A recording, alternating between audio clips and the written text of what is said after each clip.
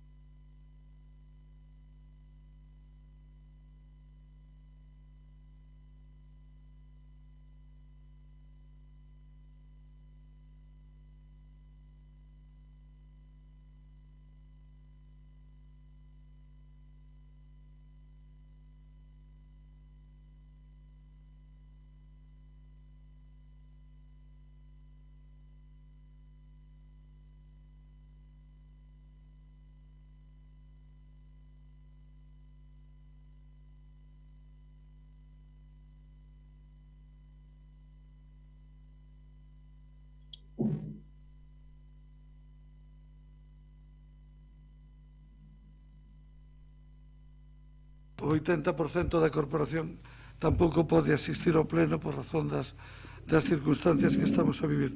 En primeiro lugar, ten a palabra don Javier Suárez Vence Cabanillas, en representación do colectivo do Centro Comercial de Área Central.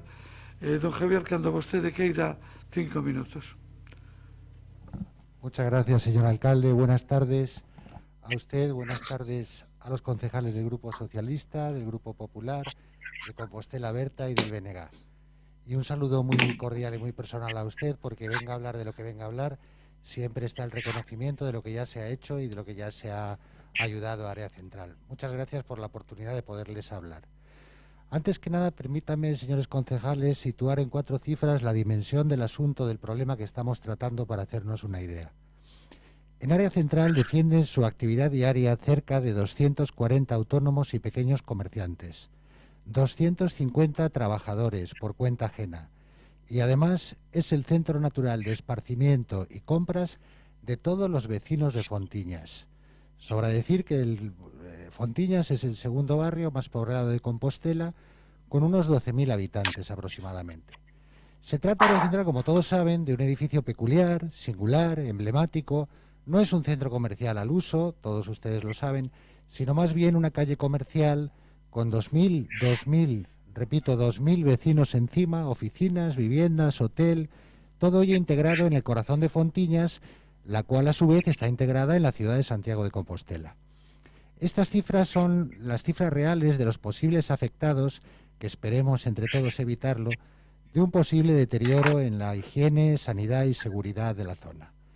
Hoy lo que venimos a explicarles, con su permiso y con su sensibilidad, es que hay 200, yo le llamaría guerreros, pequeños ahorradores, autónomos, pequeñas pymes, negocios sencillos, familiares, de esos que hacen una ciudad y crean el tejido social y económico, que están manteniendo esos 240 guerreros unos servicios exclusivamente a su costa, de los que se benefician todos los vecinos y visitantes de Área Central.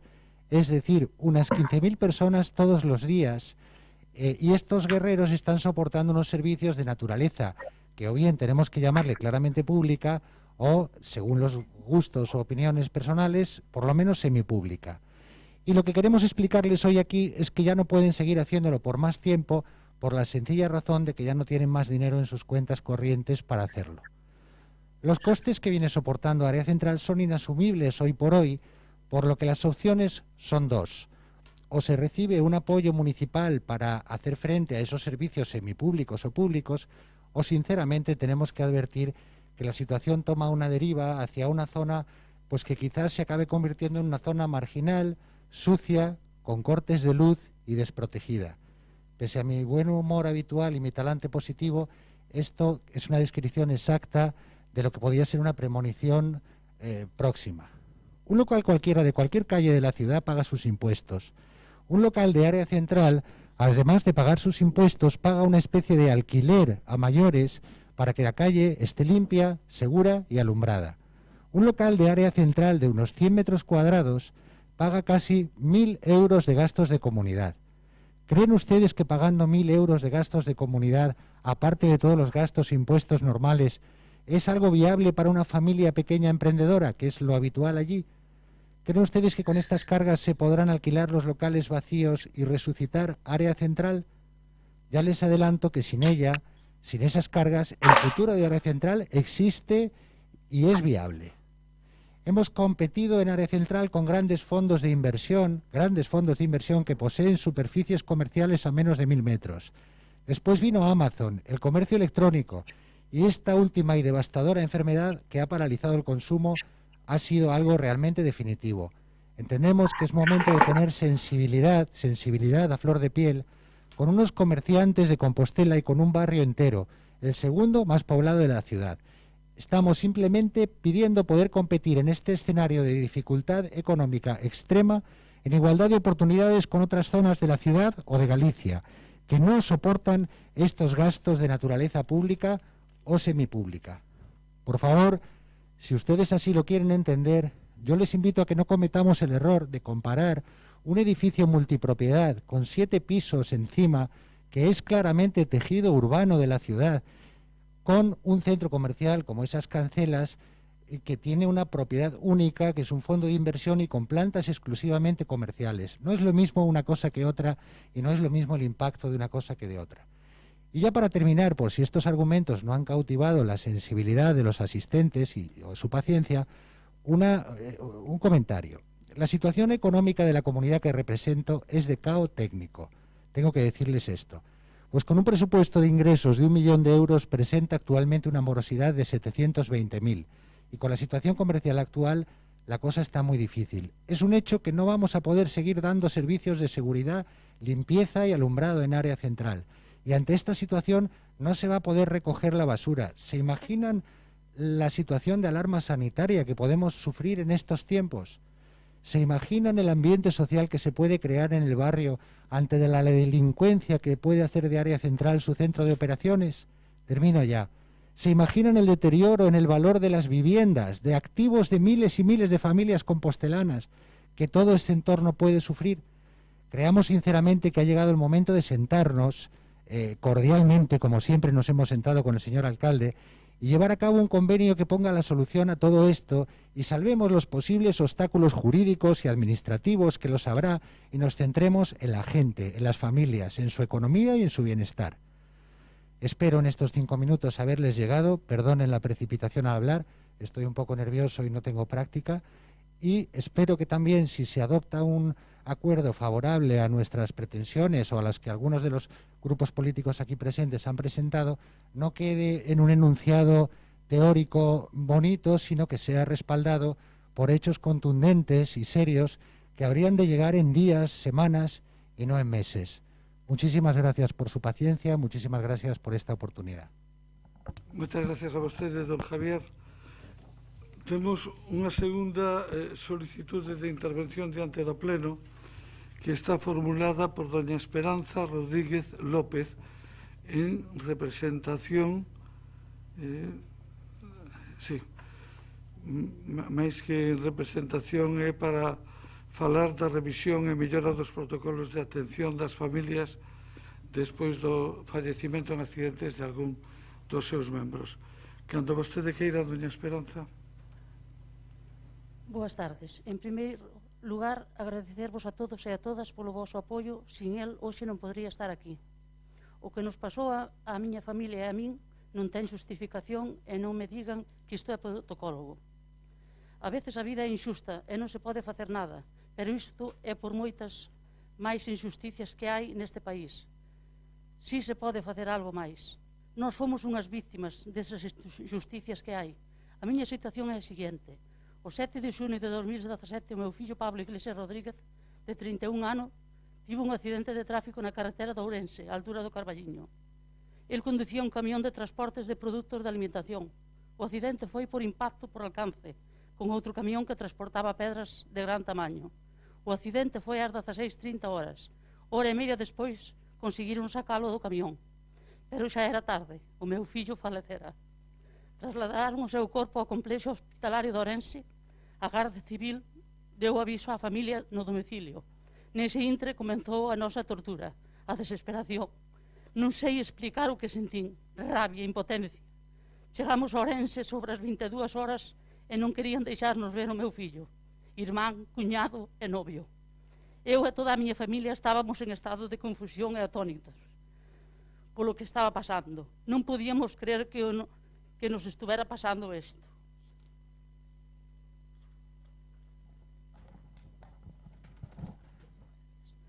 As enfermeiras, ao verme no estado de gran nerviosismo e fora de min, o único que me ofrecían foi un calmante. Tras moita insistencia, gritos e choros, conseguimos que chamaran por teléfono forense e que nos deixaran ver o noso fillo. Uns segundos. As condicións foron non tocar o corpo e velo solo uns instantes. Se nós non fora por esa insistencia, non poderíamos nin sequera poder reconocer o corpo do noso fillo. Dixéronos que o outro día farían a autopsia sobre as 10 ou as 11 da mañán. Con eso deixáronos nun pasillo longo e oscuro nun soto, unha porta para sair ao exterior. Libráronse de nós. Seguimos ao exterior e sentámonos no sol, chorando e berrando, sin saber o que nos íbamos facer. O meu fillo conducía o seu coche, con seu pai máis eu, berrando sin parar, fora de min e doéndome o que non estaba facendo, o que nos estaban facendo. Por que non estaba o forense facendo autopsia? Ás 19:30 o noso fillo estaba no hospital. Iso non podo superar. Acababa de perder o meu fillo, que é o que máis doloroso que hai. Parecía como se estivese nun soño. No outro coche conducía a miña nora embrazada, ca novia do meu fillo falecido. Xa era de noite e eu non quería marchar dali. Pero eles decían que era mellor coller os coches de volta para Santiago. Pois que facíamos os 5 na rúa toda a noite. Non o podo olvidar. Non podo. É algo que me mata por dentro. Só penso como se libraron de nós, tanto o forense como o personal do hospital. Como se libraron de nós. Deixáronos ver o corpo de un segundo para que non estuveramos berrando como tolos e que a xente que ali estaba en urgencias non estuvera vendo iso. E iso, como se non fóramos humanos, expoñemos outra vez na carretera nunha situación de desamparo total ante a terrible trauma que estábamos sufrindo. Esa noite foi e será mentres viva a pesadilla de miña vida. Foi terrorífica. Que pensaban que uns pais que acababan de perder un fillo nun accidente chegaríamos á casa e nos deitaríamos a dormir. Foi terrorífica a noite. Canto me pesou non quedar en Ourense, no hospital, fora sentados, moito, pero claro, ninguén estaba para pensar que nos estaba e iba a pasar. Pasei a noite chorando, berrando, paseando polo piso. Os veciños tampouco dormiron, porque eu berraba como unha tola. Meu home estaba sentado nunha silla, chorou como nunca o vira chorar. A noite pasou así, ninguén foi á cama. Que dano nos fixeron, moito, moito. Se isto é protocolo, está todo ben, que se poñan en contacto comigo, me miren a cara, aos ollos, e me digan se isto se fai ca xente neses momentos. Porque entón somos peores que os animales. Que me digan se fora o seu fillo ou o fillo de algún amigo, isto non pasaba. Pero Pablo tamén ten familia, por eso escribo isto. Quero que o publiquen. Isto non se fai a ninguén, non se pode fazer a ninguén. É inhumano, é moito dolor o que teñen as familias en ter que pasar por isto. Non me repoño pola morte do meu fillo, e tamén situación empeorou moito, esta situación empeorou moito. Se o forense non quere fazer a autopsia, que máis me dá a min, porque meu fillo morreu de aplastamento. Os camións tamén tiñen que ter a irmá, tiñen que ter outra seguridade. Hai países que xa non lles fan as autopsias, pero neste país, se queren facerlle, que as fagan canto antes. Facerlles por protocolo, aún non sei que estivese un forense xa facéndolla, que a miña familia esperaba ali horas, que tiñen que facerlle. Tiñen que dar o corpo á familia o antes posible, non o outro día, ás 4 da tarde. Deberían poñer as cousas máis fáciles e menos penosas. Por que non fan as autopsias canto antes? Por que non hai forenses de garda? Por que non hai un psicólogo para tratar a familia? Por que trasladaron o corpo ao complexo hospitalario se xa estaba morto? Os axentes autorizaron o traslado do cadáver ao Instituto de Medicina Legal de Ourense e termina no complexo hospitalario. Por que? Ademais, a xuecia ou forense non foron a facer o levantamento de cadáver. Non houbo. Por que non hai unha habitación para a xente como nós e non ter que desplazarnos e esperar polo noso ser querido? Se fora o seu fillo, ian deitarse a dormir. Pero dito, non éramos ninguén. Nós non conocíamos a ninguén. Se fora o contrario, xa estarían facendo a autopsia. Despois falan de donacións. A mí non me preguntaron nada, pero bueno, éramos ninguén. Somos humanos e sentímonos tratados de maneira moi incorrecta para a situación que estábamos a vivir. Despois, cando hai un accidente de tráfico, hai un grupo de intervención psicológica e catástrofe, emergencias, que só veñen cando salen na televisión. Mandan a xente expoñéndose nas nosas vidas e as dos demais, de volta para Santiago, desde Ourense, según estábamos. Ao día seguinte, meu fillo, a súa muller e a súa novia do fillo falecido marcharon de volta para o hospital, sin dormir. Chegaron ali ás 10 e terminaron ás 4 da tarde de fazer a autopsia. Moitas horas, moitas horas. Chegaron de volta a Santiago sobre as 18 horas, pero era xa, eu xa estaba, que non sei como explicalo, como unha nai que lle morreu o seu fillo, que é o máis importante que temos nesta vida. Estaba fora de min. É o peor que lle pode pasar aos pais, ver o seu fillo morto. Iso non o superamos jamais. É un dolor que o levas no teu corazón e nunca cura. De vez en cando abres esa ferida, volve a doer. A rabia e a impotencia que tratarnos así dame voltas e voltas, non se pode superar. Canto dano nos fixeron por esa maldita autopsia. Canto.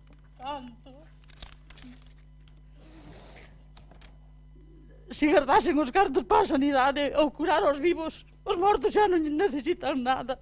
Digo moitas veces á psicóloga, non me deixaron despedirme do meu fillo. E isto foi pouco aínda. Tiven que salir no xornal para pedir o resultado da autopsia despois de cansados de chamar a Verín, de poñelo en conocemento da valedora do povo, do IMEGA. Despois de 8 meses de espera, demoraron-nos, deron-nos os resultados por salir na prensa. Entón, pido aos políticos que me digan ou lle digan ao pueblo se isto é normal, que se lle faga isto ás familias neses momentos tan trágicos. E se o protocolo é normal tamén. Sinto moito, como ciudadana e humana, non estou de acordo. Gustaríame que algún político se poña en contacto comigo e mo diga a cara, porque eu non o vexo así. A min xa non me poden facer nada. Non podemos volver atrás, pero outras familias non se lle pode facer isto. Cambien o protocolo, cambien o que queiran, pero suplícollo. Non lle fagan máis dano ás familias. A min xa me fixeron, pero os demais ainda están a tempo de cambiálo. As familias teñen que ter o corpo do seu ser querido canto antes. Temos que agarrar aos nosos seres queridos neses momentos. Preguntarlle aos nosos seres queridos por qué, aunque non nos conteste. Eu nin a psicóloga tuve, nin psicóloga tuve, nin despois. Xa que me daban cita para 2 meses despois. Tiven que ir por o privado, e ainda sigo no privado. Gracias a todos pola vosa atención. Espero que as miñas palabras non se olviden e sirvan para cambiar o protocolo. Moitas gracias a todos. Moitas grazas a vostede, doña Esperanza. Acompañámola sinceramente no sentimento. Bueno, a terceira intervención desta tarde é de María Esther Martínez Piñeiro en representación da Federación Galega de AMPAs. Cando vostede queira, pode empezar. Boa tarde, escoítase. Perfectamente. Boa tarde a todas e todos. Tomo a palabra como vicepresidenta da Federación Galega de AMPAs Compostela, na que, como saben, están integradas todas as AMPAs dos centros públicos deste concello. En nome das familias que representamos, quixera facer unha solicitude en relación ao servicio de comedor escolar. Como ben saben, o comedor escolar é un servicio que cumple unha función esencialmente educativa, como prolongación do tempo escolar. Nelo alumnado, os nosos fillos e fillas, aprenden hábitos saudables, alimenticios, de ocio, valores e pautas. Mais aló de ser, ademais, un recurso para aquelas familias en situación de emerxencia social. Como saben, no Concello de Santiago de Compostela, o conxunto dos centros públicos de infantil e primaria, os CEIPs, contan con servicio de comedor. En 9 destes está xestionado polo Concello como competencia impropia e en 3 deles está a cargo da AMPA do centro, que son o Pío XII, o López Ferreiro e o Lamas de Abade. Nos 9 centros cuyo servicio de comedor é xestionado polo Concello, houbo ano pasado alrededor de 1000 nenos e nenas inscritos que fixeron uso deste servicio de forma habitual durante toda a semana e algúns puntualmente. Nos centros en que está xestionado polas AMPAs asisten máis de 700 escolares. Desde que este servicio funciona, nunca quedou fora ningún cativo ou cativa que solicitara o servicio, cumprindo, como sinalamos, unha importante función social e educativa. O vindeiro curso, para previr os contaxios por COVID-19, será necesario tomar unha serie de medidas de distanciamento físico para garantir a seguridade e a saúde dos que asistan a este servicio. Como saben, atendendo o protocolo que acaba de aprobar a Consellería de Educación e Sanidade, os cativos e cativas terán que sentarse a 1,5 metros de distancia ou a 1 metro se non están sentados cara a cara. Estas medidas conlevan, por lo tanto, que nas instalacións necesariamente terán cabida menos comensais dos habituais ou que para darlle a todos o servicio haxa que establecer quendas. Unha situación pouco desexable en xeral e que implicará retrasar a hora de comer de moitos deles e que precisaría, en todo caso, dunha reorganización do servicio e do persoal para poder prestar atención a 2 grupos diferenciados, un que está comendo e outro que está realizando outro tipo de actividades en outros locales do centro escolar. A pesar destas medidas, as familias demandamos que este servicio, o vindeiro curso, continúe aceptando a todo o alumnado solicitante. Mais se cabe tendo en conta a crise económica na que nos atopamos e as complicadas circunstancias que poden estar atravesando moitas destas familias. Para que sexa posible isto, para que se podan acoller a todos e todos os solicitantes, solicitamos que a Consellería de Educación, que é a que xestiona este servicio e a que ten a responsabilidade de que funcione correctamente, poña en marcha un conxunto de accións. Que valore a situación de cada comedor escolar en cada centro, en colaboración cos equipos directivos, para ver que solución pode haber en cada un destes espacios, modificando distribucións de mobiliario, liberando espacio ou habilitando algún espacio que permita dar servicio a todos os solicitantes en ese centro. Tamén haberá que prever espacios para o tempo de lecer que hai tras o tempo de comida, xa que as medidas de seguridade que hai que respetar o que van a facer é que é probable que en algúns centros non chegue este espacio, especialmente cando chegue o inverno e non se podan utilizar os espacios exteriores. É necesario dotar os comedores de máis monitorado que permita manter a seguridade necesaria durante todo o tempo do servicio e cumprir con estas normas hixiénicas e sanitarias e tamén dar o cuidado e a atención educativa que precisen, especialmente en aqueles centros onde haxa que facer máis de unha quenda e onde haxa que ter o alumnado, polo tanto, en dependencias distintas. Todo isto, ademais, sin que supoña o encarecemento do servicio para as familias. O servicio de comedor debe comenzar o primeiro día lectivo do curso 2021, nas mellores condicións sanitarias e de seguridade, pero sin diminuir a súa capacidade e calidade. Instamos, polo tanto, a Consellería que leve a cabo as accións oportunas para que sexa así, pois é neste momento a súa responsabilidade. As familias dos centros públicos precisamos un servicio de comedor seguro, pero que garante a asistencia de todo o alumnado que o require, sin deixar a ninguén fora del. Moitas gracias. Moitas grazas, dona Esther. Tamén moitas grazas a don Javier Suárez Vence e a dona Esperanza Rodríguez López. Comenzamos a continuación cos puntos do pleno. O primeiro é a aprobación se procede da ata correspondente á sesión ordinaria do 25 de xuño. Formúlese algunha observación? Entendemos que queda aprobada por unanimidade. O segundo é a aprobación do sistema de votación nominal para a adopción de acordos da sesión. Señor secretario. Ben, procederemos a chamar por orde alfabético para que emitan o seu voto. Empezaremos dona Navia Rivas de Castro. Non sei se entendín, hai que votar o sistema, non? Hai que votar, sí. Hai que decir se está de acordo. Sí, estou de acordo. Sí, ben. Vale. Dona María Goretti San Martín Rey. Don Jorge Carlos Duarte Vázquez. Dona Marta Irene Lois González. Don Martiño Noriega Sánchez. Don Rafael Peña Vidal. Dona Branca Petra Novo Rey. Dona María Ángeles Antón Vila Sánchez. A favor. Don Evaristo Ben Otero. A favor. Dona María Castelao Torres. Dona Beatriz Cigarrán Vicente. Dona Beatriz. Don José Antonio Constenla Ramos. A favor. A favor. Don Ramón de Jesús Quiroga Limia. A favor. Dona Ana Belén Sabel Iglesias. A favor. Don Alejandro Sánchez Brunete Varela. Dona Marta Abal Rodríguez. Dona María Milagros Castro Sánchez. A favor. Dona Noa Susana Díaz Varela. A favor. Don José Javier Fernández Martínez. A favor. Don Gumersindo Guinarte Cavada. Don Gonzalo Muñoz Sánchez. A favor. Dona María Esther Pedrosa Carrete. A favor. Don José Manuel Pichel Patiño. A favor. Dona Mercedes Rosón Ferreiro. A favor. Señor alcalde.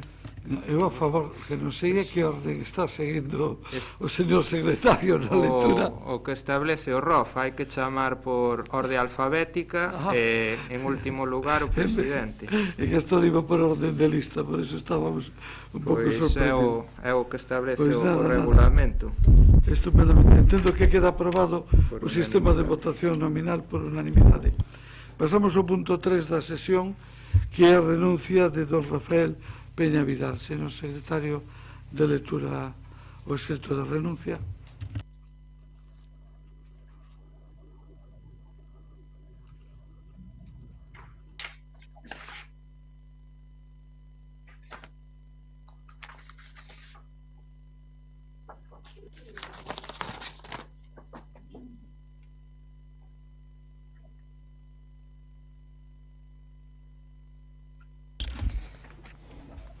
Ben, don Rafael, paso a dar lectura ao escrito de renuncia presentado por don Rafael Peña Vidal, que di así: comunico a miña renuncia como concelleiro e solicito que se acepte a miña renuncia á miña condición de concelleiro e se inclúa a mesma na orde do día do pleno ordinario do presente mes de xullo, presentada, pois, Santiago de Compostela, a 3 de xullo de 2020.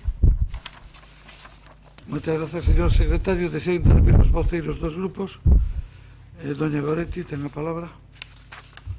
Si ben, pois boa tarde, amigas e amigos. Eu quero, en nome do Bloque Nacionalista Galego e no meu propio nome, como non podía ser de outra maneira, recoñecer o traballo realizado por Rafa Peña ao longo destes 5 anos longos xa que levamos compartindo este espazo. 5 anos en que pasaron moitas cousas, non? Sempre a vida municipal é unha vida intensa, anos en que houbo pois coincidencias, tamén algunha discrepancia, colaboración, eu creo que por riba, non, de algunha discrepancia que puido haber, sobre todo naquele momento en que Rafa era concelleiro de goberno e eu neste caso particularmente concelleira da oposición e vicepresidente da oposición, por riba diso sempre estivo o traballo colaborativo a favor da veciñanza de Santiago de Compostela e sempre estivo a dedicación e o traballo que creo que a Rafa, o conxunto da corporación, lle recoñece. Entón, eu simplemente quero desexarche pois moita sorte na tua vida persoal, na tua vida profesional, nese camiño que comezas agora.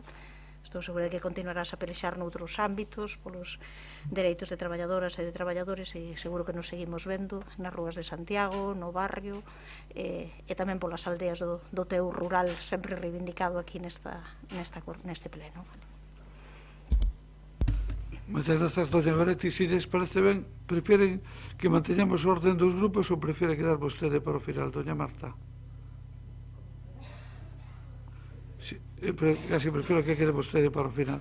Don Alejandro, cando vostede queira. Gracias, alcalde. Buenas tardes, concelleiras, concelleiros. Bueno, en la despedida de Rafa Peña yo creo que ha llegado el momento de revelar algo, de revelar una información reservada que no empaña, por supuesto, el compromiso de Rafa Peña con los valores de la izquierda. Pero lo cierto, de confesarlo, es que Rafa Peña fue, desde el primer momento, un concejal intocable para el Partido Popular. He de desvelar una conversación hasta ahora casi clasificada, y es que el 13 de junio del año 2015 yo recibí la llamada de un viejo amigo, de un viejo camarada, Pedro Mourinho, que me llamaba para interesarse, bueno, pues por cómo afrontaba yo pues el nuevo mandato de Martiño Noriega y de Compostela Berta, con qué ánimos lo afrontaba. Y en un momento dado de la conversación me dijo: oye, con Rafa Peña no te metas. Y yo le dije: coño, ¿y por qué coño no me voy a meter con Rafa Peña? Y entonces él me dio una respuesta concluyente. Me dijo: hombre, es de Lavacolla. Dije: bueno, coño, pues si es de Lavacolla. Bueno, lo cierto es que aquella primera razón, no sé si geopolítica, telúrica o gentilicia, se sumaron otras razones que al cabo de muy poco tiempo fueron compartidas pues por todos mis compañeros de grupo municipal, ¿no? Creo que pronto pues encontraríamos todos motivos para reconocer en Rafa Peña pues a un magnífico concejal, a un concejal sumamente trabajador, pero no solamente trabajador, a un concejal trabajador con criterio y con un absoluto control de todos los asuntos que en él se habían confiado. Es cierto que en algunas ocasiones, bueno, pues atajaba el procedimiento administrativo pues aplicando el código del rural, y eso, bueno, pues generó en algún momento pues alguna pequeña diferencia, pero perfectamente disculpable. Uno, bueno, pues ya acumula unos cuantos años en la vida política municipal y ya va teniendo un determinado criterio y una determinada perspectiva, y creo que poder decir sin ningún tipo de exageración en este momento de la despedida que Rafa Peña ha sido uno de los mejores concejales que ha pasado por la Corporación Municipal de Santiago en los últimos años. Por supuesto que habría alguno del Grupo Municipal Popular, no desde luego yo, por supuesto, pero Rafa yo creo que estaría indudablemente en esa terna. Y si no bastaba pues aquella primera razón pues geopolítica de ser de Lavacolla o algunas razones objetivas fundadas en su trabajo, hubo una tercera razón para que lo considerásemos intocable, y es que un buen día en un acto social del Ayuntamiento se nos apareció pues una señora de discurso firme y decidido, y se nos apareció pues a mí, a Agustín, a María Antón, y nos dijo: hola, eu son a nai de Rafa Peña. Y entonces en ese momento Rafa Peña fue para nosotros decididamente intocable, y además conocer a su madre, bueno, pues hizo que viéramos con muchísima más humanidad pues a un concejal que en todo momento se mostró con nosotros de una manera cordial, de una manera afectiva y sin ningún tipo de rencor, ¿no? En definitiva, que reconocemos su trabajo, y algunos, yo desde luego, le echaremos de menos y echaremos de menos su saludo sincero en los pasillos de este ayuntamiento. Buen vuelo. Gracias, don Alejandro. Señor Guinarte, cando vostede queira. Sí. Boas tardes a todos e todas.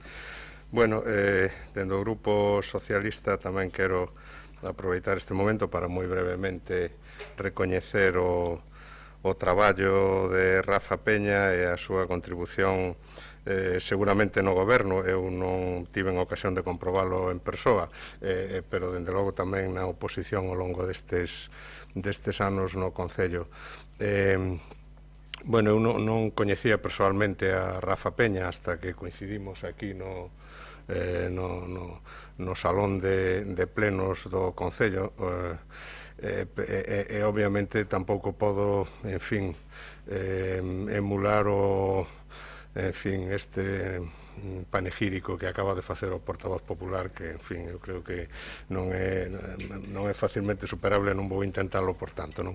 Pero sí quero decir que este ano de traballo conxunto, porque eu creo que podo dicilo así, de traballo conxunto con Rafa, pois foi enriquecedor. Coñecín a unha persoa sempre con vontade de colaborar, sempre con vontade de aportar, que trouxo o Concello, tamén a Incolsa, porque aí tamén coincidimos, pois o seu saber do seu ámbito profesional é sempre posto ao servicio da cidadanía, ao servicio de Compostela e ao servicio das mellores decisións que poidese tomar o Concello. Por tanto, as miñas palabras pois só poden ser de gratitude, de recoñecemento persoal, porque máis alá das discrepancias que puntualmente pode haber, teño que decir que eu creo que nos temas que tratei con el houve moitas máis coincidencias que discrepancias, pois está a relación persoal, e despois deste ano pois levome unha extraordinaria relación persoal cunha persoa que hasta entonces non coñecía, así que moitas grazas, Rafa. Moitas gracias, señor Guinarte. Doña Marta. Bueno, moi boa tarde a todos e todas, voceiros dos grupos, alcalde, e, por suposto, bueno, pois aquí a Rafa toca. Vou tratar de afastarme un poquinho do sentimentalismo, tendo en conta que este marco entre unha pantalla aí cos compañeros e compañeras encapsulados e a máscara, pois tamén dificulta un pouco. Eso sí que gustaría, en nome de Compostela Aberta e do Grupo Municipal de Compostela Aberta, pois facer, non, pois mención e recoñecemento pois a este ben querido compañeiro e amigo como é Rafa Peña.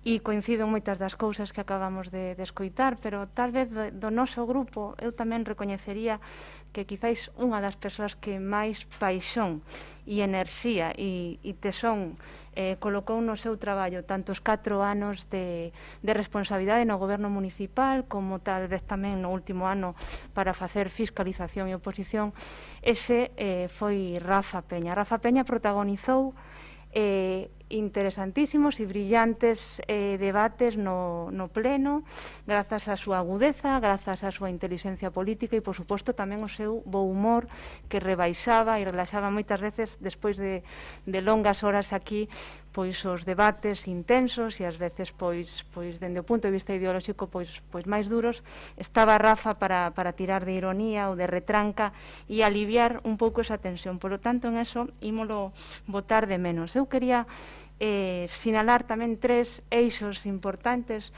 cos que creo que tanto a corporación como a trayectoria mesma del ten e vai ser recordada no Concello de Santiago. En primeiro lugar, Rafa Peña colocou na centralidade política municipal o tema do rural de Compostela e o colocou achegando recursos, achegando políticas innovadoras, transversais, ensinándonos a todo o grupo, o conxunto das parroquias de necesidades e demandas que había e que segue habendo nesta cidade. A partir, digamos, da súa responsabilidade municipal, esas políticas pasaron a ser tamén o núcleo duro da forma de entender a política para Compostela Aberta. Pero non foi o único eixo. Outro dos eixos, sinalaba agora sindo tamén o eixo que ten que ver coa súa responsabilidade en Incolsa. Como ben sabedes, tamén dende o Grupo Popular, María Antón en Incolsa, pero Rubén Cela no seu día tamén en Incolsa, e no Grupo Socialista, Paco Reyes, Rafa é un fora de serie, ten unha sobredotación para o coñecemento aeroportuario e foi capaz de levar a cabo toda unha política de incentivación das rutas internacionais, das rutas domésticas, con un crecemento do noso aeroporto, un aeroporto que mudou de nome, estando Rafa tamén nel, o aeroporto Rosalía de Castro, e polo tanto creo que lle debemos de xustiza recordar todo ese traballo feito discreto moitas veces para chegar unha política aeroportuaria a este Concello que situou a política do turismo e do aeroporto en primeira división. E por último, e non menor, pois toda esa paixón e toda esa enerxía o levou a ter a fortaleza suficiente e a carraxe suficiente para asumir a cantidade de obras vinculadas co mantemento nun contexto onde a hostilidade mediática con Compostela Aberta fixo que aquí houvese o que se chamou e casi bautizado por Rafa como fochanquismo, e que Rafa tivo que lidiar dende o primeiro ao segundo para levar a cabo, resolver e atender todas as necesidades e dificultades no mantemento que eran históricas desta cidade.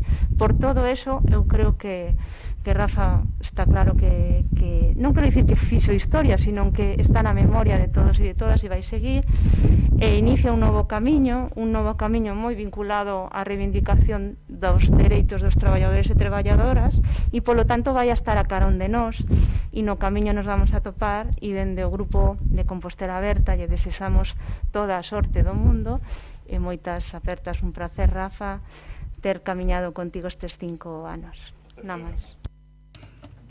Moitas grazas, Marta. Bueno, eu tamén quería dicir algo. Eu non conocí a Rafa no mandato pasado porque eu non estaba aquí, ainda que teño que reconocer que algunha vez nas miñas andainas o teño atopado nos sitios máis extraños e diversos, revisando baches ou mirando cousas. Eu comentaba aos meus compañeros do Grupo Socialista, dicía, bueno, este tipo é un tipo que traballa, porque o topaba en sitios, algún deles bastante inverosímil, bastante difícil de pensalo. Eu tuve a sorte, ou non sei se foi unha sorte exactamente, de conocer a Rafa unha etapa anterior da súa vida política, e polo tanto para mí foi un descubrimento chegar a esta corporación e no, totalmente. Lo digo porque xa he sabido que él era un especialista en virme a reventar todos os actos. E entón era un señor que venía cunha pancarta e se poñía a pitar ali e me reventaba os actos. Algún deles en Lavacoña, por certo, Rafa. E, bueno, cando vi que entraba de concelleiro, dixe, bueno, Dios mío, que salidade hai. E despois, dixe, pues traballa. E máis adiante, cando entrei na corporación, reconozco que para min foi un descubrimento. Sen lugar a dudas, o imos a votar de menos. El toma unha decisión que, lóxicamente, todos nós debemos respetar, ainda que no meu caso particular confeso que non a entendo, pero é unha decisión súa, conta con todo o respeto, e o único que podo decir é que votaremos de menos e que, por suposto, lle deseamos moitísima sorte en esta etapa que emprende na súa vida. En calquer caso, unha persona nova, polo tanto, as cousas dan moitas voltas e tamén o mellor en eso acaba dando algunha. Don Rafael, se vostede quere decir algunha cousa, a palabra é súa. Bueno, non trouxen nada preparado para non variar, é dicir que se non daba un toque de formalismo que non vai co... Por eso. Bueno, antes de nada, pois, saludar a todos os compañeiros e compañeiras de corporación, tantos que están presentes como os que nos ven a través da pantalla. Non traía nada preparado, pero, bueno, máis ou menos, pois, si quero deixar claro, pois, nesta despedida, pois, primeiro, o agradecemento, pois, ás palabras de todos os compañeiros, pois, tanto de Goretti, pois, que tanto a ela como a Navia, pois, desexolle a mellor das súas sortes. No caso de Alejandro, pois, é un respeto personal e mutuo. El sabe que o meu afecto personal é proporcional ao meu desprecio pola súa forma de facer política, polo que imagínate o aprecio personal que che teño. É dicir, bueno, pois, no caso pois de Sindo, pois intentei, pois, neste ano axudalo, pois, todo o que puiden no que é pois o meu traballo, é a miña paixón, que é a política aeroportuaria, pois que desgraciadamente, pois por todo o que pasou, pois se vai ao garete, pois moitos anos de traballo, e, bueno, pois non vamos a ter que volver a empezar casi de cero e a ver como recuperamos, non? E con respecto, pois, a Marta e a Martiño, pois quizás é o que máis me coste, non? Foi un auténtico placer e un orgullo haber traballado ao seu lado, sobre todo pois do camarada Martiño, do cal pois foi un orgullo entrar con ele, morrer con ele e marchar con ele, e atoparémonos pois ali onde me pida que estea sempre ao seu servicio, non? Só hai un pequeno reproche que lle fago a todos estes anos, pois toda a parte política, pois ao final forma parte do xogo político e hai que aceptalo, e, bueno, pois, houbérame gustado gobernar con un pouco máis de tranquilidade que outros teñen, pero, bueno, sí que creo que pois a campaña de acoso incluso personal e mediática que sufriu Martiño, pois eso non é desexable a ninguén, e tal vez pois aquí todos ou algúns deberían de reflexionar sobre o que aí aconteceu, porque, bueno, pois ao final foi un home que lle dedicou todo, absolutamente todo a este concello, e merecería pois un pouquiño máis de consideración, non? E a partir de aí, pois, fixen todo o que puiden, todo o que me deixaron, porque nesta casa hai que decir que non fai un o que quere, senón o que lle deixan. Espero e intentei en todo momento pois poñer sobre todo o rural deste concello na centralidade política, pois xa que era foi a miña razón de haber entrado aquí, pois creo que lle aportei horas, aporteille recursos, aunque evidentemente o seu estado de necesidade pois fai que todavía pois siga sendo necesario dedicarlle moitísimo máis impulso, e espero e desexo que este goberno non desbote pois esa posibilidade, non? E, bueno, pois en política aeroportuaria, pois iba a decir que me sentía super orgulloso, hasta que daba merda esta que xa nos fastidiou todo, entonces pois nin tan siquiera lle podo berrar asindo, ni nada, o sea, non é nin culpa del, así que pois intentaremos darlle unha volta. De verdad, moitísimas gracias a todos, foi un orgullo e un placer, sabedes onde atoparme, se podo facer algo por vos, pois non dudar en facelo. Non quería deixar de acabar sin saludar as persoas que interviron, e que a verdad non, pois se me esqueceu, desexarvos, pois a verdade é que sorte, porque creo que é bastante incluso máis importante que isto, que ao fin e ao cabo é un tema pois profesional, e o vosso pois é un tema vital, vale? Nada máis. Moitas grazas, Rafa. Pasamos ao punto número 4, que é a renuncia de don Martiño Noriega. Señor secretario, cando vostede queira. Ten un escrito de renuncia presentado por don Martiño Noriega Sánchez, di así: comunico a miña renuncia como concelleiro e solicito que se acepte a renuncia á miña condición de concelleiro e sin a mesma na orde do día do pleno ordinario do mes de xullo, datado en Santiago de Compostela, 13 de xullo de 2020. Moitas gracias, señor secretario. Abrimos de novo un turno de intervencións. Doña Goretti. Ben, pois, tamén, como non podía ser de outra maneira, tamén quero recoñecer públicamente o traballo, o labor desenvolvido por Martiño ao longo pois, de toda esta etapa, destes 5 anos que compartimos aquí neste salón de plenos, da etapa en que fuches alcalde, da etapa agora como concelleiro, a verdade traballando polo ben da veciñanza de Santiago, que é o que nos corresponde, non, como persoas que sentamos aquí neste salón de plenos. É certo que hai, digamos, moita memoria que rescatar, igual que decía para o caso de Rafa, hai encontros e desencontros, hai coincidencias e discrepancias. Eu, desde logo, se fago balance, hai moitas máis coincidencias, moitas máis colaboracións, moitos máis puntos en común, aínda que ás veces na vida política tendemos a enfatizar as diferenzas, non? Parte tamén, como ben decía Rafa antes, do xogo político. Eu creo, non, que hai unha memoria que garda este salón de plenos de todas as corporacións conforme foron pasando, e haberá tamén, eu creo que un balance que é demasiado pronto, porque vexo para facelo. Creo que ás veces hai que ter pois eso, unha certa distancia e unha certa relatividade para que pois eso, as xeracións vindeiras, a xente que veña detrás, acabe sabendo que cuestións se moveron, que cuestións se fixeron, en que elementos non acertamos todas as persoas que pasamos por institucións, e en que elementos pois non foi ese tanto o acerto. Pero desde logo sí que hai que recoñecer que esta etapa anterior, sobre todo os pasados 4 anos, foron anos de moita intensidade, de moita paixón en política. Eu creo que iso sempre é algo necesario, de moitos, pois eso, de moita pelexa, non, por esa transformación, e agora toca, pois, entendo que traballar desde outro sitio. Entón, eu desexarche toda a sorte no persoal, no profesional, E de ti sabes, porque creo que máis dunha vez que temos falado diso tamén, non?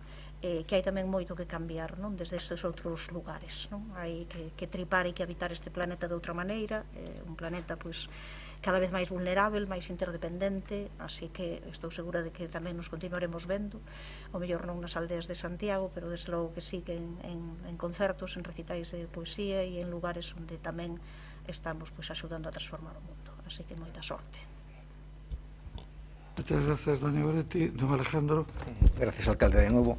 Bueno, la verdad es que esta no es una despedida, en fin, sencilla para el Grupo Popular y no es una despedida sencilla para mí. Yo hoy tengo que ejercerlo, reconozco de alguna manera como una especie de funambulista, que no me puedo precipitar al abismo de la hipocresía, elogiando ahora la figura de Martiño Noriega, pero tampoco me voy a precipitar al abismo de la descortesía, prolongando ni un minuto más ningún tipo de crítica. La verdad es que nosotros pues no hemos tenido así mucho feeling, son conocidos pues algunos de nuestros enfrentamientos en el Pleno y posiblemente desconocidos enfrentamientos fuera del Pleno, pero en todo caso, como decía el Cholo Simeone, lo que pasa en la cancha, ¿no? En todo caso, hay algunos aspectos que yo sí quisiera destacar de Martiño Noriega.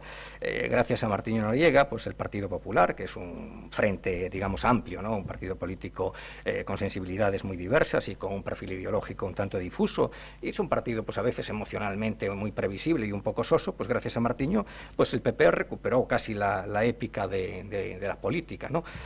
Como yo sé que Martiño es un hombre inteligente, la inteligencia pues es compatible con el sentido del humor, me permitirá que utilice una frase, pero no busque usted la etimología de la frase, olvídese de la etimología, y me permitirá que diga aquello, o que pueda decir aquello, que los del PP contra Martiño vivíamos o nos oponíamos mejor, ¿no? Esto es así, y ya digo que de alguna manera pues usted contribuyó a que identificásemos pues los perfiles básicos de lo que nos une, pues en fin, a la plural familia del PP. Y después hay otro segundo aspecto que yo también destacaría, y es que, bueno, pues al menos en mí usted provocó pues una, hombre, no voy a decir admiración, en todo caso una admiración cautelosa por esa visión lírica de la política, con repetidas alusiones pues a los latesios, e incluso pues siempre con un saludo matinal muy vinculado a la música, una visión lírica que a mí pues siempre me planteó la duda de si era compatible o no era compatible pues con el rigor de la administración pública. Bueno, me queda esa duda, pero en todo caso me fijé en ello. He de decirle que si en los próximos meses, pues en este pleno o en los próximos años no le mencionamos, he de pedirle que no tome esa ausencia a las alusiones, esa ausencia de alusiones como un olvido despreciativo, simplemente que en el Partido Popular, bueno, pues evitamos pues mencionar críticamente en la medida de lo posible a quienes a los que han sido alcalde. Quiero dejar claro que usted ha sido mi alcalde, ha sido nuestro alcalde, el alcalde de todos los representantes del Grupo Popular, que ha sido usted el legítimo alcalde de Santiago, eso hay que dejarlo claro y no se puede poner en duda, ¿no? Yo soy de los que creo que la condición de alcalde se adhiere a una persona para siempre, y permítame pues otra expresión castellana, que es así un poco jocosa, no se la tome en la literalidad porque no es la más adecuada para despedir a un republicano, pero decía un concejal de esta casa, mi querido José Ramón de la Fuente, solía repetir: quien fue rey es majestad siempre, no se la tome en la literalidad, es decir, pero con ello, es decir, lo que quiero subrayar es lo que le decía antes, que la condición de alcalde, bueno, pues al final se adhiere y se prolonga pues en la vida de una persona, y quienes respetamos las instituciones vamos a prolongar el respeto pues hacia quien ha encarnado la institución municipal, que en este caso ha sido usted. No le digo lo de salud y república, lo dejamos en salud y suerte. Gracias, don Alejandro. Señor Guinarte. Bueno, pois pola miña parte, en primeiro lugar, eu creo que corresponde recoñecer o traballo de quen agora se despide. Efectivamente, como alcalde, eu suscribo eso de que quen foi rei pois sempre majestade, e por tanto pois evidentemente eu creo que Martiño, esa percepción tiven como cidadán e teño agora como concelleiro, foi unha persoa adicada á cidade, obviamente con honestidade nas decisións, nas responsabilidades que tivo, honestidade política e honestidade persoal, con acertos e con erros, como todos temos cando tomamos decisións, pero eu creo que o primeiro, dende logo, é recoñecer ese traballo feito con honestidade ao longo en Compostela ao longo dos últimos 5 anos. Eu tiña o temor de que o portavoz do Partido Popular, en fin, acolléndose á referencia que facía Rafa de que chegou e morreu con el pasase do panexírico ao obituario, pero afortunadamente non foi por ese camiño, e creo que é acertado non ir, porque evidentemente Martiño é unha persoa nova, sobre todo comparado con algúns que somos maiores, e por tanto eu creo que a vida, como decía tamén o alcalde respecto a Rafa, dá moitas voltas, e quen sabe onde podemos volver a toparnos ou non volveremos a toparnos, porque igual algúns xa non estamos, non?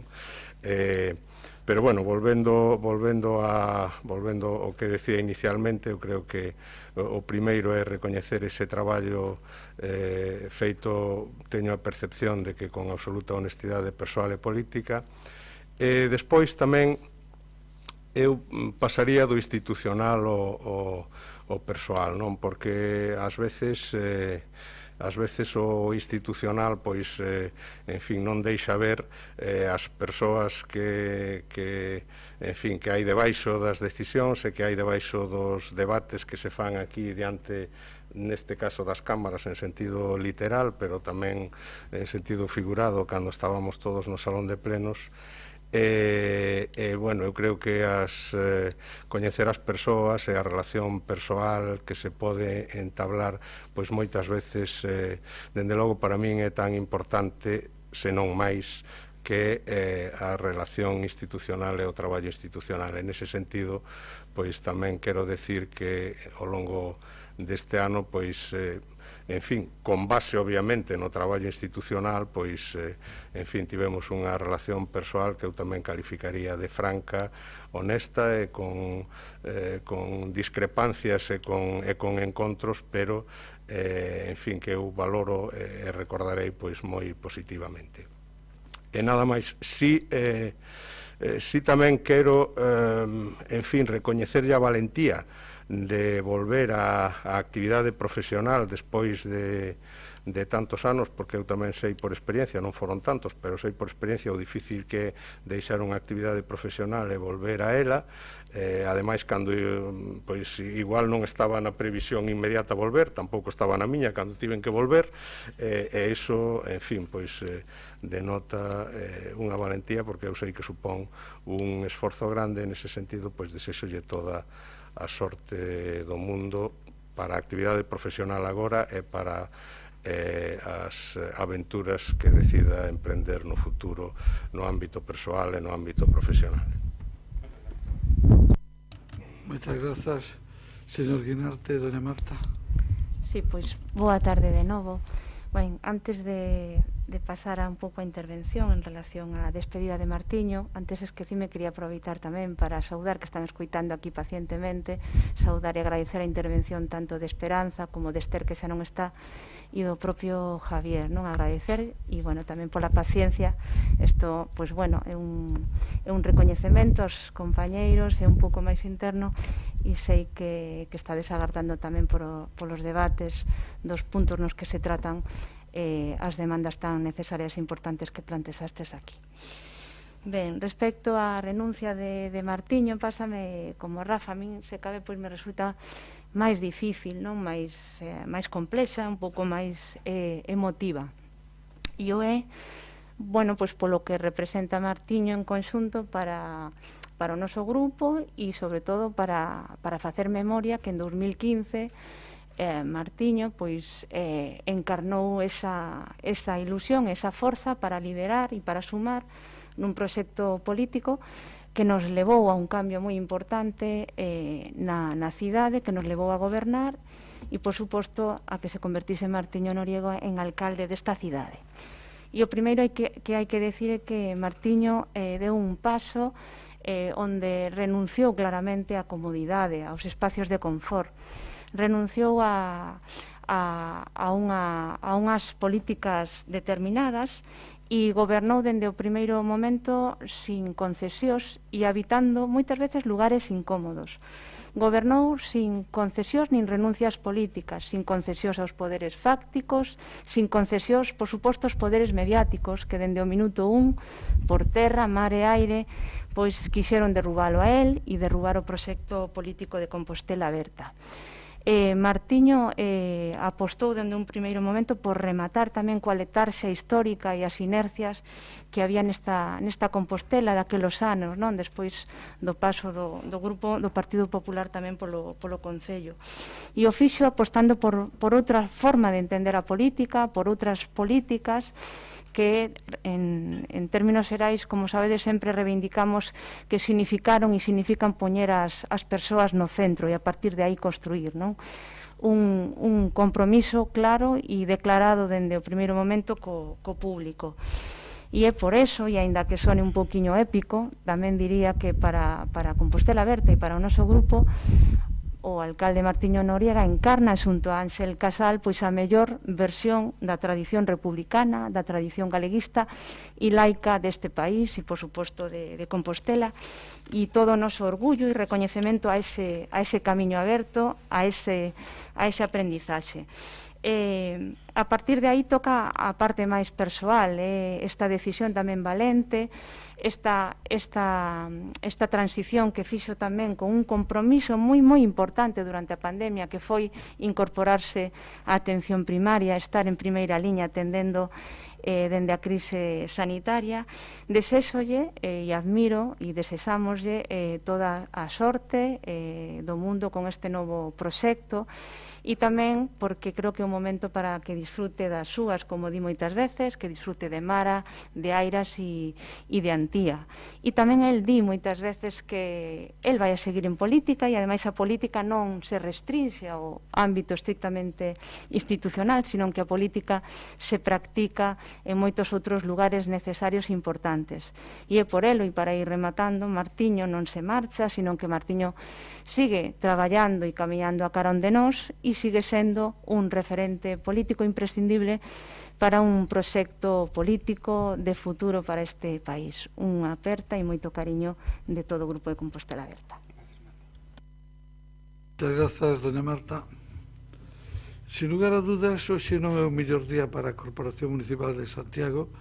Eu comprendo que hoxe é un día especialmente duro e emocionante para os concelleiros de Compostela Aberta, e en este sentido compartimos con eles pois ese sentimento. Indudablemente o comprendemos perfectamente. Dúas persoas que son unha referencia fundamental en un caso, e en outro caso non sei se tan fundamental ou casi tan fundamental, pero en todo caso moi importante do propio grupo, hoxe materializan a súa decisión de deixar a Corporación Municipal. É un día moi duro para Compostela Aberta e é un día non feliz para a Corporación Municipal, porque perdemos dúas persoas dunha gran valía, e unha delas quen foi alcalde de Santiago. A min me tocou ser o seu rival nas últimas eleccións. Non foron unhas eleccións amables e nin doadas para ningún dos dous. Pero na vida política ás veces hai momentos de confrontación, e tamén hai momentos nos que hai que pasar esa páxina e pasar a outro escenario. Me tocou encabezar esa confrontación no seu momento, pero eu quero reconocer a dedicación e o traballo de Martiño Noriega. E quero decir que hoxe non estou nada feliz de que Martiño Noriega deixe a Corporación Municipal de Santiago. A mí me gustaría que seguiran ela, como me gustaría que seguira Rafa, porque son dous componentes importantes, dous activos importantes, dous valores importantes, e fan que cando maior e máis alto sea o nivel da Corporación Municipal, mellor é a representación que teñen os veciños de Santiago.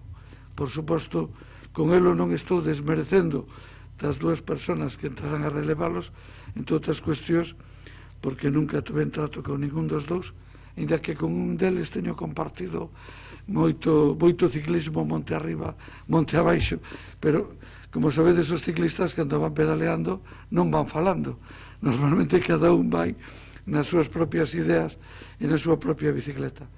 O que quero dicir con isto, don Martiño, é que comprendo a decisión que vostede toma.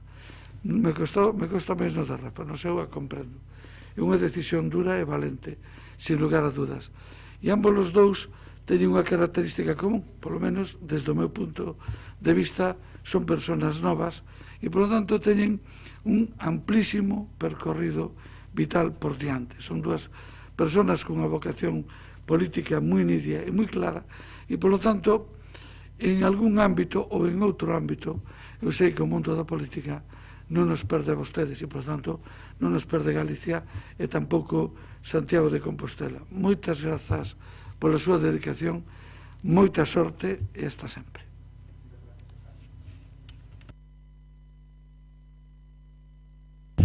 Bueno, boa tarde a todos e a todas.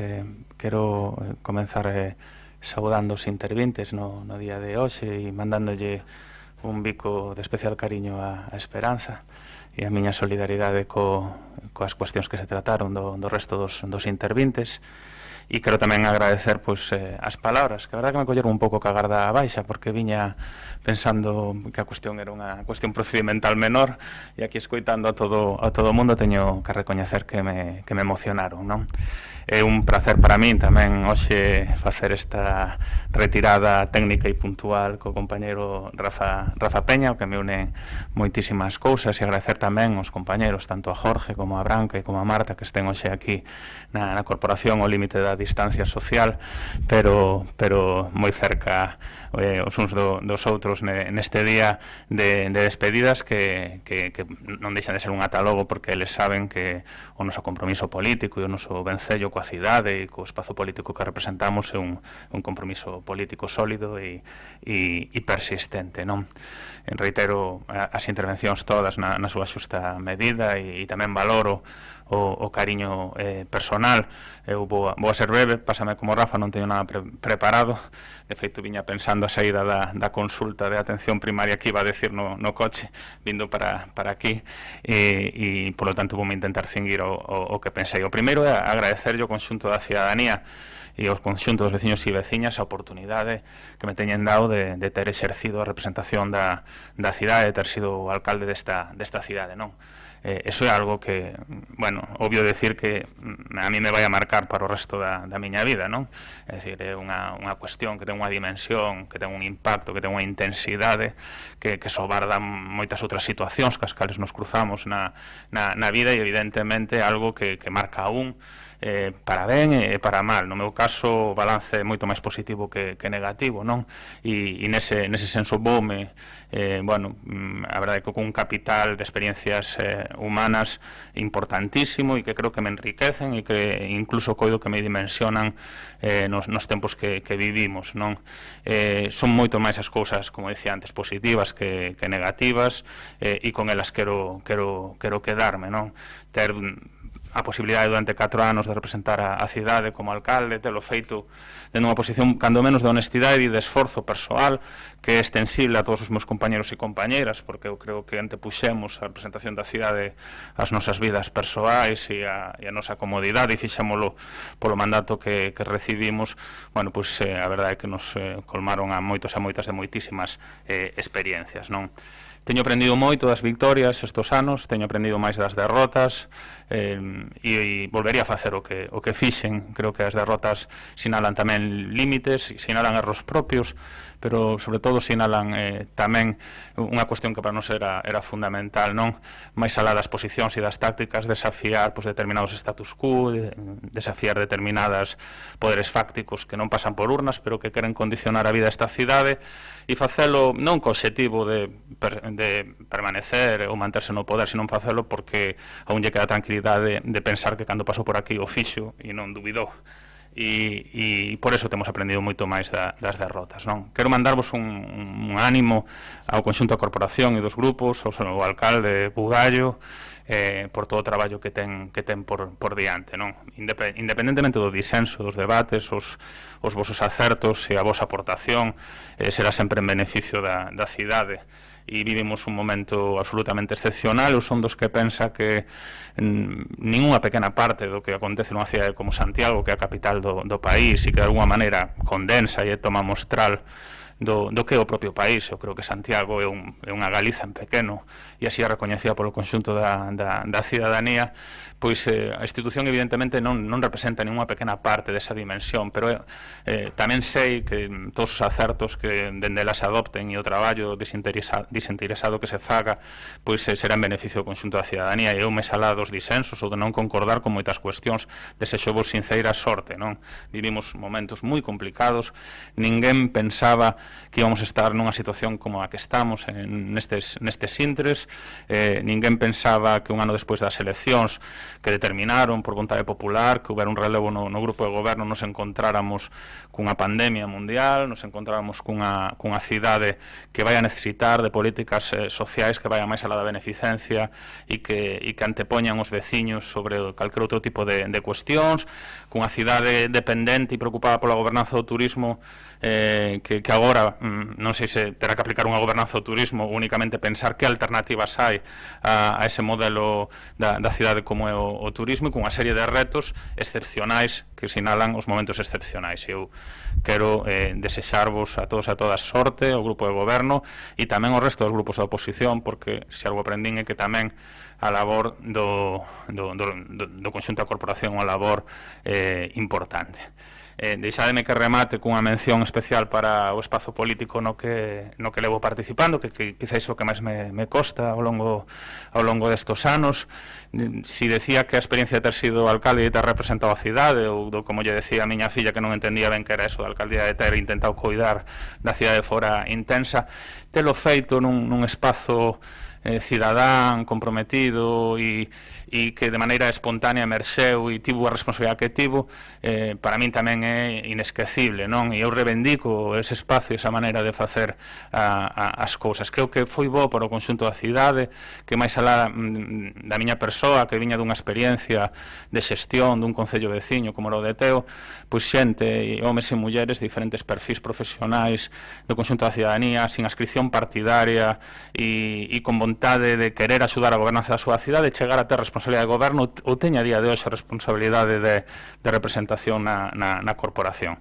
Creo que iso é bo para calquer corporación, para calquer modelo de cidade, de gobernanza na proximidade, máis alá do xogo partidario, non? Eu sei que dende o primer momento fomos visto de alguma maneira como ocupas ou como estranos, pero creo que no resultado de contas que xente que non tiña vencello directo coa institución pois se comprometa, participe e tivera a responsabilidade que tivo e teña a día de hoxe a responsabilidade tamén na gobernabilidade da cidade que ten Compostela Aberta, pois é positivo, e eu quero reivindicar eso tamén como espacio de amabilidade, non? É dicir, eu non estigmatizo o disenso debate é positivo, pero nunca estive nun espazo como de Compostela Aberta, nin no grupo municipal, onde podo decir que teño moitos amigos e amigas, con todo o equipo técnico que leva feito un traballo excepcional tanto na alcaldía como agora na corporación, nin tampouco no espazo do conxunto da cidadanía, non? Eles saben que poden contar comigo a futuro, que lles desexo o mellor, que creo que queda un grupo municipal magnífico, de xente con experiencia, que creo que temos unha voceira que é un luxo para o noso grupo municipal, e permítame que lle desexe toda a sorte e, por que non, soñar con que algún día Compostela terá unha alcaldesa.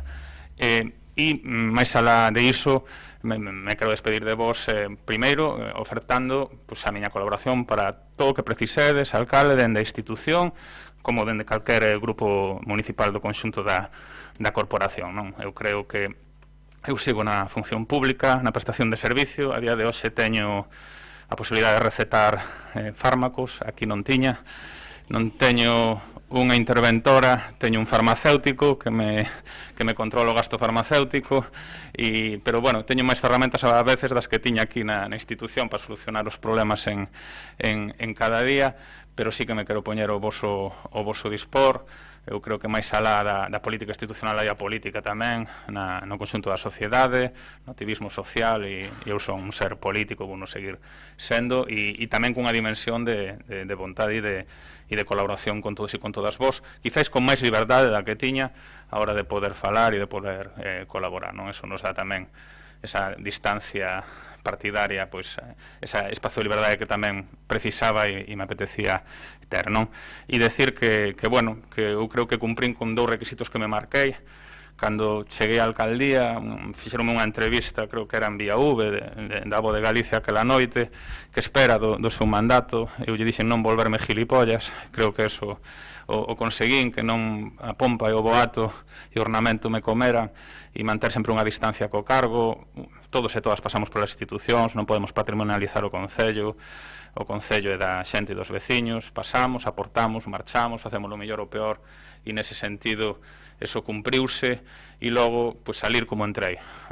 Salín como entrei, dende o punto de vista patrimonial, dende o punto de vista material, pero sobre todo moito máis enriquecido dende o punto de vista humano, non? O sea que o servicio da cidade de Compostela ali me verede sempre. É unha cidade que amo, dende que me empecé a creer aquí no Ensanche sendo un neno, dende que me formei como médico, dende que exercín aquí, dende que coñezo as súas rúas, e esos amores de por a vida pues non dependen de que un este casado ou non este casado, son pola vida, e así queda. Así que moitas gracias a todos e a todas por a despedida, de verdad. Hacemos un descanso de 1 minuto para despedir aos compañeros de corporación e continuamos ahora o pleno.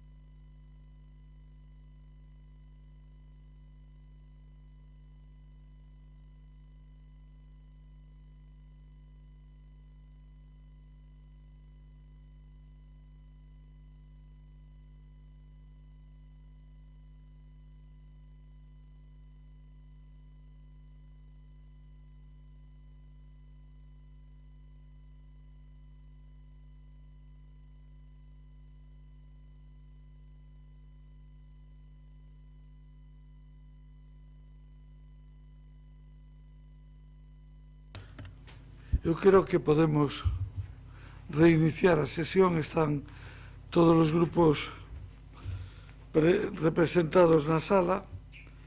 Temos o punto 5, que é a ratificación da inclusión do punto número 11. Hai unanimidade, pero non sei se o señor secretario considera... Se hai unanimidade, se todo o mundo está de acordo, pois... Na inclusión. Sí. Pasamos entón ao punto número 6, que é a aprobación provisional da modificación puntual do PEXón en execución de sentencias anulatorias do polígono 11 Castiñeiriño.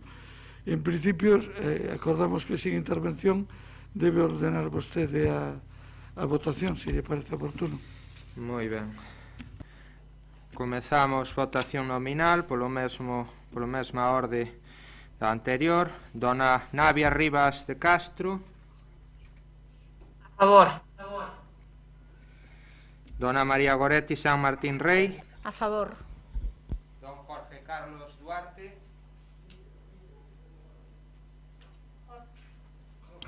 Don Jorge Carlos Duarte Vázquez. A favor. A favor. Dona Marta Irene Lois González. A favor. Branca Petra Novo Rey. A favor.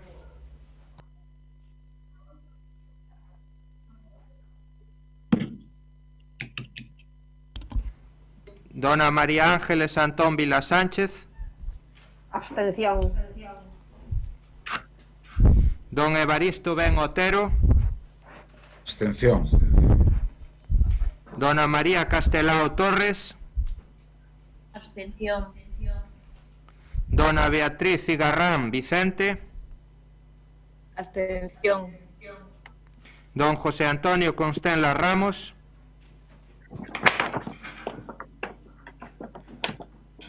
Don José Antonio Constenla Ramos. Don Ramón de Jesús Quiroga Limia. Abstención.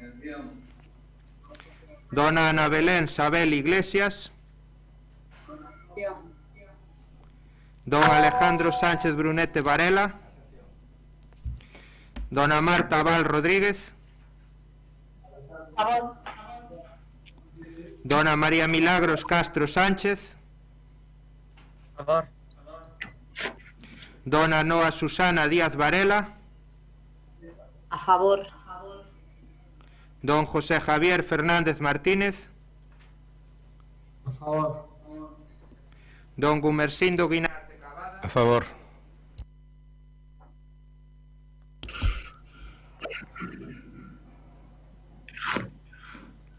Don Gonzalo Muiños.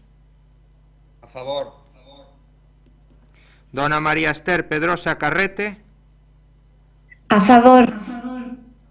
Don José Manuel Pichel Patiño. Dona Mercedes Rosón Ferreiro. A favor. E don Xosé Antonio Sánchez Bugallo. A favor. Apróbase a proposta. Queda aprobado provisionalmente. Pasamos ao punto número 7, que é a aprobación definitiva do estudo de detalle para a dotación de accesibilidade do grupo de vivendas San Ignacio de Loyola. Ten a palabra a concelleira delegada de Urbanismo, doña Mercedes Rosón. Boa tarde, alcalde, compañeiras e compañeiros de corporación, querida Esperanza, Javier Suárez Vence, representante do Centro Comercial de Área Central, e a toda a veciñanza que nos sigue por streaming. Hoxe presentamos a este plano para a súa aprobación definitiva un estudio de detalle que foi formulado no seu momento por este Concello e encargado na anterior legislatura polo goberno anterior, un estudio de detalle que do ámbito do grupo das vivendas de San Ignacio de Loyola. Trátase dunha proposta que resolve, despois dunha coidadosa análise, as necesidades de carácter integral deste ámbito, atendendo tanto a rehabilitación física dos edificios, respecto á súa accesibilidade e eficiencia enerxética, como as actuacións implícitas sobre o espazo inmediato de cohesión co barrio e ca cidade destes dous edificios de vivendas de San Ignacio de Loyola, popularmente coñecidos como o Banco do Pobre.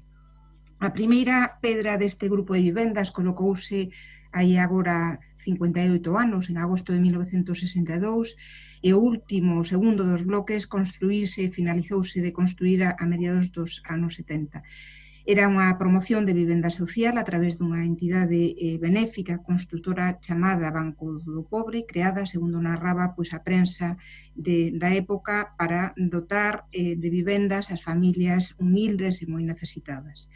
O proxecto inicial contaba con 60 vivendas distribuídas en varios bloques que ocupaban a totalidade da parcela e era un proxecto da arquitecta vasca afincada en Compostela, Elena Regui, do seu marido Arturo Zas, persoas, como decía, afincadas en Santiago de Compostela moi importantes na historia da arquitectura da nosa cidade e de Galicia.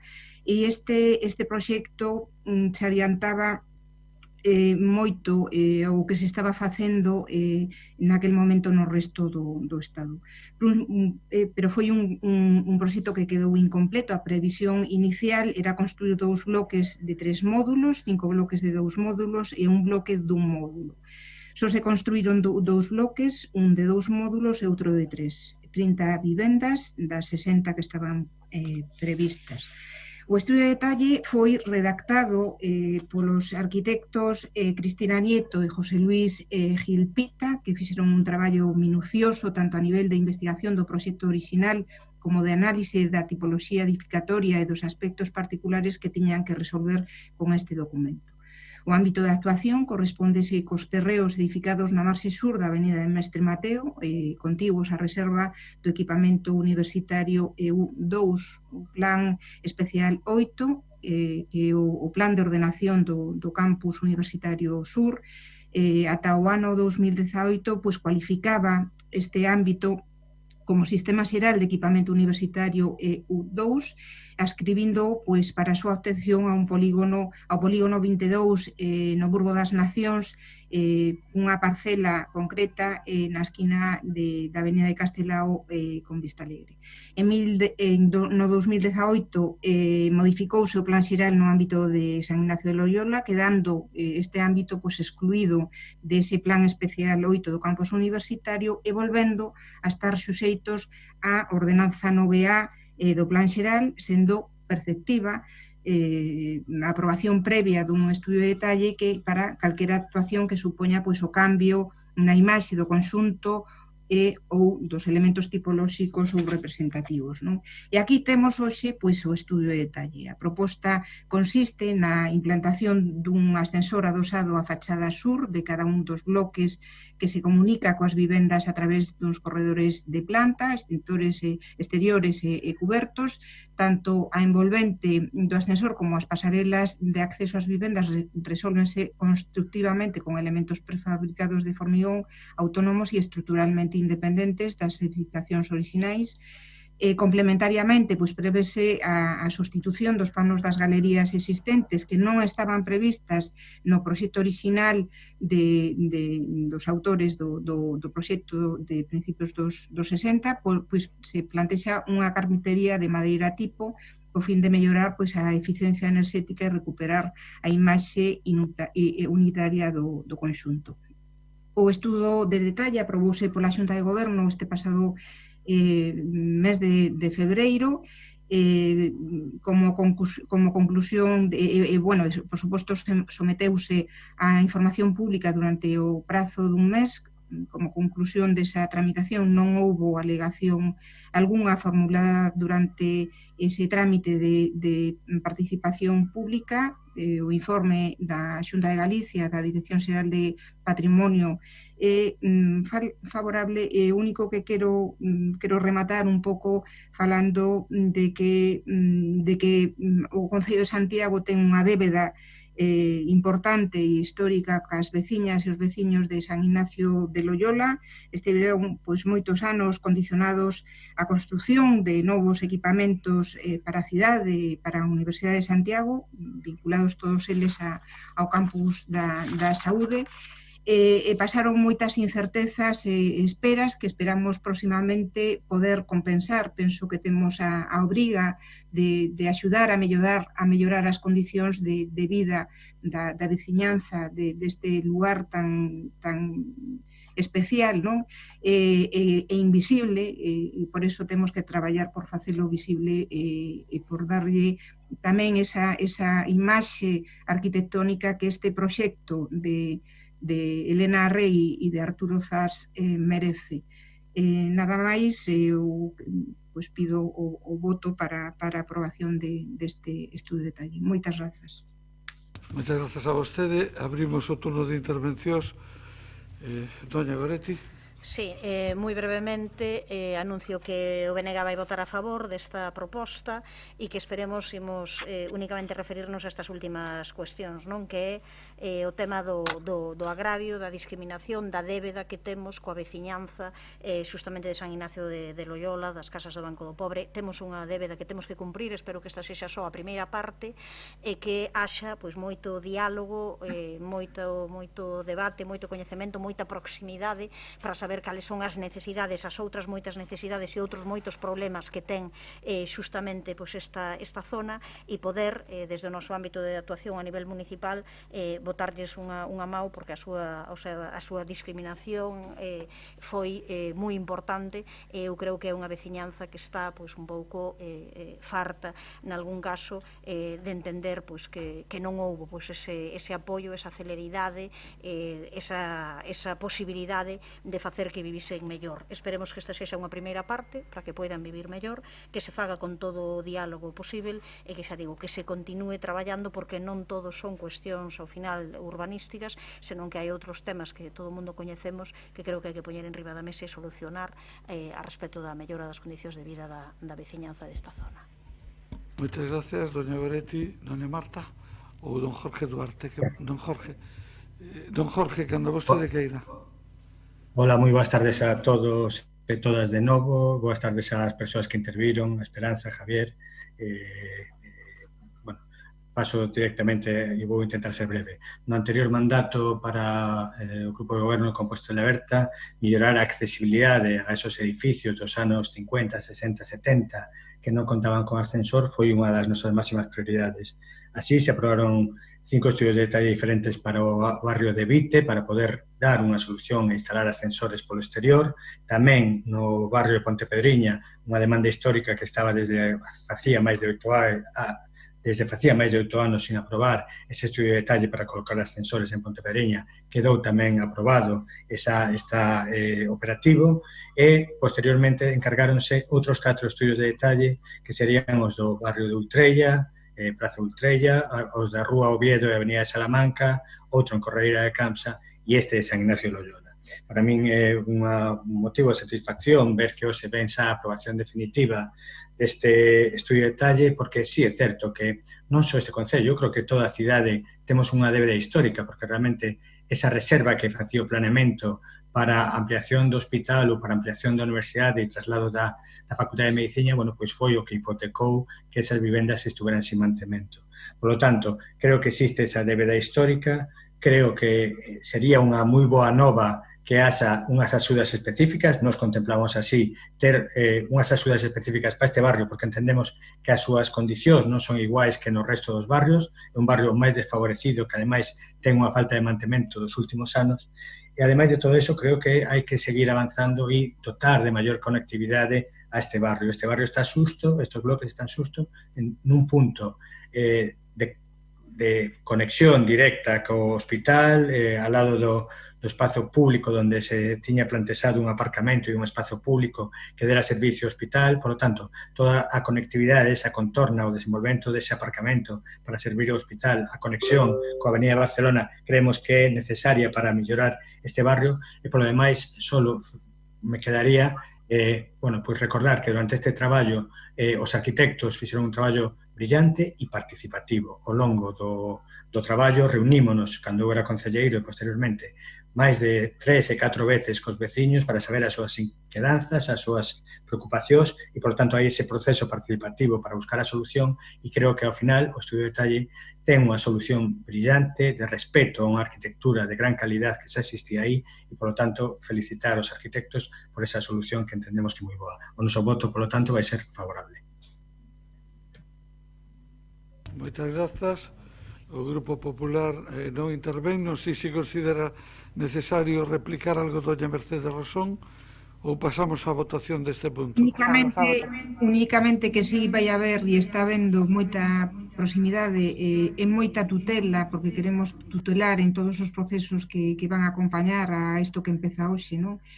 Como é a redacción do proxecto de obra, tanto dos edificios como das obras que acometerá o Concello dos seus orzamentos para poder conectar esa zona tan desconectada ata agora con a cidade, non? E co seu barrio, non?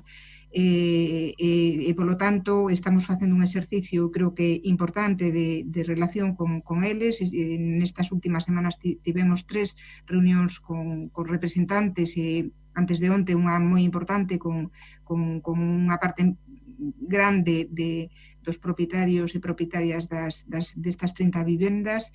Esperamos poder sacar este outono, pois despois probablemente do verán, esta convocatoria moi especial e extraordinaria, que vai a ser unha convocatoria aberta, pero que está moi pensada en exemplos como de San Ignacio de Loyola. Estamos pensando en eles, pensando tamén en outras urbanizacións de vivendas sociais que teñen pois problemas compartidos, non? E, polo tanto, esperamos que todo ese proceso pois chegue a bon porto, pois apoiada dos fondos EDUSI, que son os que nos van a permitir poder levar a cabo este proxecto. Moitas gracias a todos por, bueno, agora hai que votar, pero entendo que de aquí saímos co estudio de detalle aprobado. Moitas grazas.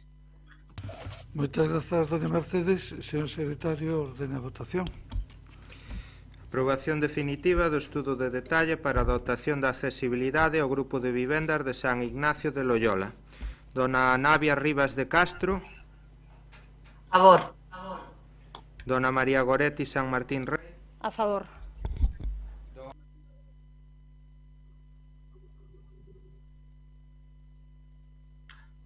A favor, non escoito, pero a favor. Gracias. A favor. Dona Blanca Petra Novo Rey. Dona María Ángeles Antón Vila Sánchez. A favor. Don Evaristo Ben Otero. A favor. Dona María Castelao Torres. A favor. Dona Beatriz Cigarrán Vicente. A favor. Don José Antonio Constenla Ramos. A favor. Don Ramón de Jesús Quiroga Limia. A favor. Dona Ana Belén Sabel Iglesias. A favor. Don Alejandro Sánchez Brunete Varela. Dona Marta Aval Rodríguez. A favor. Dona María Milagros Castro Sánchez. A favor. Dona Noa Susana Díaz Varela. A favor. Don José Javier Fernández Martínez. A favor. Don Gumersindo Guinarte Cavada. A favor. Sánchez. Don Gonzalo Muiños Sánchez. A favor. Dona María Esther Pedrosa Carrete. A favor. Don José Manuel Pichel Patiño. A favor. Dona Mercedes Rosón Ferreiro. A favor. E don Xosé Antonio Sánchez Bugallo. Apróbase por unanimidade. Apróbase por unanimidade. Paramos un segundo mentras se produce un relevo na portavocía do Partido Popular. relevo físico e momentáneo. Por si acaso. Os tempos son moi peligrosos. Si non nos vemos, felices vacacións, don Alejandro. E nos vemos.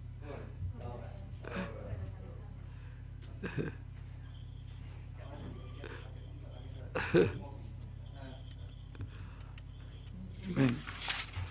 Entón, a continuación, pasamos ao debate agrupado dos puntos 8, 9, 10 e 11 que se corresponden cos expedientes de crédito extraordinario números 8, 9, 10 e 11 por importe de 6.800, 50.000, 44.000 e 370.000 euros.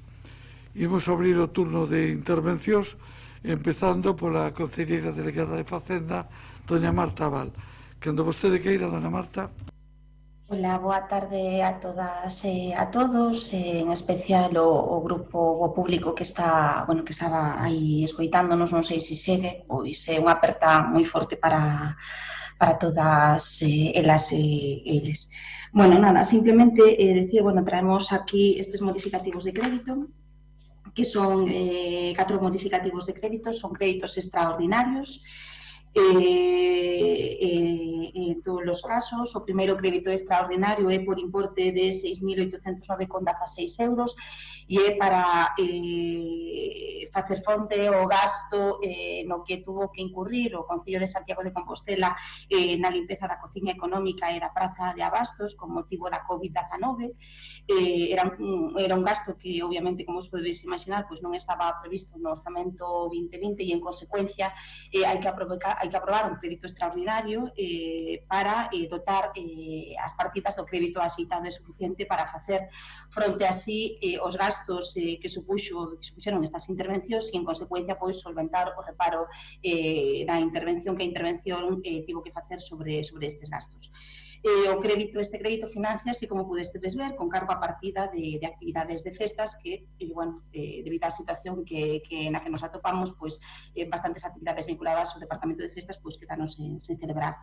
O outro crédito extraordinario por importe de 50.000 euros e para facer fronte tamén á instalación de material de protección que tivemos que instalar no Concello de Santiago de Compostela a consecuencia da pandemia e para facer fronte a material de protección tanto instalado como pendente de instalar, xa que está ainda pendente de incorporar determinado personal municipal que ainda non se incorporou por diversos motivos de conciliación ou por motivos de saúde, e este crédito extraordinario pois financiase con cargo tamén a partida de actividades e festas e tamén con cargo ao crédito que se dotou inicialmente no capítulo 1 para financiar as dúas direccións de área que non se prevé a súa cobertura antes do 1 de outubro do 2020. Outro crédito extraordinario é o crédito extraordinario por importe de 44.074,31 euros, que para facer fronte ás obras de climatización da Escola Infantil do Tambre. Estas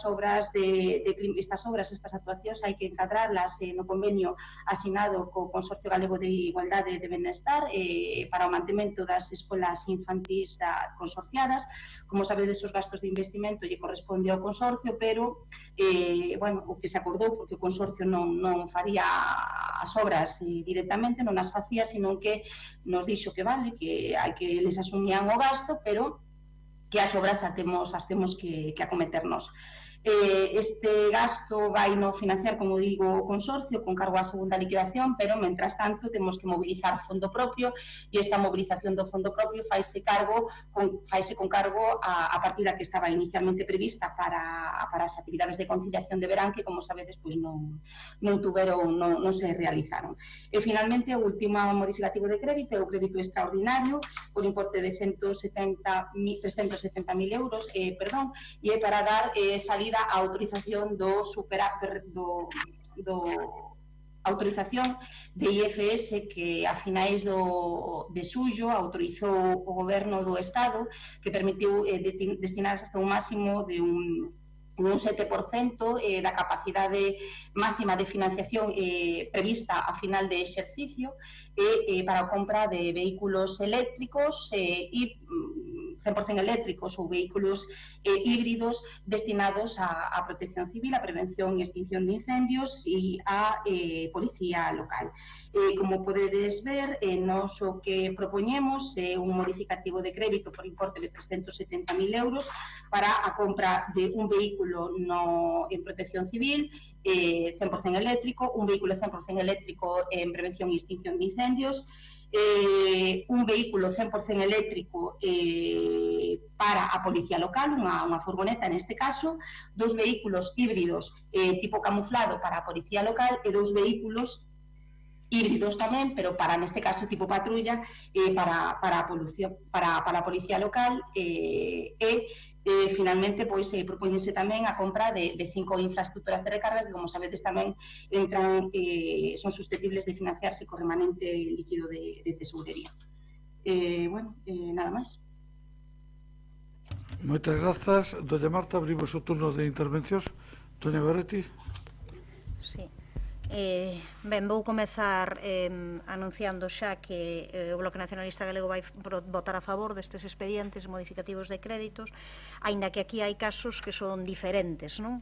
Por un lado están aqueles casos sobrevidos, como acaba de decir a concelleira, pois que están derivados da situación especial en que estamos, tanto o tema da limpeza da cociña económica como o tema do material de protección, das mamparas, absolutamente necesarios e que son sobrevidos, outros que non son tanto, xa se sabía que había que facer esas obras de climatización na Escola Infantil do Tambre, o certo é que, bueno, que polo menos eses cartos despois que os imos a recuperar, a noso que non nos parece desde logo máis adecuado e queremos tamén deixar constancia diso, é que ese diñeiro saia das actividades de conciliación do verán, por moito que non se celebrasen, creemos que en actividades de conciliación, en todo o que ten que ver realmente con poñer en riba da mesa recursos para a conciliación son moi necesarios e pareceríanos bastante lóxico que esa cantidade, esperemos que despois que se acabe reembolsando e indo tamén a posibilidade de poder facer e axudar moito máis actividades de conciliación necesarísimas nestas circunstancias, non? E logo, finalmente, claro, a respecto dos 370.000 euros non de importe para a compra de vehículos eléctricos. Aquí o que temos é, ao final, unha obriga por parte do Estado que nos di, ao final, sí ou sí, e en que temos que gastar os remanentes, non? Ese 7% que nos deixan de investimentos financieramente sustentáveis, e sí ou sí ten que ser neste tipo de cuestións.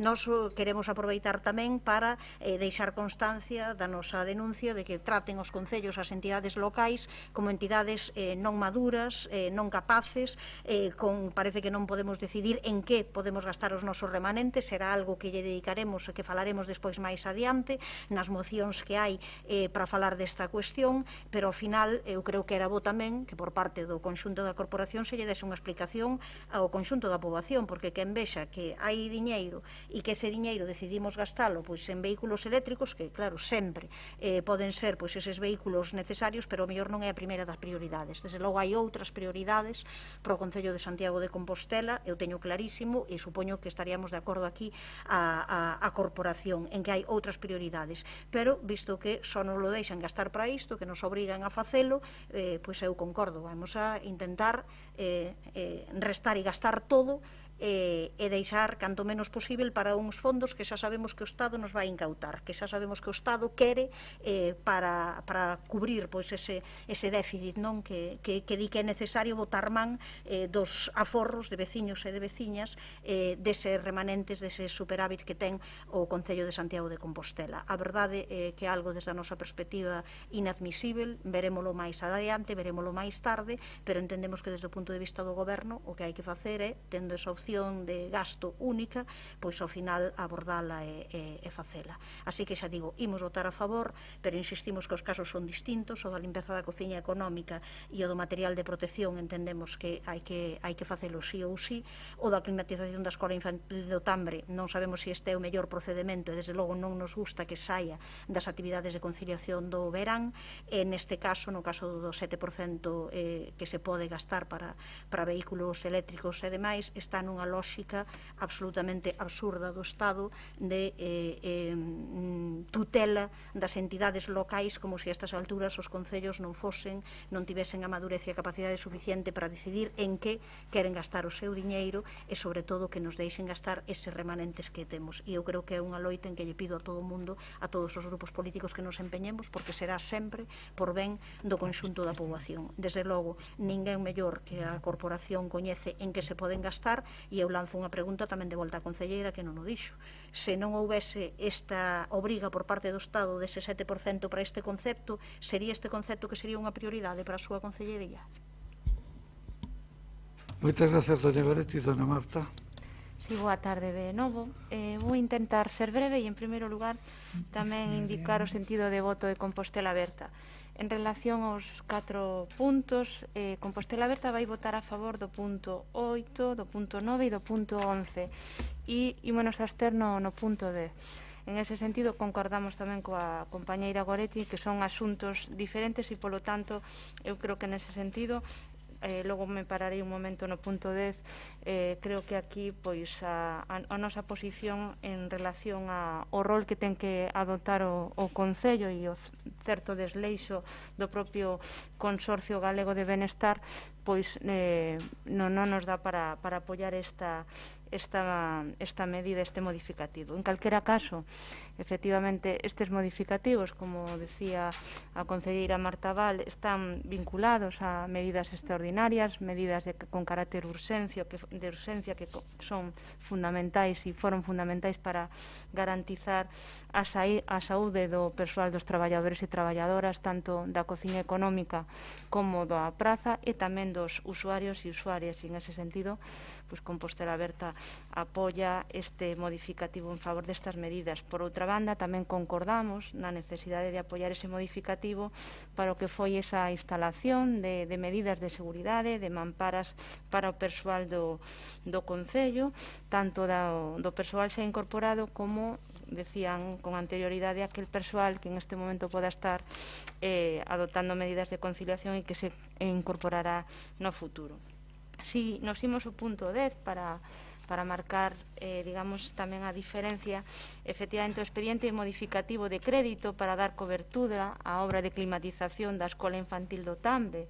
En primeiro lugar, tamén na etapa do mandato de Compostela Aberta, o propio concelleiro de Educación e o alcalde Martiño Noriega moitas veces, en moitas ocasións, reclamamos ao Consorcio, reclamamos á Xunta de Galicia que o rol dos concellos non era un rol de estar levando a cabo este tipo de obras e este tipo de mantemento.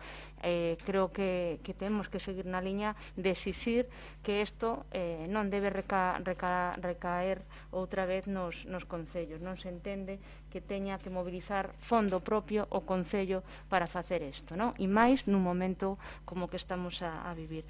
E en outro orden de cousas, no punto 6 do informe proposta, precisamente a aplicación orzamentaria que nos chama a atención, donde se detrae a cantidade para facer isto, pois efectivamente é dunha aplicación e dun programa sensible, que ten 145.000 con 35 euros, onde se detraen 44.000 para isto, cando era un programa de conciliación. Nesta corporación e en sesións anteriores, pois reclamamos moitos grupos a necesidade de sí ou sí implementar e elevar a cantidade de recursos que podemos ofrecer aos veciños e veciñas de Compostela en materia de conciliación, tendo en conta esta situación que vivimos. Por lo tanto, tamén Compostela Aberta vai a estar vixiante de que esta cantidade sobrante aquí, destes 100.000 euros, si se poden adicar a futuro, na tempada que non sexa de verán, sino no comenzo do curso, a axudar con programas de conciliación. E para ir pechando, porque dixen que era breve, en relación ao último punto do 7% do que falaba Goretti, da compra de vehículos, imos a votar a favor, aínda que sí que é certo que é discutible que en este momento a priorización desta compra en relación a outro tipo de actuacións, pois probablemente non sexa o máis prioritario, pero recoñezo que Compostela Aberta no 2019 xa orzamentara unha cantidade similar para vehículos, para a adquisición de vehículos eléctricos. a chega que facemos en este sentido é que se comencen, como dixemos na comisión esta mañán, a comprar aqueles vehículos eléctricos que máis kilometraxe requiran e, polo tanto, que se necesiten xa utilizar. Entón, nada máis, 3 votos a favor e o punto 10, voto a abstención. Grazas. Moitas grazas, doña Marta. Don Ramón, cando vostede queira. Sí, boas tardes, compañeras, compañeros, señor alcalde. En relación aos expedientes que se agrupan de modificación de crédito mediante crédito extraordinario, centralémonos principalmente no uso da figura do contrato de emerxencia. O Grupo Popular, dende o inicio da pandemia, a través do noso voceiro, estivo apoiando sen fisuras e sen críticas diferentes accións e actuacións do goberno municipal hasta o punto de que fomos o único grupo político que por responsabilidade votamos a favor dun plan fiscal que realmente era un cambio de calendario sen máis beneficio ou actuación para a cidade. Nese sentido, a nosa colaboración institucional por responsabilidade sempre estivo aí e está fora de toda dúbida. Ainda que o Goberno, a hora de escoller socio, o faga con Compostela Aberta como aconteceu no seu momento cos orzamentos. Pero unha cousa é a colaboración institucional e outra cousa é a colaboración tamén para os grandes asuntos públicos, como xa vimos demostrando, e outra ben distinta é creer que iso supón un cheque en branco. Neste contexto vimos pedindo que transparenten os contratos en preparación como a basura, o transporte, a limpeza, a auga, e o que estamos a obter é unha sen resposta. O expediente de modificación de crédito de desinfección da cociña económica a Praza de Abastos, na súa finalidade non temos nada que decir, pero outra cousa é facelo de calquera maneira e saltándose a normativa vixente, porque unha cousa é o uso do contrato de emerxencia e outra é que ni tan siquera se fixera o mínimo esforzo por facer unha previa modificación de crédito que igual se facía cunha resolución de transferencias. Por outra banda, tampouco se entende que no caso da cociña económica, dende que se adxudica o 1 de abril, se tarda un mes, 30 de abril, en recepcionar a factura ou o servicio. Parece que non era tan urxente ou que, polo menos, dilatouse bastante a execución. No outro suposto da Praza de Abastos, pois parece que estiveron un pouco máis áxiles dende o 25 de marzo da adxudicación a 8 de abril da acta de recepción. Con todo, parece que os prazos nos que se desenvolveron as execucións probablemente tamén foran suficientes para facer as oportunas transferencias de crédito. Porque, como ben saben, unha cousa é o uso da figura dos contratos de emerxencia e outra ben distinta derogar polos feitos o reglamento xurídico vixente. En definitiva, esperamos que agora que tamén modifican as bases de execución do orzamento para clarificar a fiscalización sexan conscientes da necesidade de cumprir cos procedementos. Con respecto ao expediente de adquisición de mamparas por importe de 50.000 euros, pois estamos nun suposto con moitas similitudes, un uso xeneralizado da figura comodín do contrato de emerxencia, pero sen as debidas justificacións. Non está moi claro no expediente se adxudicouse co crédito inicial ou agora o suplementan. Se consta no expediente adxudicacións por os mesmos conceptos a mesma empresa por importes superiores ao do contrato menor. En definitiva, decimos o mesmo, nada que decir con respecto á necesidade, pero esperamos que cumpran ca legalidade nos próximos procedementos. En relación ao expediente do uso do superávit ou remanente líquido de tesorería para gastos xerais, atopámonos por unha banda ante unha expropiación ou confiscación continuada por parte do Goberno Central da recaudación dos impostos que pagan as veciñas e veciños. Por outra, unha vulneración da autonomía local. E, finalmente, asistimos a constante imprevisión e falla de planificación do uso por parte do Goberno Central do remanente de tesorería do Concello de Santiago.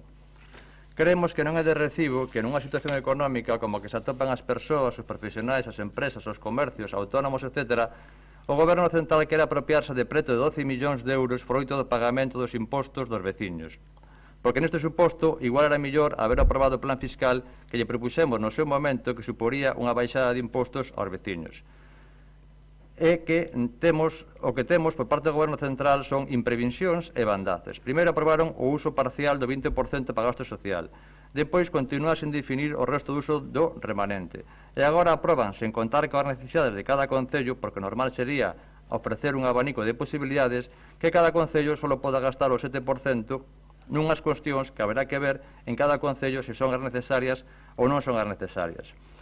Non vai a ser que compremos uns vehículos que despois non podan cumprir a súa función ou a necesidade social e só os compremos porque o Goberno de Madrid os quere comprar. A pregunta é se consultaron e se constan informes no expediente sobre a adquisición dos vehículos e a conformidade da policía e as emerxencias e se van a cumprir adecuadamente a súa función, porque estamos a falar dun gasto de 400.000 euros. Tamén nos gustaría nos responderan se o Goberno local está de acordo con que o Goberno central non permita o uso dos cartos recadados aos veciños mediante os impostos e os impoña automáticamente a cada concello. Esperamos que nos podan responder no turno de réplica. Gracias. Moitas gracias, don Ramón. Turno de réplica, doña Marta. Hola, bueno, pues a verdad non sei moi ben por onde empezar. Vou empezar por contestarlle o señor voceiro accidental do Grupo Popular. Dígame exactamente en onde houve falla de procedimento, porque como vostede sabe ben, o contrato de emerxencia é unha figura que lle permite contratar con ausencia de procedimento totalmente, é dicir, incluso con ausencia de crédito. Dice vostede que non cuestiona a actuación, pero que se podía haber feito unha transferencia de crédito. Sabe vostede perfectamente que en todo caso hai que facer un crédito extraordinario porque estamos ante actuacións que non estaban previstas no orzamento do 2020, desgraciadamente. A alternativa, deixar as facturas sin pagar e esperar a 4.13, pero non é vontade deste goberno caer nese erro e deixar os provedores sen pagar e esperar ata o ano que ven para pagar as facturas. E, en consecuencia, a medida que se van detectando estas situacións, non temos, nin nos caen prendas en levar estes asuntos a pleno e mobilizar os créditos para pagar canto antes no ano en curso. En relación ao tema da escola infantil, pois nada, eu simplemente lles digo, e así mo traslada tamén a Conselleira de Educación, que ela loitou ata o último momento porque o consorcio, no marco do convenio, se fixera cargo das actuacións de investimento tal e como lle corresponde e das actuacións de investimento na escola infantil do Tambre. Pero o consorcio dixonos, puxo as cartas en riba da mesa e esa é a solución que nos diu. Ou acollemos ou a deixamos. Quero poñer de manifesto que nós tiramos para adiante porque é imprescindible facer estas actuacións que, insisto, non as prevíamos en créditos iniciales porque, como sabedes, no marco do convenio lle corresponde ao consorcio asumir estes investimentos, entonces non estaban previstos en créditos iniciales, pero en tanto en canto o consorcio non asume directamente estes investimentos, sino que nos obliga a mobilizar fondo propio para facer fronte a estes investimentos, pois aquí estamos e poñemos un modificativo en riba da mesa para facer un investimento este ano de xeito que os rapaces poidan comezar o curso cunhas condicións de climatizacións axeitadas. Indicar que non se deixan de realizar actuacións de conciliación, ni moito menos, simplemente, como ben sabedes, non se fixeron as actuacións de conciliación de verán. O resto dos fondos están especificamente destinados e salvagardados precisamente para esas actuacións de conciliación que están realizando dende a Consellería. Con respecto ao tema da mobilización do crédito para o destino do superávit, non lles vou engañar que efectivamente, se non me impuxeran esas regras, eu como Concello directamente puidera decidir este destino do superávit, pois non lle vou engañar, como mellor eu digo o grupo de goberno, igual pondríamos en riba da mesa outros destinos posibles, pero estas son as regras e nestas regras temos que navegar, é dicir, máis vale que loitaremos ou reivindicaremos as nosas necesidades, pero mientras estas sean as regras, a estas regras nos acollemos e actuamos nestas regras. Sí que foron, isto vai en contestación ao voceiro do Grupo Popular, sí que foron consultados tanto a Policía Local como Protección Civil como Prevención e Extinción de Incendios. Non consta no expediente, para a próxima pois farémolo constar, pero sí que foron consultados, nada máis. Gracias polo demais. Moitas gracias, doña Marta. Continuamos co turno de intervencións, doña Beretti.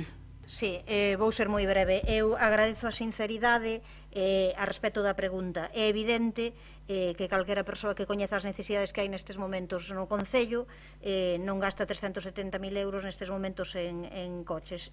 O caso é o único é que lles receito que esa sinceridade que tamén se traduza en compromisos claros para demandar do goberno central, onde está gobernando tamén o Partido Socialista, saiba que esas non son as formas e que esas non é a liña, que non o está facendo ben e que estas imposicións continuas e falta de respeto á autonomía local e as decisións que poida tomar o Concello teñen consecuencias, que sexan valentes e que se atreven a continuar pedindo a derrogación da Lei Montoro, tamén Lei Montero, que se atrevan a facer iso e a dar ese paso. Así poderemos todo o mundo camiñar na mesma dirección e poñendo as prioridades de veciñas e veciños por diante. Por outro lado, nos entendemos tamén, porque digo, igual que se di a respecto do Estado, nos entendemos que ao final a obra da Escola Infantil do Tambre hai que facela. É evidente que os rapaces e rapazas non poden pasar máis tempo nesas circunstancias, e por iso, aínda sabendo que neste caso é o Consorcio Galego de Benestar quen non está cumprindo, eu creo que neste caso é un mal menor que se faga aí sempre que se devolvan os cartos e sempre tamén que se utilicen para as actividades de conciliación ese diñeiro despois, ainda que sexa nun momento posterior. Por iso, xa digo, eu xa volvín a anunciar que con algunha dúbida a respecto destas dúas últimas cuestións, pero entendendo que hai que facelas, que non queda outra, ao final nos imos votar a favor, o BNG. Moitas gracias, doña Goretti, doña Marta. Non intervén, don Ramón.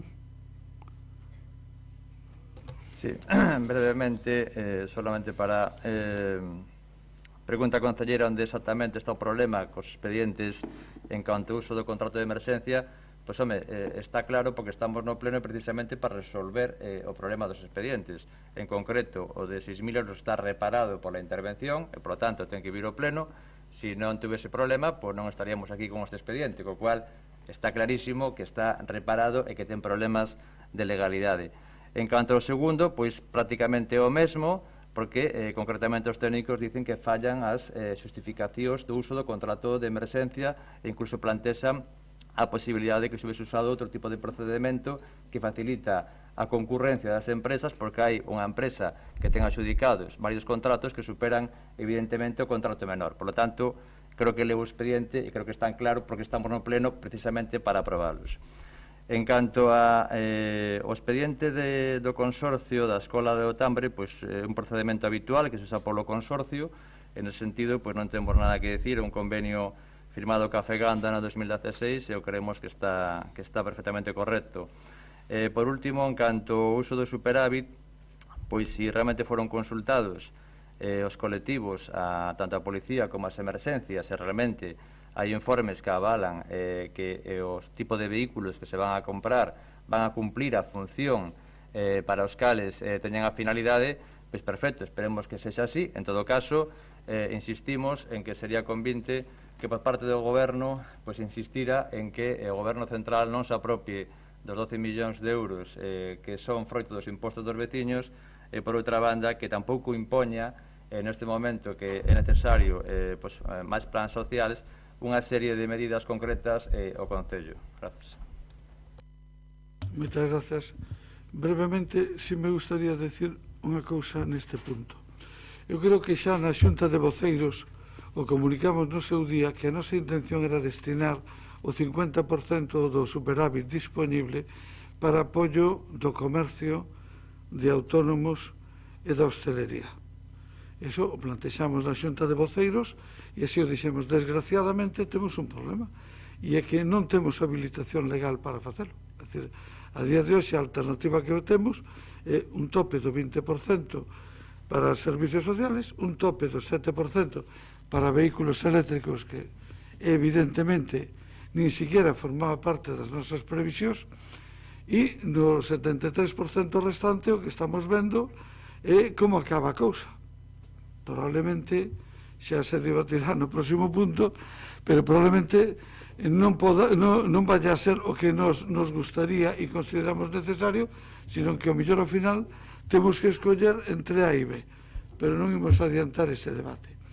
En todo caso, a emerxencia é eso, temos un problema e hai que resolverlo.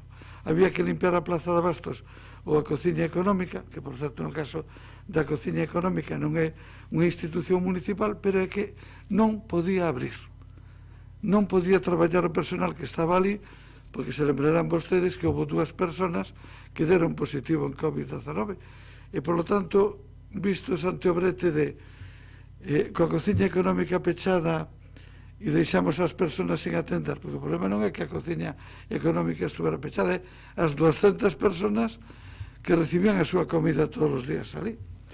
Bueno, pois houve que resolverlo, ainda que non fora municipal, e foi o que fixemos. Señor secretario, entendo que a votación é por separado, ou se no caso do Partido Popular, que van a votar, porque a mellor poderemos agrupar os puntos.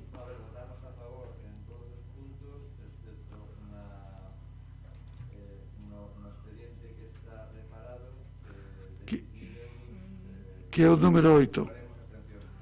O número 8. Entón, pregunto se lles parece oportuno que votáramos 8 dunha maneira, logo o 9 e o 11, que parece que vai haber unanimidade, e logo o 10, que é onde Compostela Aberta plantexou dificultades. Señor secretario, lle parece oportuno facerlo así? Non lle vexo inconvinte, habendo acordo dos membros da corporación nese sentido. Efectivamente. Pois entón facemos en vez de 4 votacións 3. Non é moito cambio, pero algo é.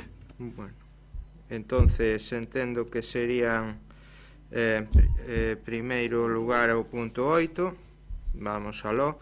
Aprobación inicial do expediente de modificación de crédito mediante crédito extraordinario número 2020 CREX 8 por importe de 6.809,16 €, financiado con baixas por anulación e recoñecemento de débedas. Comezamos a votación. Dona Navia Rivas de Castro. A favor. Dona María Goretti San Martín Rey. A favor. De Vázquez. A favor. Dona Marta Irene Lois González. A favor. Dona Branca Novo Rey. Dona María Ángeles Antón Vila Sánchez. Abstención. Don Evaristo Ben Otero. Abstención. Dona María Castelao Torres. Abstención. Dona Beatriz Cigarrán Vicente. Abstención. Don José Antonio Constenla Ramos. Abstención. Don Ramón de Jesús Quiroga Limia. Dona Ana Belén Sabel Iglesias. Don Alejandro Sánchez Brunete Varela. Abstención. Dona Marta Abal Rodríguez. Dona Marta Abal Rodríguez. É a ponente. Espero que... Menos mal. Dona María Milagros Castro Sánchez. Favor. Dona Noa Susana Díaz Varela. A favor. Don José Javier Fernández Martínez. A favor. Don Gumercito Vinarte Cavada. A favor. Sánchez. A favor. Dona María Esther Pedrosa Carrete. A favor. Don José Manuel Pichel Patiño. A favor. Dona Mercedes Rosón Ferreiro. A favor. E don Xosé Antonio Sánchez Bugallo. A favor. Entonces apróbase con, vamos a ver, 17 a favor, no, 14 a favor e 8 abstencións. No. Bueno, 8 abstencións, sí. Sí, e 14 a favor. O 14 ou 15 a favor. 15 a favor. Ben, ora os puntos 9 e 11 teóricamente son de unanimidade.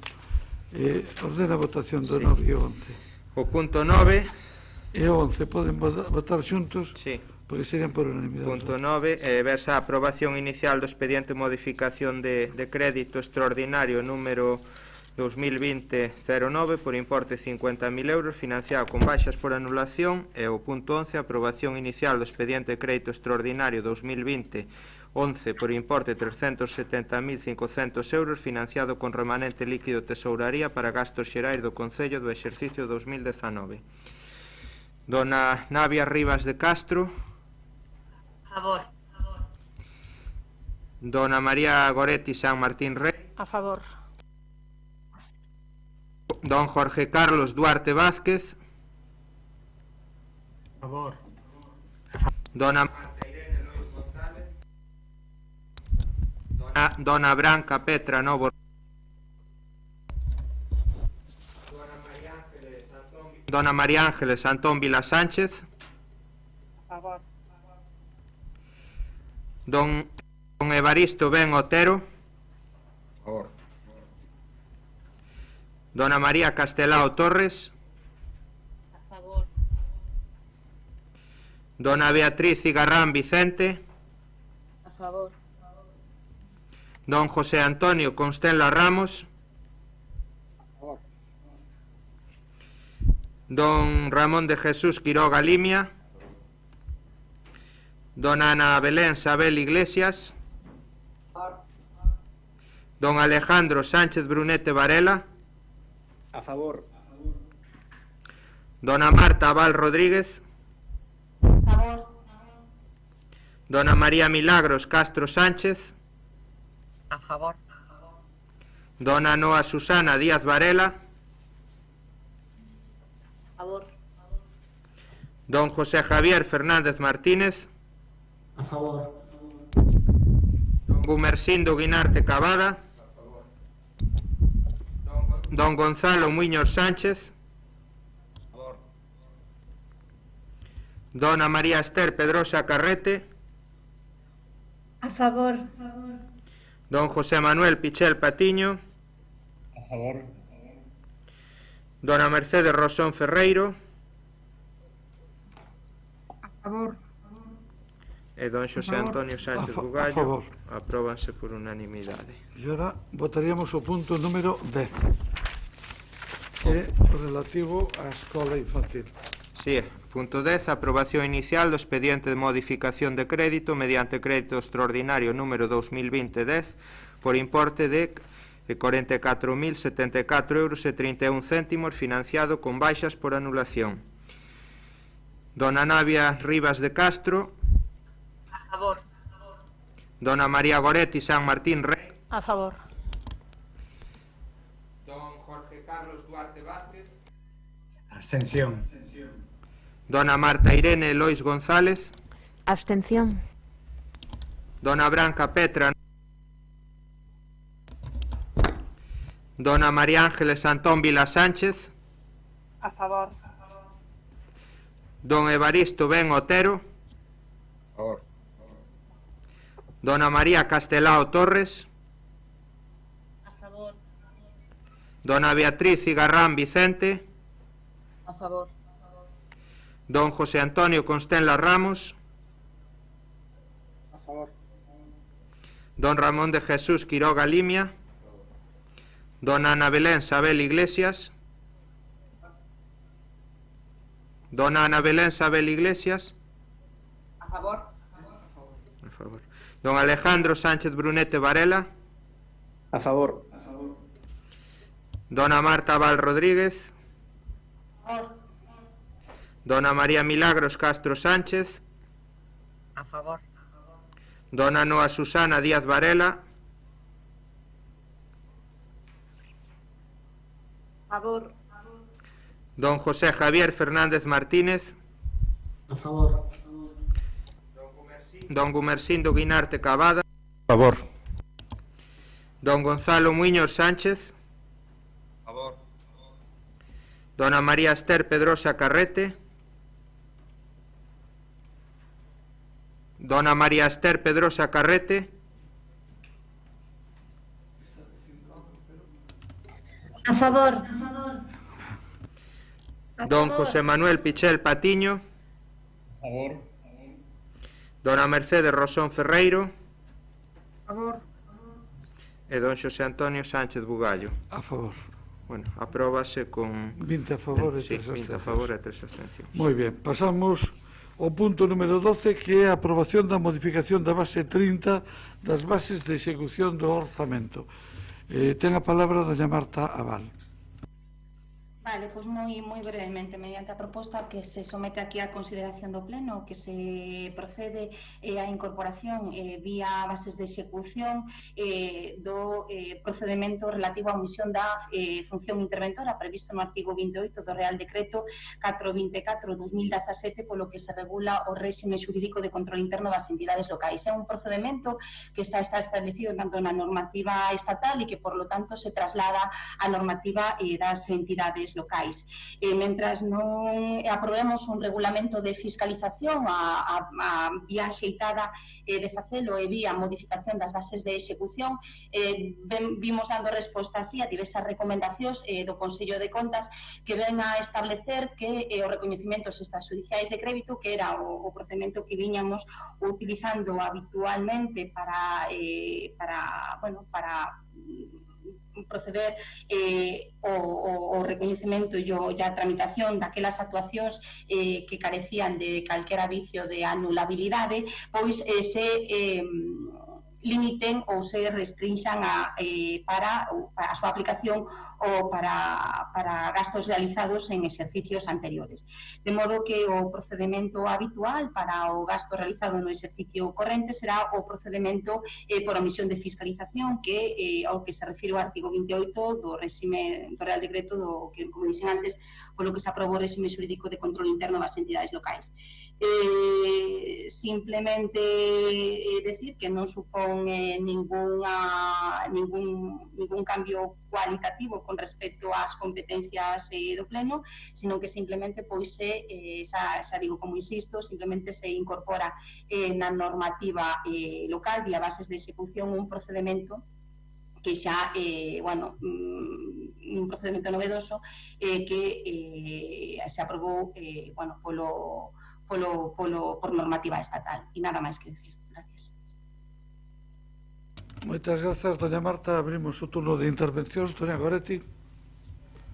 Sí, simplemente, como é sabido, hai distintos informes de intervención xa que sinalaban que había que ir nesta liña e facer algunhas modificacións. Entendemos que esta é unha cuestión puramente técnica, non? Que non ten ningunha outra cuestión de relevancia, non?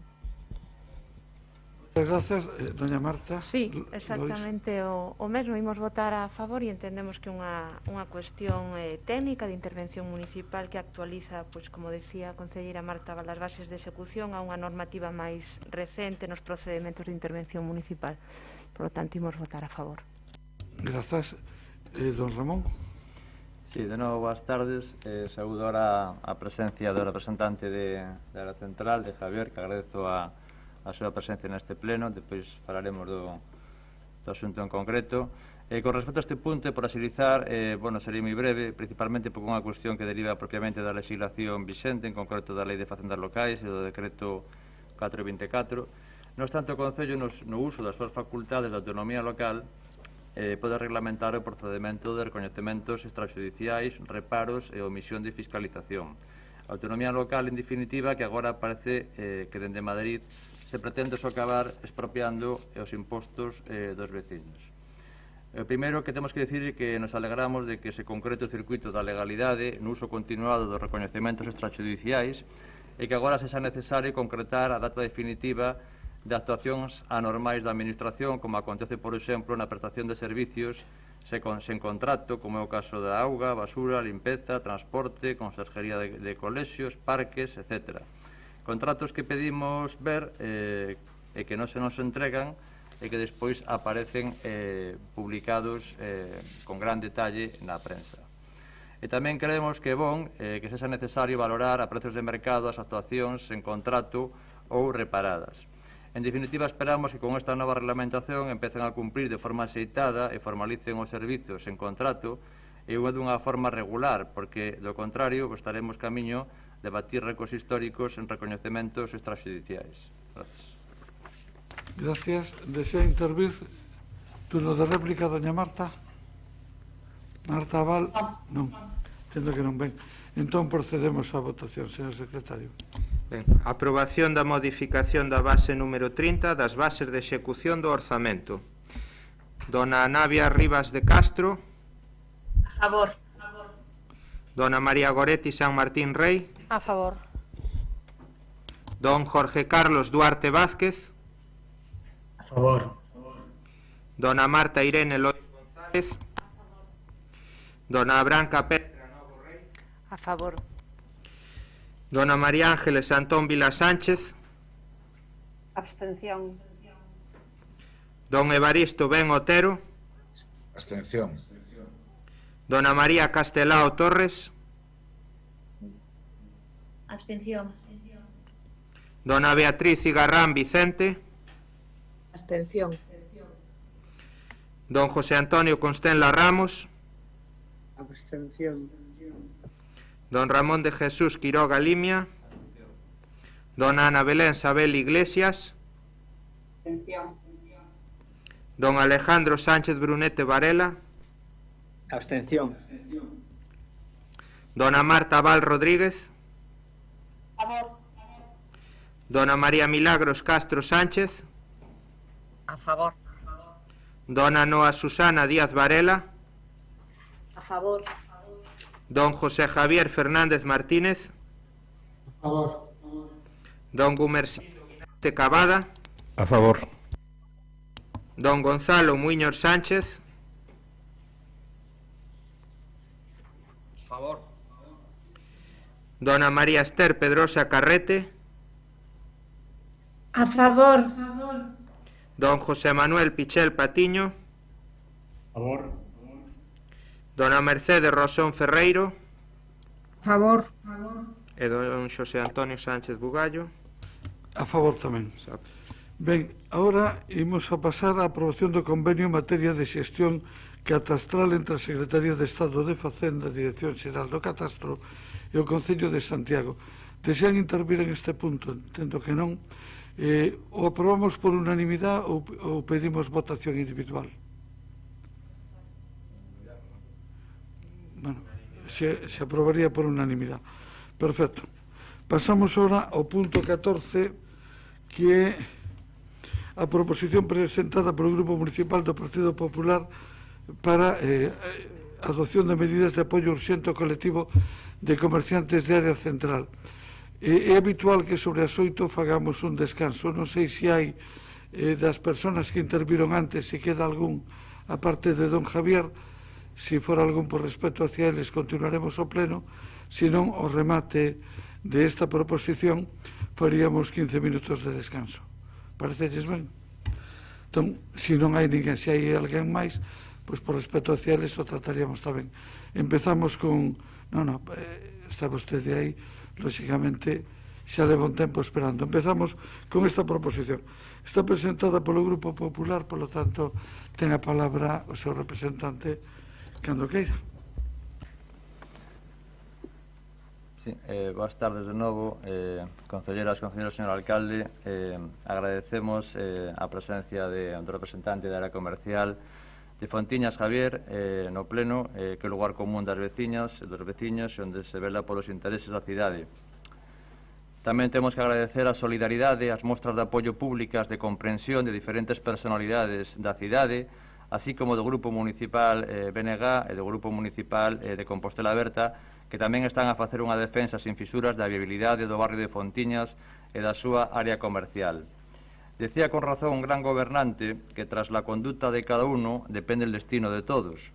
De aí la importancia de que sexamos conscientes da magnitude da situación que pode chegar a afectar a unha 10ª parte da poboación da cidade e que de non actuar outros problemas de maior calado chegarán e igual cando se queira actuar xa é demasiado tarde. É o momento de saldar unha débeda histórica co barrio de Fontiñas, a que se lle colocou un centro comercial a menos de 1000 metros, e tamén unha débeda histórica cunha parte importante do comercio de proximidade local. E iso é polo que hoxe precisamente estamos aquí, debatendo sobre a postura que cada un de nós hoxe debemos adoptar para salvar ou probablemente, se non o facemos, condenar a un dos barrios máis importantes da cidade, Fontiñas. A situación da área comercial é sobradamente coñecida por todos e arrástrase desde fai anos, probablemente, desde que de alguna maneira decidiuse autorizar un novo centro comercial prácticamente ao lado da área comercial de Fontiñas. No ano 93, sendo alcalde Xerardo Estévez, abría as súas portas un novo concepto de área comercial. E dicimos un novo concepto porque non se pode comparar en termos conceptuais a outras tipoloxías dos propiamente centros comerciais privados, xa que logo concíbese como un espacio de uso común non só para uso comercial, sino tamén de uso e esparcemento para preto de 700 vivendas e 2000 veciños que habitan en riba da propia área. O que o configura cunhas claras notas ou connotacións de función social de espacio común. A área central é un edificio emblemático. Reunía as mellores marcas do mercado e xunto co seu hotel máis de 30 oficinas, as máis de 120 locais comerciais e as súas 656 vivendas, ademais dos cinemas e o aparcamento. Como dixemos anteriormente, a decisión de autorizar un novo centro comercial xusto ao lado supuxo un claro deterioro que xunto ca crise está a agravar a situación. Non obstante, calquera que se pase por a área central nos derradeiros anos pode ver tamén o esforzo que se está a facer por evitar o peche continuo e o seu deterioro, impulsando novos espacios de ocio e actividades sen que hasta o momento a Administración reaccionase. Non se pode permitir porque para iso están as políticas públicas de rehabilitación urbana e de promoción económica. A calidade de vida dos máis de 2.000 veciños que residen no edificio non pode empeorar. Que se poña en perigo os máis de 200 postos de traballo, que se poña en perigo os máis de 400 traballadores que prestan os seus servicios nas tendas e no hipermercado, a supervivencia do hotel con 100 clientes que visitan a diario, e os máis de 12.000 compradores e clientes habituais diarios que acoden á área central acaben acudindo a outras cidades. É preciso o esforzo de todos. E a pregunta que temos que facernos agora é se o Concello e nós, como representantes da cidade, podemos e debemos axudar a un barrio dos máis emblemáticos da cidade. E a resposta é que sí, porque temos un orzamento de 117 millóns de euros, un superávit acumulado de 50 millóns de euros, un superávit no ano 2019 de 12 millóns, porque os veciños de Fontiñas pagan os seus impostos e porque todos os anos o Concello reparte 1,2 millóns de euros en subvencións nominativas a outras entidades privadas. E se o máis importante, porque a calidade de vida directa de máis de 2.000 veciños e indirecta de preto de 10.000 xunto con centros de postos de traballo está en xogo. Como se pode instrumentar unha axuda á central? Pois haberá que estudiarlo, pero nos atopamos dúas vías principais. Mediante un convenio de colaboración transparentando o seu financiamento, ben mediante subvención nominativa como o 1,2 millóns de euros que se reparte anualmente. E estudando a súa naturaleza, consecuencia da súa concepción e adaptación ao longo destas décadas. A ninguén se lle escapa o carácter social aberto de espacio común da área central que está na conciencia colectiva da cidade. Se pode estudiar perfectísimamente o carácter público ou a cesión pública de espacios de uso común do que os propios veciños a conciben como unha rúa máis da cidade no espacio que circunda a área comercial. Esta técnica emprégase noutras cidades galegas e noutras moitas cidades do Estado. En definitiva, remato como empezamos, recordando que a conduta de cada un depende do destino de todos e depende o destino dun dos barrios máis importantes da cidade. Neste sentido, transaccionamos a proposta de acordo xunto ca proposta de Compostela Aberta, e creo que tamén co apoio do BNG, no sentido que o Pleno do Concello de Santiago insta o correspondente órgano municipal a poñer en marcha canto antes e previos os dictames administrativos e xurídicos que fosen precisos, unha fórmula de colaboración co colectivo de comerciantes da área central que permita contribuir a que estas instalacións cun marcado interese público poden manter uns servicios básicos mínimos de mantemento para desenvolver coas debidas garantías as súas funcións en beneficio tamén de todas as persoas residentes e de gran parte da cidadanía de Santiago. Esta colaboración deberá transparentar a situación actual do centro e garantir a participación de todo o colectivo de comerciantes, así como procurar a viabilidade dos empregos existentes, tanto dos servicios da propia área central como dos seus comercios e o fomento do espacio como un lugar común do barrio. A colaboración comprenderá tamén un proxecto de promoción do comercio de proximidade se por causa das determinacións dos mencionados dictames non se pudiera adoptar algún tipo de colaboración, o Goberno local deberá facelo público e o seu contido para coñecemento das persoas interesadas e da veciñanza en xeral. Moitas gracias. Moitas grazas, don Ramón. Sí, doña Goretti, ten vostede a palabra. Perdón, Navia. Perdón, Navia. Ten vostede a palabra, Navia. Moitas grazas. Moi boa tarde, compañeiros e compañeiras de corporación, veciños e veciñas. Un saúdo moi afectuoso a Esther, Esperanza e Javier. E indo xa a cuestión, o primeiro que queremos sinalar a respecto desta cuestión que trae o PP é que as persoas autónomas de área central son precisamente a mostra do mal que o están pasando os autónomos e autónomas, o sector da hostelería e o comercio en xeral en toda a cidade. Por suposto, hai lugares específicos que polas súas características particulares hai que intentar axudar de maneira moi especial e por iso quero recalcar tamén que as axudas que se estiveron dando para o comercio e a hostelería non son para nada suficientes, non foron suficientes e non o están sendo. Hai que buscar tamén como axudar o conxunto do sector, porque sabemos que hai outras partes da cidade en que os autónomos tamén o están pasando moi mal. Centrándonos xa na cuestión cuestión de área central, o certo é que a área central ven atravesando diversas crises, aínda que mostrou sempre a súa capacidade de reinventarse, e nestes momentos pois vemos que necesita axuda realmente para a súa continuidade e viabilidade como proxecto polos motivos xa expostos por Javier, que eu non podería facelo mellor. É certo que en termos xurídicos concederlles unha axuda directa é problemático, comprendemos perfectamente a cuestión que se sinalou nalgúnha ocasión por parte do grupo do goberno da fórmula legal, mas tamén é certo que actualmente o Concello en termos económicos pode asumir unha cuestión destas, así que sería unha cuestión máis ben de buscar a fórmula axeitada. Unha posibilidade é a do convenio, outra é a de poñerlle un prazo, como este período de marzo a xuño en que se lles prestou axuda, quizáis uns meses máis de colaboración esteamos ante esa acción decisiva que facilitaría que os comercios da área central resistan, sobre todo cando desde a propia xerencia nos teñen trasladado ao grupo do BNG que precisamente antes do estado da alarma a área central estaba despegando de novo. O alcalde xa manifestou que cree que é imposible que o Concello poida facerse cargo destes gastos por ser propiedade privada. Agora ben, tamén dixo que se buscaría a fórmula para axudar o colectivo sen cambiar este réxime e a min, pois a verdade, gustaríame que isto se tivese materializado en algún tipo de proposta máis en firme para que poidésemos discutila aquí. O certo é que o texto do acordo que propón o PP, que foi pactado con Compostela Aberta agora e mellorado, é suficientemente amplo e aberto como para estudar unha posible colaboración con a área central, é dicir, non pecha, o texto do acordo non pecha esa vía, senón que precisamente a abre, e contribuiría a impedir a desaparición de área central tal como a coñecemos hoxe. No acordo non se fala dunha axuda directa, senón que permite, coa súa aprobación, adquirir o compromiso, que é o que queremos, de estudar esa opción ou, en tal caso, buscar unha fórmula axeitada. E dito isto, non me resisto a mencionar que o PP tamén ten responsabilidade e competencias na Xunta a través da Consellería de Economía, Industria e Comercio para axudar a reconverter este tipo de espazos, que tamén ten pasado noutras cidades, co que o que fai falta é un plan global para adaptar este tipo de espazos a novas formas de lecer,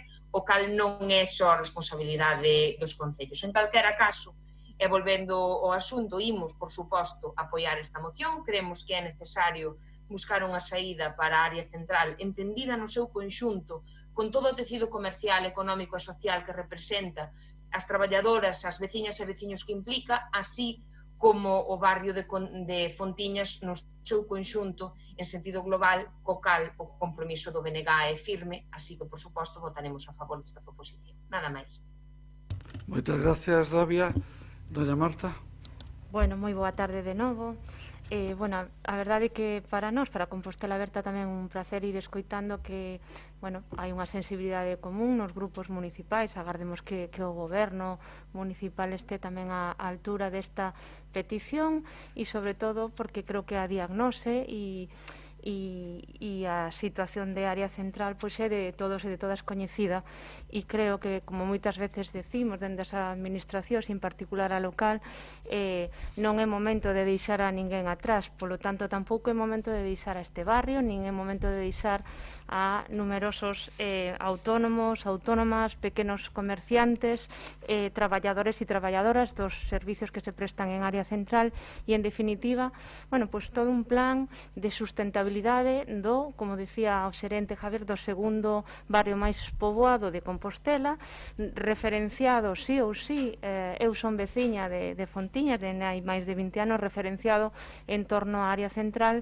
e polo tanto é un motor, é un corazón que move, que circula e que crea riqueza. En este momento é unha situación claramente excepcional, máis alá de que nos podamos perder en debates máis de axuste técnico, xurídico. Creo que o que hoxe aquí se solicita é que se exhiba un compromiso claro, unha fórmula, como nos trasladamos nesa emenda ao Partido Popular e que agradecemos que introducir a través da transacción, unha fórmula de colaboración, unha fórmula que se viabilice, que se concrete e que permita esa axuda excepcional que entendemos que este tempo chegará un momento, o gallá, que podamos decir que remate, porque os comerciantes, as comerciantes sempre o din, non queren limosna, non se vean a unha corporación, a un pleno, a unha intervención pública para pedir unha limosna. Se pide unha viabilización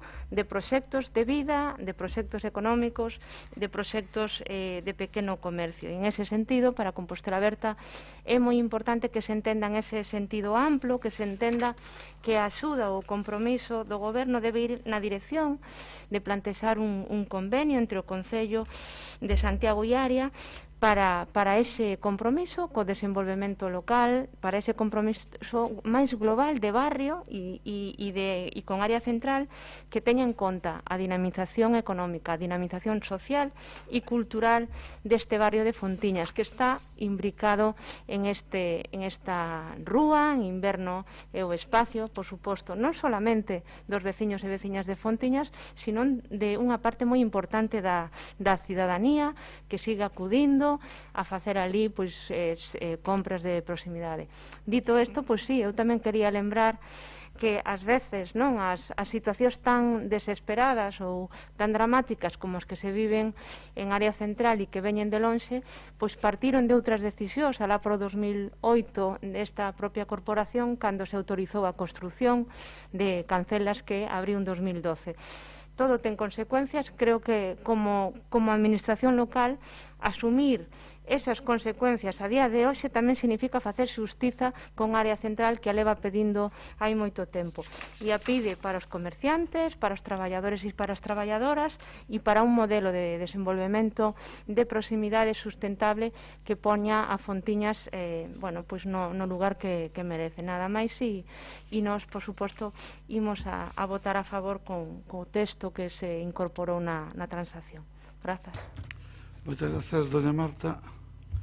Vou intervir eu en representación do Grupo Socialista. Como hai dúas intervencións, na primeira me centrarei en clarificar algúns aspectos e na segunda nas cousas que se poden facer.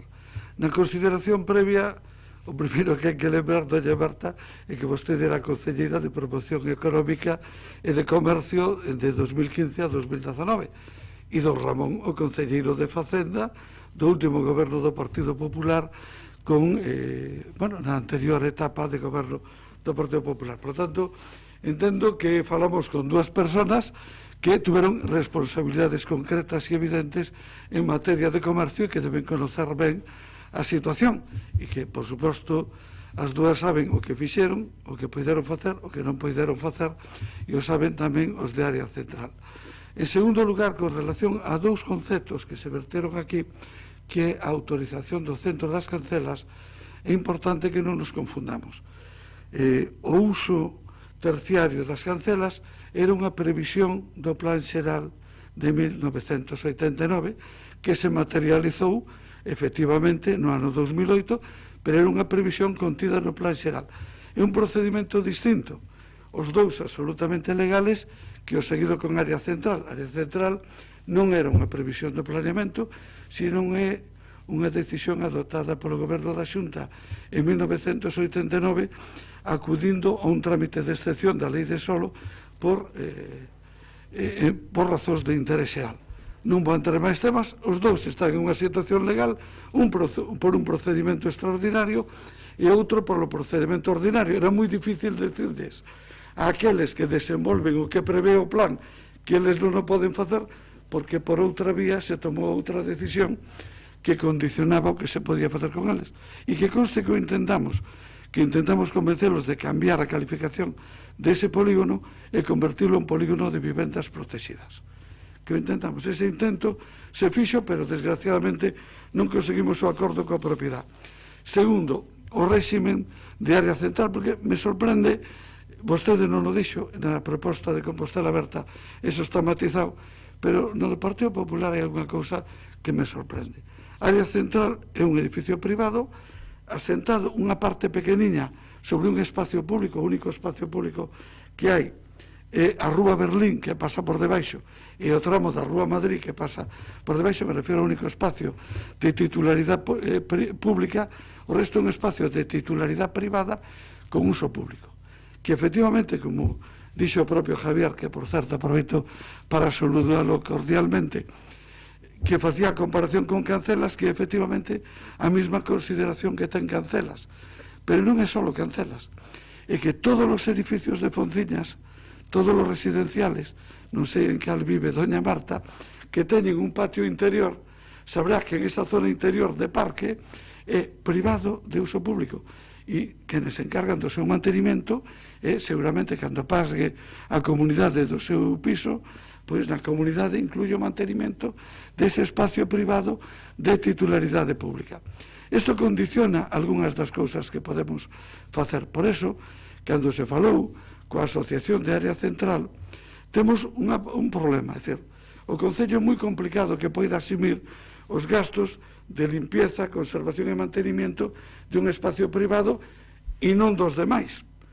É un tema complicado, pero hai cousas que si podemos facer, hai cousas que xa estamos facendo.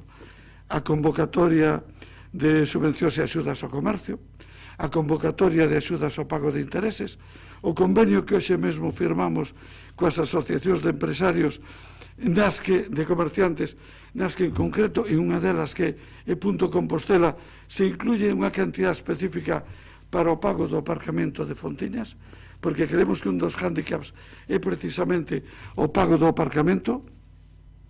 Outros temas que consultamos con eles, do que falaremos máis adiante, como posible traslado do mercadiño a esa zona, as propias subvencións e axudas, que, por certo, hoxe se firmaron as de hostelería, entre nos que hai varios establecimentos de Fontiñas, e hai 2 días as do comercio, quero dizer, hai líneas de axuda que están postas en marcha, e hai cousas que podemos facer e cousas que non. Falarei a continuación na segunda intervención, porque se me acaba o tempo, das cousas que podemos facer, e aí creo que é donde temos que centrar os esforzos. Deixo esta primeira intervención e abrimos a segunda ronda, que comeza novamente don Ramón.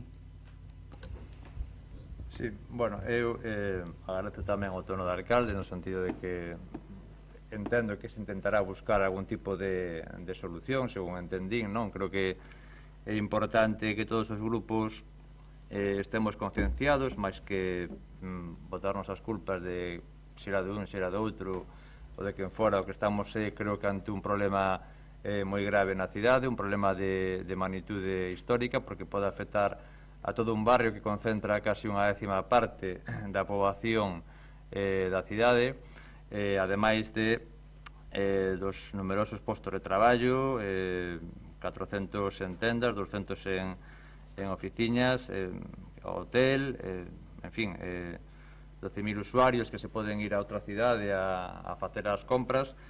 Eu creo que é importante que fagamos ora un examen de responsabilidade e intervengamos agora, máis que teñamos que facelo despois con intervención pública cando exista un deterioro o mellor claro, como expuxo no seu momento o representante da área central.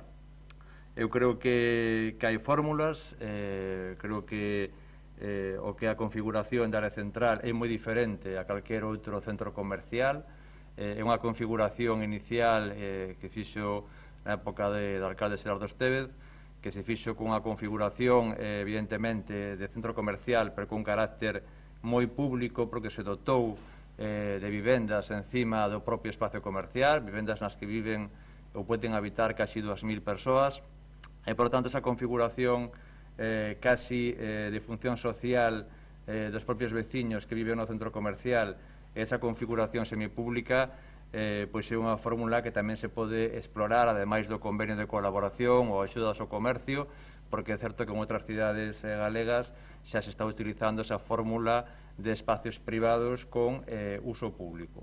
Por lo tanto, creo que existen fórmulas, que o Concello ten capacidade de financiamento, creo que a situación é suficientemente dramática como para que nos tomemos en serio, e creo que sería moi bon, sería exemplificante por parte de todos os membros da corporación que nos poñamos moi en serio a tratar o tema de área central e que isto ao final se materialice en acordos concretos.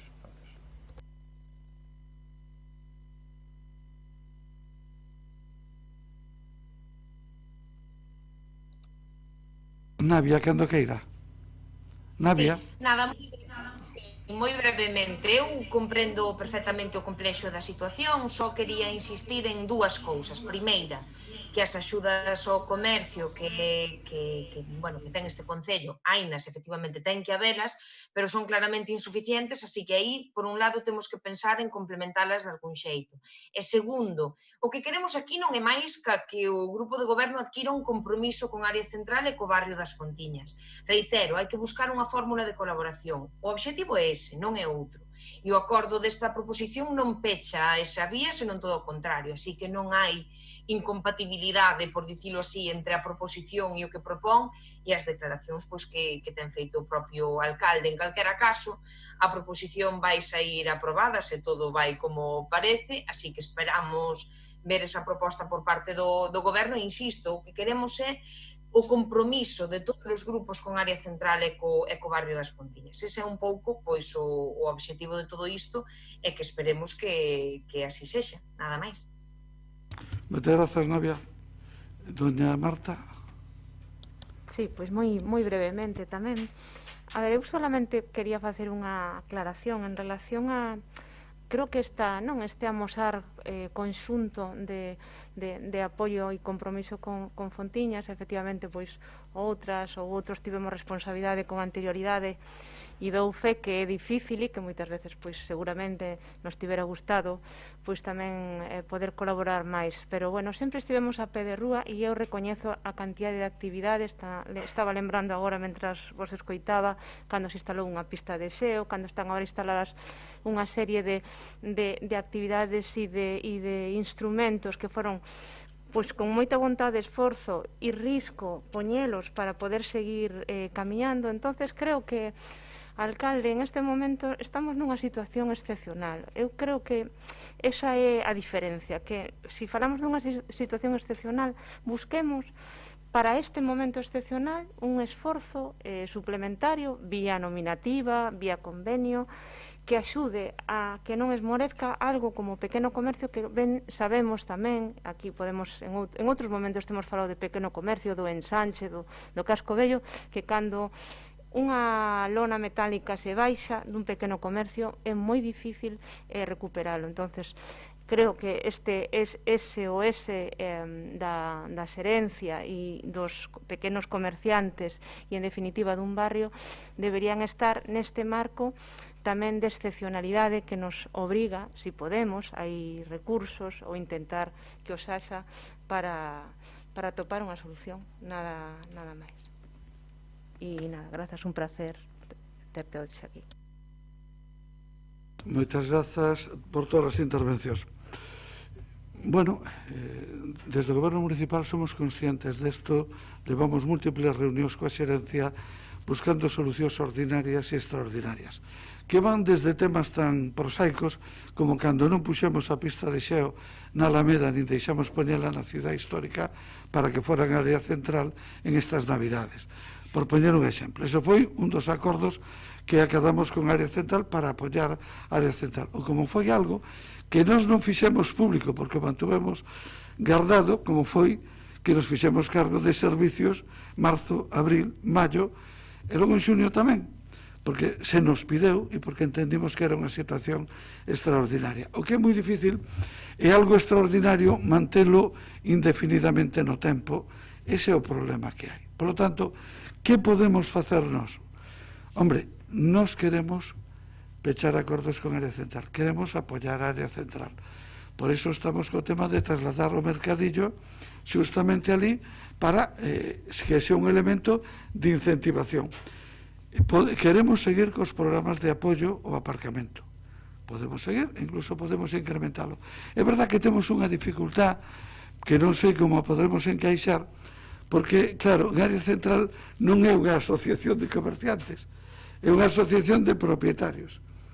Iso nos complica un pouco as cousas. Aí temos que buscar unha fórmula. De feito, ahora mesmo acaba de rematar o plazo de solicitudes de axuda ás asociacións e non está a área central, non está entre os solicitantes porque non ten esa constitución como asociación de comerciantes. Pero podemos axudar no aparcamento, podemos apoiar colaborar económicamente e en todo tipo de organización de actividades dentro do centro. Eso podemos facelo sin grandes dificultades. Podemos apoiar a promoción de área central e podemos pensar outras medidas que eles tamén vexan. O que é moi difícil, Ramón, é que poidamos asumir determinados gastos así directamente. Porque vou a decir con franqueza, non sei quenes nos están escoitando, pero eu creo que en este momento, máis que un debate político, temos unha conversación franca. En área central hai un problema de comerciantes ou de propietarios de locales que non pagan ou non poden pagar.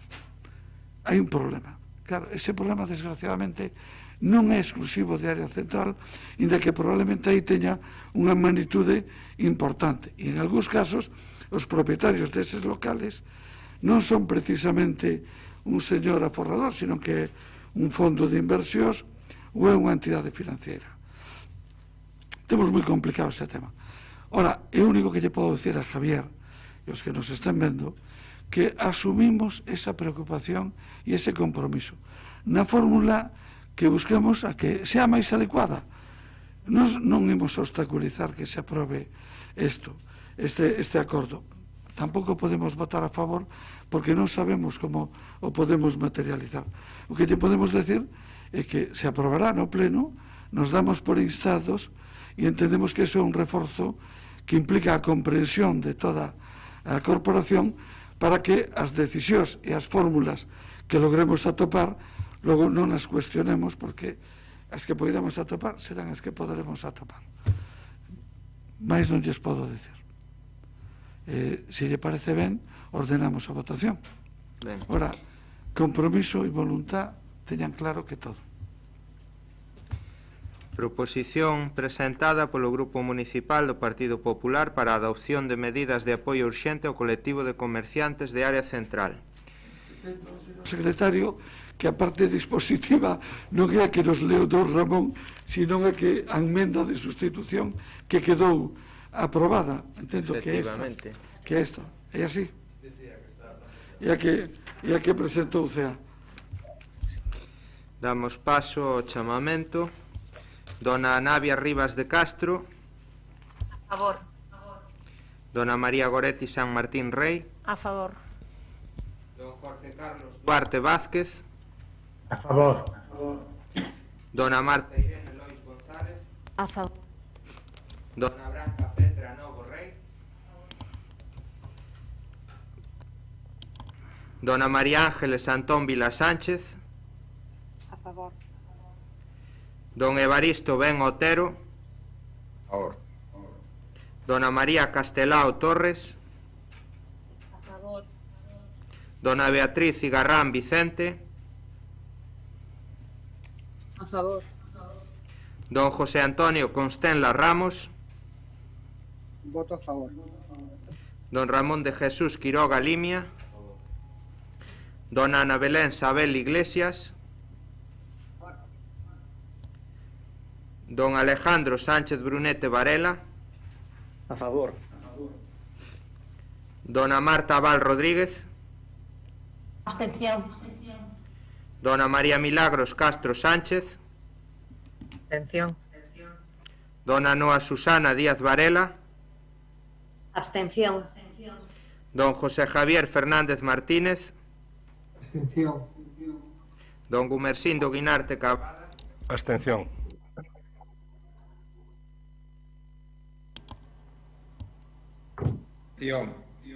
Don Gonzalo Muñoz Sánchez.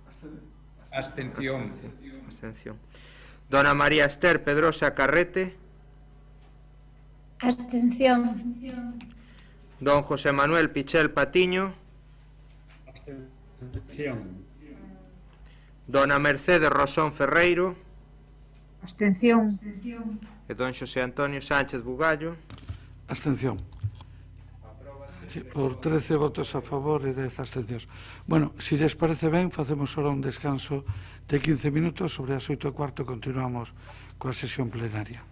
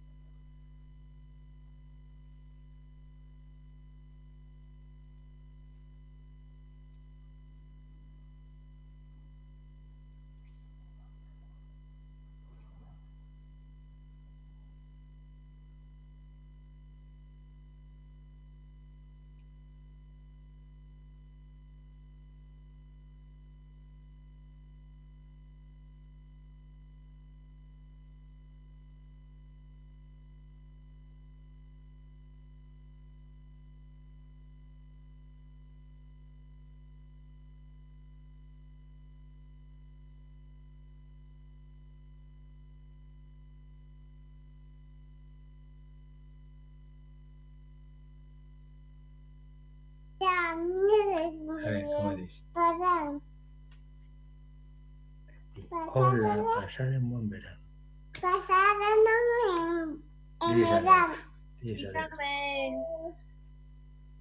Entendiuse? Sí. Pasad un buen verano. Dice adeus.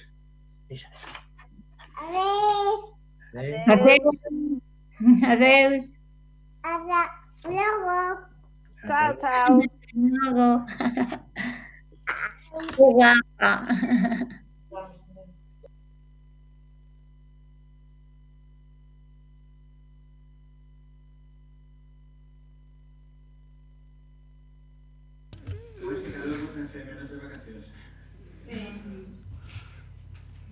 Bueno,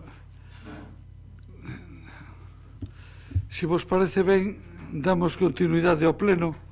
Creo que había algunha dúbida con relación ao texto concreto do acordo no punto anterior, pero que se clarifique co secretario. Xa está clarificado, para min perfecto.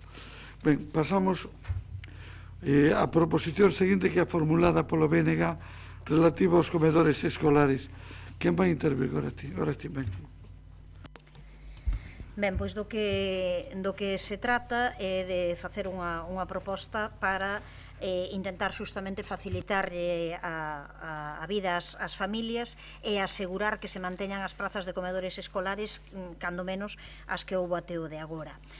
Claro, non se pode, quero comezar xa, acusar a este grupo político de que non sabe que as competencias dos comedores escolares deben ser da Xunta de Galiza, que non as está exercendo, e nos levamos, aí bastantes proposicións onde incluímos esa cuestión, non? Da competencia dos comedores da Xunta de Galiza, e ademais comezamos así a nosa exposición de motivos neste caso. Que acontece? Que mentres esta se nega a asumir esa competencia, nós o que entendemos é que a implicación do Concello pois é básico, non? Podería deixarse como foi noutros momentos e como é noutros lugares, é certo, que sexan as AMPAs as que o xestionen, e aquí mesmo en Santiago de Compostela hai algúns coles que siguen ese modelo, mas nós entendemos que é pois moito mellor que sexa o Concello quen se encargue pois desa organización, quen se implique para garantir que haxe un servizo como este para o conxunto da poboación escolar. É certo que neste caso especial, neste momento excepcional, polo motivo da pandemia, levantáronse todas as alertas, e no informe que fai xustamente o Departamento de Educación cando se volve a retomar pois o contrato administrativo para a prestación do servizo de catering e do persoal monitor, xa se advirte de que pode haber problemas entre as instruccións que aparecen ali, pon que será necesario adiantarse a un posible escenario que obrigue a reorganización dos espazos para limitar a capacidade de todos os comedores, que poderían reducirse a máis da metade, e contar con dobre quenda de comida até completar o aforo que estableza en cada espazo de comedor. Nos entendemos que a dobre quenda é unha proposta que pode ser, pero que non é a única nin a idónea. De feito, xa hai algúns coles que hai dobre quenda, e agora teria que haber até triple. Entón, isto, en principio, o mellor sería buscar outros espazos alternativos, que a parte do comedor, do que está funcionando como tal, puidese haber outras zonas que puidesen funcionar desa maneira. E entón o único que pedimos nesta moción é que se fagan todas as xestións coas direccións dos centros, que é certo que en moitos casos teñen que pedir despois a autorización correspondente, pero polo menos que se saiba que espazos contan, cales hai, cales se poden habilitar, se é necesario que se faga a través ao final da dobre quenda, pero como último recurso. Nos entendemos que o mellor é que haxa a garantía ampliando os espazos para que ningún neno ou nena teña que quedar ao final sin servizo de comedor. E, por suposto, que isto non supoña un incremento no custo para as familias usuarias. Eso é justamente o que nós queremos, que nos debemos de anticipar. Xa deberíamos estar a estas alturas, porque decía Esther Martínez, vicepresidenta da Federación de AMPAs de Compostela, que o primeiro día de curso o comedor escolar debe estar funcionando perfectamente. Nos entendemos que esa é a maneira xustamente en que debería de ser, e a estas alturas deberíamos de coñecer xa cales foron o número de persoas que solicitaron, cales son os espazos e cales non son, pero en todo caso, se iso xa se fixo, magnífico, e a ver cales son, pero insisto que para nós a dobre quenda debe ser únicamente última opción e non a preferível. En a maior parte dos casos o que habería que buscar estes novos espazos, non? Entón, eso é o que solicitamos. Tamén nos parece ben, xa advirto, a emenda que fai Compostela Aberta a respecto de desta proposición, onde acrecenta 2 novos puntos cos que estamos de acordo, que é realizar pois, ese estudo para valorar os custos derivados das medidas sanitarias necesarias para habilitar eses espazos e todo o que significa de protección e demais, e instar a Xunta de Galiza que, para asegurar xustamente este normal funcionamento dos comedores, habilite unha achega extraordinaria, neste caso ao Concello de Santiago. Xa dicimos que entendemos e sabemos que isto é un parche, porque o que debería ser é que todo isto asumise a Xunta de Galiza, mais mentres non o faga, mentres non queira pois cumprir esa obriga, pois finalmente entendemos que o Concello non pode inhibirse, sobre todo non pode dar marcha atrás, non? Se alguén pensa, bueno, aquí o que se está facendo é cargando os concellos, o Concello de Santiago xa asumiu desde hai tempo pois esta organización dos comedores escolares en 9 centros educativos. Ao final do que se trata é de organizar para que as familias finalmente lle sexa todo moito máis factível, que son as que pagan os comedores escolares finalmente, e entendemos que isto, polo menos, se garante, pois podería significar que o día de inicio de curso escolar pois todo estea en orde. Esa era a intención. Moitas grazas, doña Branca. Boa tarde, compañeiras e compañeiros.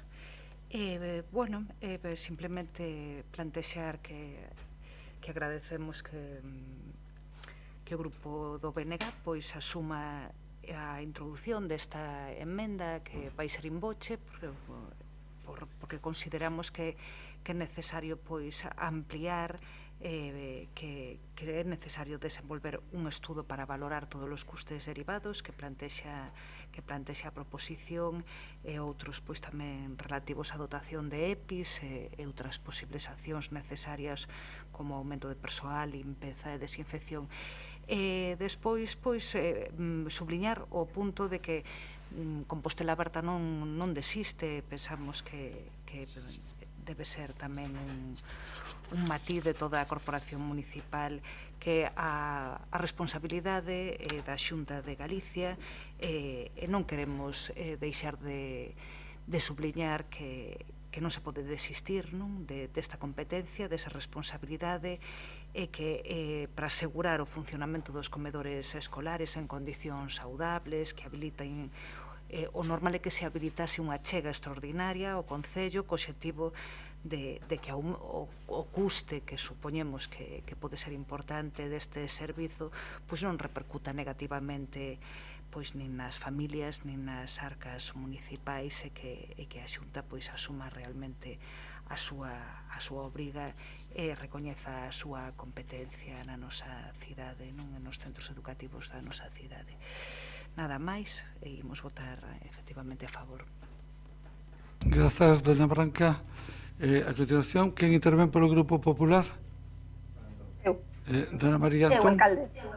Sí, grazas. Moi ben.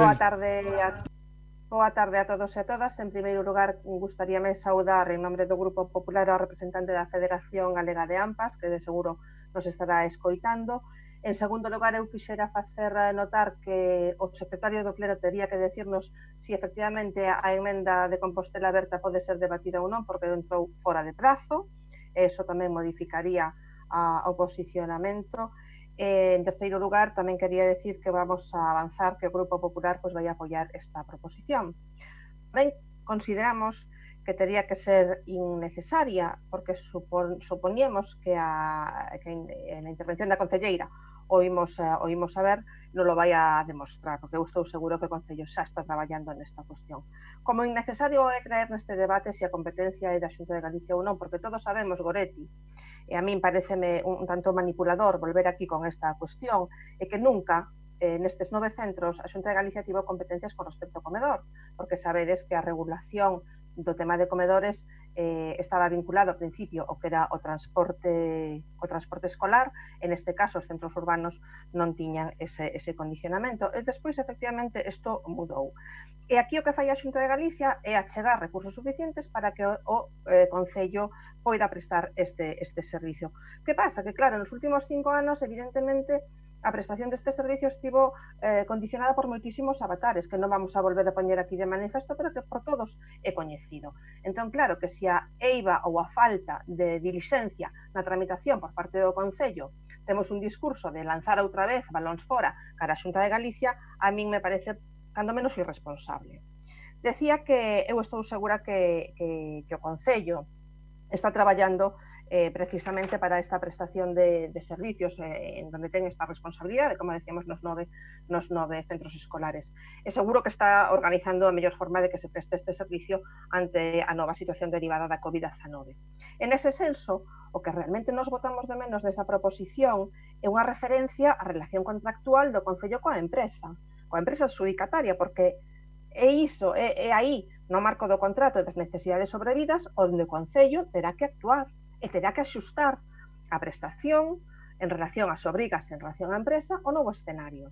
Eu estou segura, como decía ao principio, que o Concello ten claro que é un servizo esencial e que non se pode perder por lo que significa, porque garante a conciliación, porque garante a igualdade de oportunidades, porque é unha atención tamén a máis vulnerables, a colectivos máis vulnerables, etc. E supoño que na intervención da concelleira non botará balóns fora, como a representante do BNG e defensora desta proposición e como a representante de Compostela Aberta que tivo estas cuestións bastante maltratadas na súa época de goberno.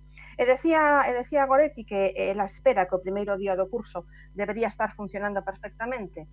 Eu tamén o espero, porque nos últimos 5 anos non foi así. Nada máis, grazas. Moitas grazas. Antes de pasar a intervención, me gustaría, se o señor secretario pode contestar, se a enmenda presentada esta mañán por CEA entrou ou non entrou en plazo.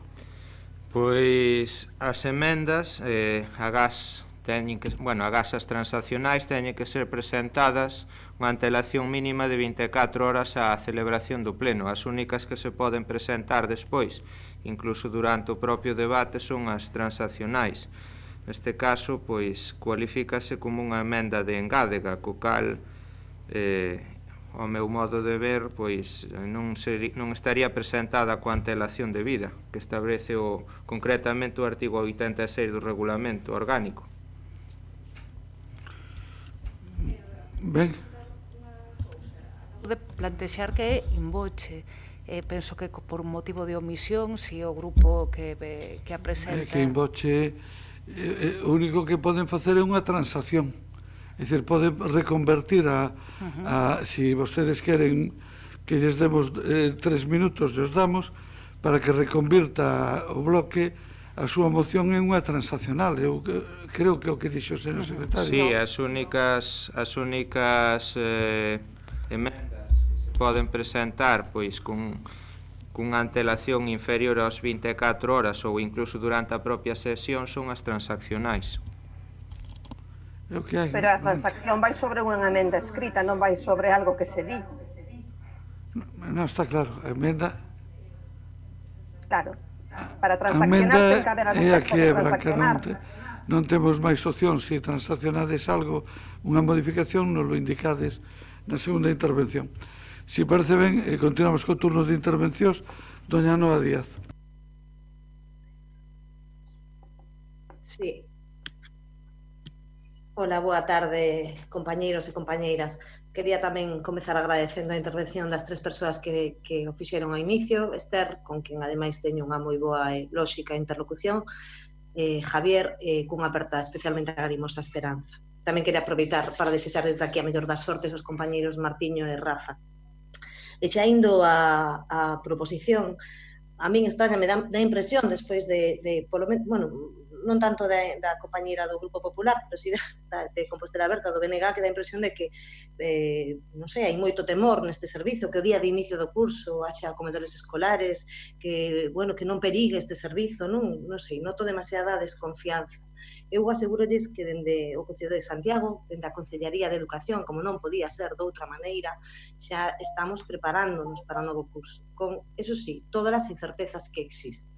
E digo isto, aínda que a María Antón non lle guste, porque pese a que a Consellería de Educación publicou o día 22 de xullo a segunda versión dun protocolo de instruccións COVID-19 para o inicio do curso escolar, a día de hoxe ni sabemos se ese protocolo é o definitivo, porque no propio protocolo, despois dunha primeira versión que pon versión 14 de xullo de 2020, aparece este que pon versión 22 de xullo de 2020. Como non sabemos se ese protocolo é o definitivo, nin o rango normativo que lle vai outorgar para que os centros educativos e nós, como administracións, poidamos poñernos a traballar. E isto, segundo do que falo, non é unha cuestión menor a efectos de procedementos administrativos, como así xa nos indicaron aquí no Concello de Departamentos Xurídicos. Dito isto, xustamente mañá temos unha xuntanza coa empresa que xestiona os comedores, o servicio de comedores e madrugadores, para planificar ese novo comezo de curso. Por que non a tivemos antes? Porque o contrato estaba suspendido e a orde de inicio para retomar ese contrato recibiron esta semana. A empresa recollerá os impresos de matrícula e coa maior celeridade posible, unha vez coñezamos o número de persoas que solicitan facer uso deste servizo en cada centro, actuaremos. Sen ese dato é imposible determinar nada, como tamén é imposible planificar nada ata que coñezamos as novidades organizativas dos propios centros educativos, que tamén lle solicitamos, pero que aínda non temos, precisamente porque ese protocolo, e isto é importante, que ese dato é un dato moi importante, coñeceuse e publicouse o día 22 de xullo por la tarde. E se sitúan o 22 de xullo no calendario mensual, saberán que despois estiveron as festas, etc. Así que non coñecemos aínda as novidades organizativas dos propios centros educativos, como tampouco coñecemos as intencións das AMPAs, aínda que mantivemos xa contacto con eles, onte mesmo falei co presidente da FAMPA. A realidade é que aínda non teñen claro se vai haber actividades extraescolares ou non. E das novas necesidades organizativas dos centros e tamén das necesidades das AMPAs, deses espazos onde se celebran esas actividades, nos despois teremos que actuar. Dito isto, dentro do Concello, e repito, estamos facendo todo o posible para que ese servicio se preste nas mellores condicións e con todas as garantías. Iso sí, solucionaría moitísimo todo isto que a Consellería de Educación non só informara con detalle os concellos, algo que non fixo, nin está facendo, senón tamén que nos fixera, efectivamente, como dicía a emenda de Compostela Aberta, ainda que non se engadiu, sí que me parece importante resaltar que se fixera unha achega económica para sufragar todos os gastos extra que imos ter que acometer, que no Departamento de Educación non serán poucos. A este respecto, quero informarles xa, tamén esa emenda falaba de instar a Xunta de Galicia. Esta concelleira, a semana pasada, tan pronto coñecimos e analizamos ese protocolo, envioulle unha carta á concelleira da que non tiven resposta nestes termos para solicitar de noso moitas cuestións relacionadas con ese protocolo, maior concreción, coñecer o rango normativo, saber se é definitivo e, ademais, esa achega económica que todos os concellos precisamos. Xa sobre o asunto concreto da proposición, non dubiden que realizaremos todas as xestións necesarias coa dirección dos centros para que todo se desenvolva da mellor maneira. Pero iso sí, teñan sempre presente que a disposición dos espazos lle compete única e exclusivamente á Consellería de Educación, o que quere decir que son eles os que teñen que autorizar que eses espazos poden ser espazos de comedores, obviamente. Por outra banda, non entendo o que se afirma na proposta de resolución acerca de manter como mínimo, que todo isto se propón para manter como mínimo o mesmo número de nenas e nenos. O número de comensais marca a demanda, non o Concello. Os nenos que haxa serán os que ao final fan uso dese servizo. Sobre o prezo, eu penso que en ningún momento dende este grupo de goberno se falou de incrementar. É dicir, dende a Consellería de Educación estamos dando todos os pasos necesarios para que todo discurra ben en setembro, pero o que non podemos facer é arrogarnos responsabilidades que non son nosas. Por suposto, unha vez que coñezamos as cifras de persoas usuarias e as necesidades de cada centro educativo, non só de cada centro educativo, senón de cada ecosistema que ali traballa, falamos das familias, falamos das AMPAs, falamos do servicio de comedores e falamos tamén do propio centro educativo, estudaremos as posibilidades, todas. Pero, repito, a utilización de espazos educativos para usos de comedor ou alimentarios non lle corresponde aos concellos, nos podemos solicitarlo, pero despois a Consellería, a Administración Autonómica que ten que autorizar eses espazos que, por suposto, deben cumprir unhas condicións de seguridade, higiene e demais. E eu non teño que recoñecer que teño as miñas dúbidas acerca de todos os centros educativos. Doña Noa, ten que rematar. Sí, xa remato, simplemente iso. Si cumprirían todos eses requisitos. Despois xa, perdón, continúo no outro turno. Grazas. Turno de réplica. Sí, a ver, porque son demasiadas cuestións. Por un lado, eu quero insistir en que no DOGA, onde se regulan as competencias dos comedores escolares, está claro que do que se tratou pola Consellería foi en implicar na xestión do servizo mediante fórmulas de cooperación e colaboración previstas no marco xurídico actual a totalidade de administracións públicas con competencias concorrentes neste eido, por tanto que a Consellería competencias concorrentes. Claro, pero a Consellería o que non pode facer é, digamos, mirar para outro lado, e se hai, bueno, eu non interrompín, María, o que non se pode facer, o que non se pode facer nestas e noutras cuestións, que a Consellería vai pouco a pouco meténdolle cousas aos concellos, competencias aos concellos, os concellos van asumindo e pouco a pouco a Consellería vaise facendo sen a facer unha achega económica que é absolutamente imprescindível. Logo, por outro lado, o tema de realizar as xestións necesarias, independentemente de que logo sexa a Consellería quen autorice e vexa se eses espazos cumpren ou non cumpren, as xestións coas direccións dos centros podense facer previamente. Pódese saber cal vai ser un pouco a súa organización, como teñen eses espazos, se os hai, sobre todo para discutir se coincidimos en que é mellor ter máis espazos que non ir a máis quendas, porque senón ao final eso necesitas a forza pois moitas persoas máis monitoras, porque mentres uns comen ten que haber unhas persoas que estean vigilando a outra xente, as outros nenos e nenas, entón aquí ten que haber máis espazos, entón eu creo que eso é o mínimo. E logo, por que, digamos, estas dúbidas sobre se todo está ben? Primeiro, porque coñecemos, é certo, que a Consellería vai tarde, porque sabemos que chega tarde cos protocolos e que está facendo uns protocolos onde ao final acaba deixando todo en mans de outras administracións e tal. Segundo, porque como xa vai tarde e o mes de setembro xa está aí, resulta que temos unha instrucción onde se di cuidado que vai haber problemas e os espazos dos comedores poden reducirse a máis da metade. Por iso insistimos, vamos, que como mínimo que se manteña o número de nenos e nenas usuarias que no curso anterior e que non haxa reducción. Por suposto que iso vai depender da xente que ao final que o queira pedir, pero o que non queremos é que ninguén quede fora. Por iso decimos que con anterioridade se prepare isto para que desde que o primeiro día non teña que quedar ninguén fora, non? E logo, a respecto da posibilidade de facer unha transacción, nós non temos ningún problema en transaccionar que despois justamente deste parágrafo pode haber outro onde apareza que o Concello de Santiago realizará un estudo para valorar os custos derivados de todas as medidas sanitarias necesarias para habilitar os espacios mencionados no punto anterior e relativas á dotación de EPIs, e que se inste a Xunta de Galiza que, en virtude das súas competencias, asegure ese normal funcionamento dos comedores escolares en condicións saudáveis, para o que debe habilitar unha achega extraordinaria ao Concello de Santiago para que o aumento deste custo de servizo non repercuta negativamente nas familias nin nas arcas municipais. Grazas, Goretti. Doña Branca. Brevemente, pois celebramos que se asuma a transacción con engadindo eses dous puntos. Consideramos que é necesario facer un estudo porque a situación é múltiple, diversa en diferentes centros, todos coñecemos a multiplicidade de situacións e logo pois penso que tamén, como dixo a concelleira de goberno, pois a situación e volver a plantexar a responsabilidade efectivamente da Xunta de Galicia, non en relación á competencia de comedores, e non tampouco trasladarlle o peso ás direccións dos centros, non, que eso nos preocupa porque é unha situación inexplorada, van xurdir posiblemente moitas modificacións e os protocolos van ter que axustarse e realmente ten que haber unha coherencia, non? Nada máis. Grazas.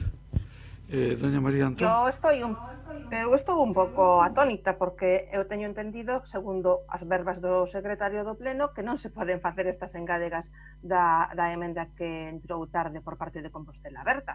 Entón, a mí me gustaría, ainda que Goretti este moi amable no senso de incorporar todo o que ven de Compostela Aberta, legalmente non pode ser, porque se estamos facendo trampas ao solitario, xogando por reglamento, empezamos por isto e rematamos por, non sei, por falar cada un do que nos dá a gana e o tempo que nos dá a gana. Lamento moito que Compostela Aberta chegue tarde, pero coido que non é unha boa forma de actuar. Porque ademais de ser así, o noso voto evidentemente vai a mudar, simplemente por unha cuestión de orden, que non de concepto. Decía a señora concelleira responsable do ramo que claro, que a Xunta de Galicia está cambiando os protocolos. Señora Díaz, quen teña certezas en tempos de COVID-19 que se adica de viño, porque seguro que vai a gañar moitísimo diñeiro, porque estamos vendo día sí e día tamén todas as modificacións que teñen que xurdir para dar cobertura a esas necesidades ou a esos repuntes ou a esos rebrotes. E recórdolle, por exemplo, que agora que vostede vai a ter outras responsabilidades en outros ámbitos, que o Goberno de España todavía se vai a reunir coas comunidades no mes de agosto, así que o mellor a Xunta non vai tan tarde. E non vai tarde e non vai nada tarde, porque Goretti acaba de ler competencias concurrentes, e que ten un significado que non vou explicar agora, se queren o miran co secretario despois. E ademais, precisamente para facer esas competencias concurrentes, a Xunta de Galicia mantén un compromiso orzamentario co Concello de Santiago. Por certo, un compromiso orzamentario moitísimo maior da Xunta de Galicia con respecto a Santiago que, por exemplo, ese Concello tamén gobernado polo BNG que se chama Pontevedra con respecto aos centros de ensino da súa cidade. E para finalizar, pois claro que evidentemente vai a levar máis gasto, pero mire, xustamente eu tamén espero que o grupo de goberno este preparando os orzamentos do 2021 e que eses gastos suplementarios podrán encadrarse aí. Moitísimas grazas. Moitas grazas, dona Noa. Sí, bueno, eu precisaba saber se me escoita. Perdón. Se me escoita? Perfectamente. Hola. Hola. Sí, dicía que eu tamén preciso saber, bueno, gustaría saber se finalmente esta emenda se incorpora. Secretario. Ben, como dixen antes, o que permite o regulamento é incorporar emendas transaccionais. Aquí, unha maneira, ao mellor, non a máis ortodoxa, sí que se propuxo unha transacción. Creo que, por lo que me acaban de... Bueno, unha transacción tomando sobre como base a emenda de Engádega presentada por Compostela Aberta. Pareceume entenderlle a voceira do Grupo Municipal de Compostela Aberta que esa mesma transacción pois estaría de acordo en aceptala. Pero non sei que o que entón se somete a votación. Estou un pouco confuso. Si hai unha transacción aí, si o secretario admite, non debería haber problema, digo eu. Non pode haber unha transacción dun texto que non está presentado. Non hai unha presentación dun texto para transaccionar.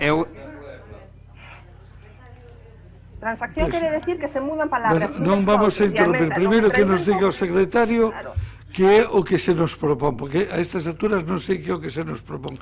E despois que se nos diga se entende que eso entra dentro do capítulo de transaccionado ou non. Vamos a ver.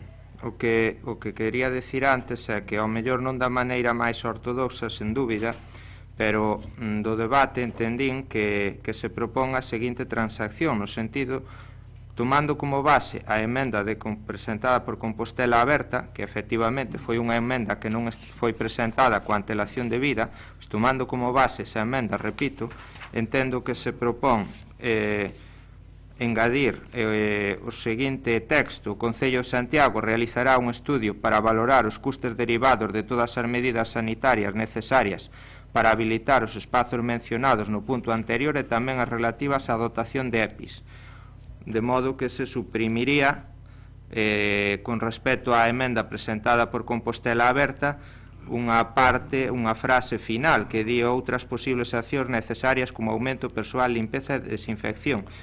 E, así mesmo, nesa proposta de transacción que me pareceu entender do que manifestou a señora voceira do Grupo Municipal do BNG, continuaría engadindo un punto no que se diría instar á Xunta de Galicia a que, en virtude das súas competencias e para asegurar este normal funcionamento dos comedores escolares en condicións saudables, habilite un achega extraordinario ao Concello de Santiago para que o aumento do custe deste servizo non repercuta negativamente nin nas familias nin nas arcas municipais. Bueno, eso vostede entende... Perdona, María, eso vostede entende que é unha transacción? As transaccións en puridade enténdese tal e como están definidas no regulamento, que son textos alternativos á proposición ou moción e que buscan atopar un punto de acordo. Home, nun sentido estricto non sería unha transacción, porque está claro que había certa coincidencia xa digamos, no acordo sobre o punto. Nun sentido estricto, se me preguntan a miña opinión, a luz do que di o regulamento, non sería unha transacción. Interpretando dun xeito un pouquiño máis flexible e de acordo aplicando, pois, non sei, un pouco a potestade de autoorganización que ten o Pleno, pois podería entenderse que é unha transacción. Xa digo, unha interpretación flexible. Si mo din interpretación estricta, pois interpretación estricta, pois non sería unha transacción. Bueno, en realidad en sentido estricto é o que acabo de entender, pero bueno, según vostede o meu criterio é que o que non non sea contrario entra, pero digo, para aplicar un criterio de apertura. Ben, pois, mire, entonces, aplicando estritamente o regulamento, entonces así, pois... Dixen o contrario, dixen que en principio que non está contra o regulamento, cabe no regulamento. Sí, claro, a ver, a potestade de autoorganización que ten o Pleno, neste sentido, pois, o que o regulamento non proíbe, pois hai que interpretar que o Pleno pode acordalo. Isto é un criterio, é dicir, hai dous, o que está contemplado ou o que non está prohibido. Isto non está, entende vostede que non vai contra o regulamento. Entendo que desde un punto de vista unha interpretación un pouco flexible do regulamento, pois pode entrar. Podería entrar, pero repito, unha interpretación estricta que pois vexo que habendo todas estas dúbidas, pois que igual pois por seguridade é mellor eso. Con absoluto respeto, o meu criterio é facer unha interpretación flexible e se o grupo propoñente entende que iso é unha transacción, no que a mí respeta, é unha transacción. Porque tampouco vexo ninguna razón nin ningún peligro para que non a sexa. Que? Sí, sinceramente, alcalde, hai un regulamento precisamente para atender unha organización do Pleno. Si cada vez que vamos a ter un pleno podemos soltarnos o regulamento non é así, non é ese o caso, doña María, e pídolle que me deixe a min organizar o pleno. Eu consulto ao señor secretario, o meu criterio é que se non está prohibido, cabe, ou pode haber outra interpretación máis estrita, o día que vostede sea alcaldesa aplica máis estrita. Cando non conveña haberá unha interpretación estrita, entonces teremos un problema, porque isto é algo, digamos, blanco. Non está, doña María, non está no uso da palabra. Xa dou a súa opinión. Efectivamente, vamos a deixar a dona Noa Díaz que nos diga ela cal é a súa opinión, e tamén a ver se nos enteramos de cal é a posición do Grupo Socialista, porque agora mismo xa non o sei. Doña Noa, quedanlle 2 minutos para rematar. Non tiña 3. Pensé que eran 3. Bueno, é igual, acabo enseguida. Sinto polemizar por esta cuestión, pero realmente era importante para determinar o noso sentido de voto. A mí, realmente, formular isto como proposición non o entendo demasiado ben.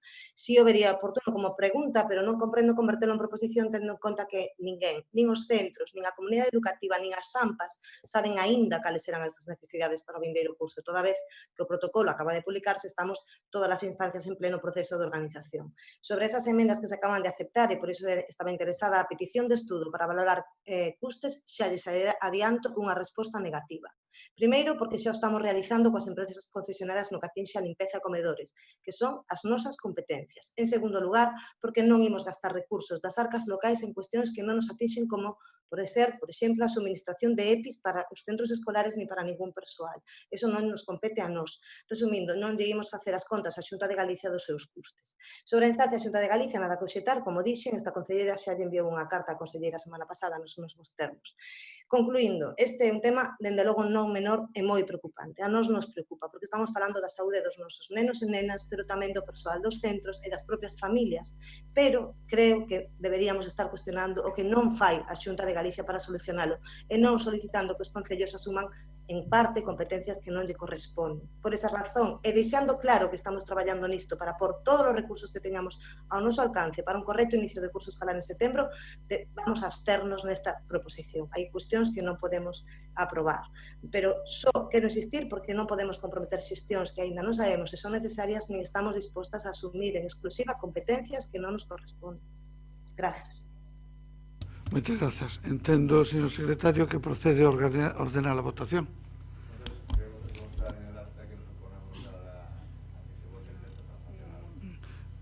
Consta en acta a queixa do Grupo Popular que entende que non se debe votar o texto transaccionado. En todo caso, para evitar malos entendidos, cando sea posible, agradecería que puxeron as notas sobre a interpretación que cabe do regulamento. Ao final acabaremos como Tribunal Constitucional interpretando. Ordena a votación, señor secretario. Proposición presentada polo Grupo Municipal do BNG para facilitar a reorganización da xestión dos comedores escolares e a prevención da COVID-19. Dona Navia Rivas de Castro. A favor. Dona María Goretti San Martín Rey. A favor. Don Jorge Carlos Duarte Vázquez. A favor. Dona Marta Irene Lois González. A favor. Dona Branca Petra Novo Rey. A favor. Dona María Ángeles Antón Vila Sánchez. En contra. Don Evaristo Ben Otero. En contra. Dona María Castelao Torres. En contra. Dona Beatriz Igarrán Vicente. En contra. Don José Antonio Constenla Ramos. En contra. Don Ramón de Jesús Quiroga Limia. Dona Ana Belén Sabel Iglesias. En contra. Don Alejandro Sánchez Brunete Varela. En contra. Dona Marta Val Rodríguez. Abstención. Dona María Milagros Castro Sánchez. Abstención. Dona Noa Susana Díaz Varela. Abstención. Don José Javier Fernández Martínez. Abstención. Don Gumersindo Guinarte Cavada. Abstención. Don Gonzalo Muiños Sánchez. Abstención. Dona María Esther Pedrosa Carrete. Abstención. Don José Manuel Pichel Patiño. Abstención. Dona Mercedes Rosón Ferreiro. Dona Mercedes Rosón Ferreiro. E don Xosé Antonio Sánchez Bugallo. Abstención. Entendo que quedou desestimada por 8 votos contra 5 e 10 abstencións. Pasamos a última das proposicións que é presentada por Compostela Aberta para crear unha comisión encargada de determinar a forma máis sostible e eficiente de xestionar os servicios de auga. Entendo que dona Marta Lois. Dona Marta. Bueno, boa tarde de novo a todas e todas. Vou intentar ser breve. Este é un tema coñecido, como ben saben, presentouse tamén unha interpelación no pleno anterior. Esta proposición do Grupo de Compostela Aberta é unha proposición na que busca o apoio para a necesaria creación dunha comisión que se encargue de avaliar e de determinar cal debe ser a forma máis sostible, eficiente de xestionar os servizos de abastecemento de auga e saneamento. Unha moi breve memoria importante e relevante que eu creo que todos os veciños e veciñas de Compostela deben coñecer. O servicio de xestión indirecta da auga neste concello leva máis de 50 anos en mans da mesma empresa. Comezou no ano 71 e dende ese ano pois foronse prorrogando e con diferentes cambios de nome ata hoxe. O resultado desa xestión indirecta dun servicio que, como ben saben, é esencial e fundamental, semella, cando menos, pois, obxecto susceptible de ser cuestionable. Porque na primeira primeira etapa, ata o ano 1998, foi o propio Concello, nese momento en mans tamén dunha alcaldía socialista, a que cuantificou en 53 millóns de euros os recursos necesarios para poder resolver os problemas derivados dos déficits da propia rede para abastecer este servizo.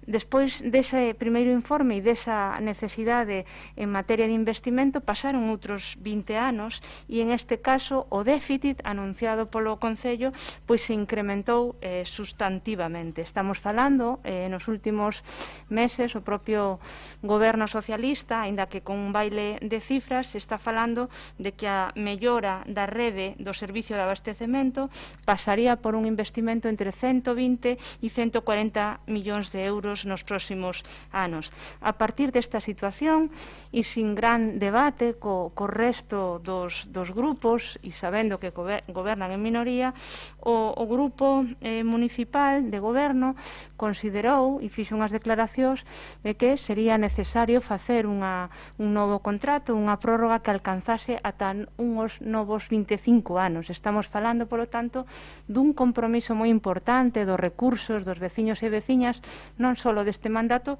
sino de 4 mandatos máis. Ben, Compostela Aberta considera que sería máis acaído, máis necesario crear unha comisión na que, sen apriorismos ideolóxicos que nos están máis a favor dunha xestión directa ou que está máis a favor dunha xestión indirecta e sin apriorismos en intereses empresariais, se poidesen achegar estudos, valoracións que poñan o foco e o punto principal nas cuestións de calidade, de excelencia e de sustentabilidade e de eficacia deste servicio. Polo tanto, entendemos que a mellor maneira para avaliar sería coa creación dunha comisión na que estivesen presentes os grupos municipales, tamén persoal técnico do Concello, e que desa comisión e cos estudos pertinentes fósemos capaces de consensuar cal é, repito, a forma máis eficiente, sostible, de calidade e de excelencia para esta cidade antes de comprometer, como parece que o goberno socialista, o goberno de Bugallo, quere facer, que é unha prórroga de 25 anos. E nada máis engado na seguinte intervención algunha información sobre experiencias positivas, públicas, de outros concellos, de outros lugares que nos remiten á necesidade de, polo menos, reflexionar e pensar neste asunto. Moitas grazas, doña Marta. Turno de intervencións, doña Goretti. Sí, o Bloque Nacionalista Galego xa votou a favor de que houvese unha comisión encargada de determinar a forma máis sustentável e eficiente de xestionar os servizos de abastecemento de auga e de saneamento o 15 de novembro de 2018, despois de varios debates onde chegamos a uns acordos que eu creo que deberían de ser agora válidos tamén. Naquela altura a cuestión era que formasen parte desa comisión, a parte dos grupos políticos, contratación, a Secretaría Intervención, a xefatura do Servizo de Saneamento, a xefatura da sección de persoal, unha persoa economista, e que houvese un regulamento de funcionamento de tal maneira, como indicaba agora a portavoz de Compostela Aberta, que non houvese un apriorismo a respecto de cal era a solución, senón que se vise unha vez con todos os estudos técnicos en riba da mesa. Por tanto, parecenos ben que haxa un estudo, parecenos que é o máis rigoroso e o máis sólido nestes momentos que unha decisión deste tipo sexa tomada por canta máis xente dentro da corporación mellor, por cantos máis grupos mellor. Creemos que non é unha boa decisión nesto como noutras cuestións, que ao final sexa un grupo de goberno que ademais está en minoría, que en tome as decisións se tire para diante.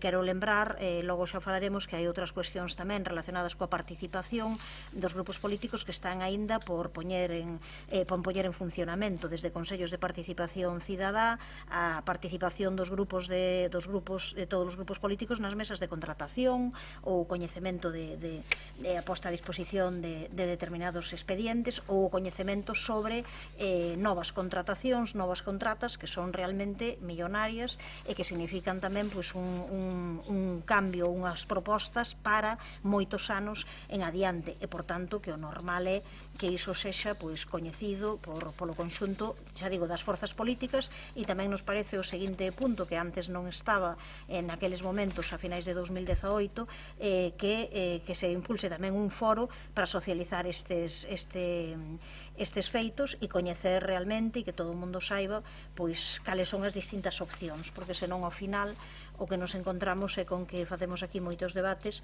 pero que logo o conxunto da poboación pois ten pouco coñecemento deles, non?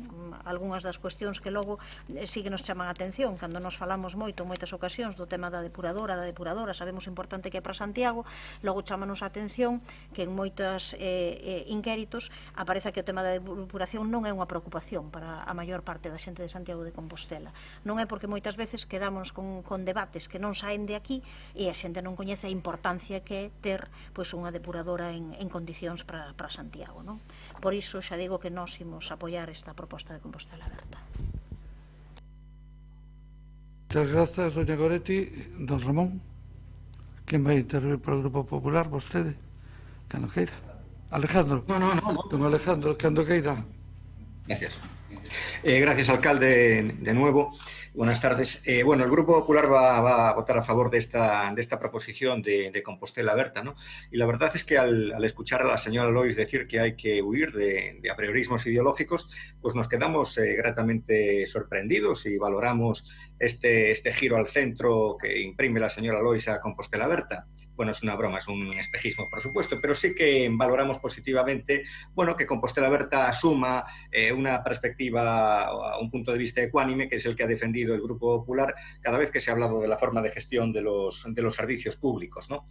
Bueno, nosotros en su momento, cuando Compostela Aberta propuso la creación de la comisión prevista en la Ley de Bases para determinar la mejor forma de gestión de los servicios públicos, votamos que nos abstuvimos, no votamos que no, nos abstuvimos. Y nos abstuvimos por dos motivos, porque al recordar la experiencia de la municipalización de la hora, pues recordamos lo que había sido el apriorismo ideológico de Compostela Aberta, que no generaba mucha confianza en el funcionamiento de la comisión. Y en segundo lugar, recordamos que aquella comisión creada al amparo de la Ley de Bases del régimen local y expresamente prevista o limitadamente prevista para el estudio de la mejor forma de gestión, pues al final, si me permite, en fin, el término un poco coloquial, había sido casi un sin Dios. Aquello era inmanejable y fue una comisión rayana en lo grotesco, ¿no? Ahora podemos apoyar la proposición que nos plantea Compostela Aberta por dos motivos. Primero, porque desde hace ya unos meses estamos en una situación casi de estado de necesidad como grupo político de conocer sus propósitos sobre la gestión de los servicios públicos, y a la vista de que tenemos serias dificultades de acceso a los expedientes y a los documentos preparatorios de esas formas de gestión, bueno, pues tenemos que buscar una forma alternativa, y una fórmula alternativa es participar en una comisión. Y en segundo lugar, votamos a favor también porque en este caso parece que Compostela Aberta lo que plantea es una comisión de estudio que no es la comisión específica para determinar la mejor forma de gestión, sino que es una comisión de contenido más amplio, que efectivamente, pues como comisión de estudio propia del RON, pues puede determinar cuál es la mejor forma de gestión, pero que si llega a la conclusión de que la mejor forma de gestión es la gestión indirecta, también puede pues abordar el alcance del objeto del contrato, puede abordar cuáles son las mejores prescripciones técnicas que han de figurar en el pliego, y desde luego puede también abordar cuáles han de ser los mecanismos de control, porque al final en estos contratos lo preocupante no es que exista un contrato con una empresa privada, eso no es lo grave, que exista una colaboración pública. Lo grave es que no exista control de esa colaboración pública, que es lo que yo creo que ha existido en el caso de esta concesión del servicio del agua. Desde luego que nosotros reconocemos, alcalde, que al final, conforme a la ley, la competencia pues es suya, está claro, ¿no? Pero una cosa es que suya sea la competencia y otra cosa es que de todos tenga que ser la incumbencia, porque al final son pues servicios y son contratos, en el caso de que optemos por la gestión indirecta, que se van a prolongar durante muchísimos años, que van a afectar pues a varias corporaciones, y son contratos además con un valor estimado enorme, de más de 400 millones de euros en este caso, que yo creo que merecen el concurso del conjunto de los grupos, con independencia de que usted tenga la última palabra. Pero yo creo que hay que distinguir cuestiones que son de su exclusiva competencia, de cuestiones que, siendo de su exclusiva competencia, son de una conjunta incumbencia. Y lo que sí quería también comentar es que esta forma de trabajar conjuntamente, al menos en la valoración previa de las características de lo que tiene que ser la gestión de un servicio, pues deberíamos también extenderlas pues al contrato de gestión del transporte urbano, porque a estas horas, probablemente a unos días o a unas semanas, a 4 semanas o a 6 semanas de que se licite, este grupo municipal, y supongo que lo mismo le sucederá al resto de los grupos, este grupo municipal no tiene ni puñetera idea, por ejemplo, de cuál es la fórmula de retribución al contratista. Bueno, pues no estaría de más que, tratándose también de un servicio público que afecta a miles de ciudadanos, que se va a prolongar durante 10 o 12 años y que va a tener un valor estimado de cerca de 100 millones de pesetas, utilizáramos una fórmula de coparticipación semejante, y lo mismo con el contrato de la basura. En definitiva, que vamos a votar a favor de esta proposición de Compostela Aberta. Nada más, gracias. Muchas gracias, don Alejandro. Va a intervir polo Grupo Socialista doña Mila Castro. Moitas gracias, señor alcalde. Boa tarde, compañeiras e compañeiros da corporación. Dende aquí tamén o meu saúdo para María Ester e para Javier na súa intervención, pero vanme permitir que o meu saúdo máis especial e acompañado dun bico e dunha aperta vaya para doña Esperanza, donde eu creo que a súa forza, aínda con esa dor que ten, é un exemplo para todos nós. Ben, vou comenzar a miña intervención. Cando comezou a falar a concelleira Marta Lois, parecíame un déjà vu da interpelación do pleno anterior, pero espero que esta vez sea en un tono máis amable. Desde logo, esa é a miña intención. Decía que quero comenzar a miña intervención dicindo que non podo estar máis de acordo na súa exposición de motivos de algunhas cousas que aí se transcriben, e non podo estar máis de acordo porque no pleno anterior foron cousas as que eu fixen referencia na miña exposición. Estou falando de cando dixen, e isto dixeno textualmente, que a elección da forma de xestionar un servicio municipal, neste caso estamos falando do abastecemento e do saneamento, non debe de ser unha decisión tomada en base a unha ideoloxía política, senón que deberá ser tomada en función do servicio concreto, das súas necesidades e baixo parámetros de eficiencia, eficacia, calidade e excelencia do servicio. Isto foi o que dixen eu exactamente e o que manteño. E polo visto, pois a compañeira Marta Lois agora tamén está de acordo e así o recolle perfectamente na exposición de motivos.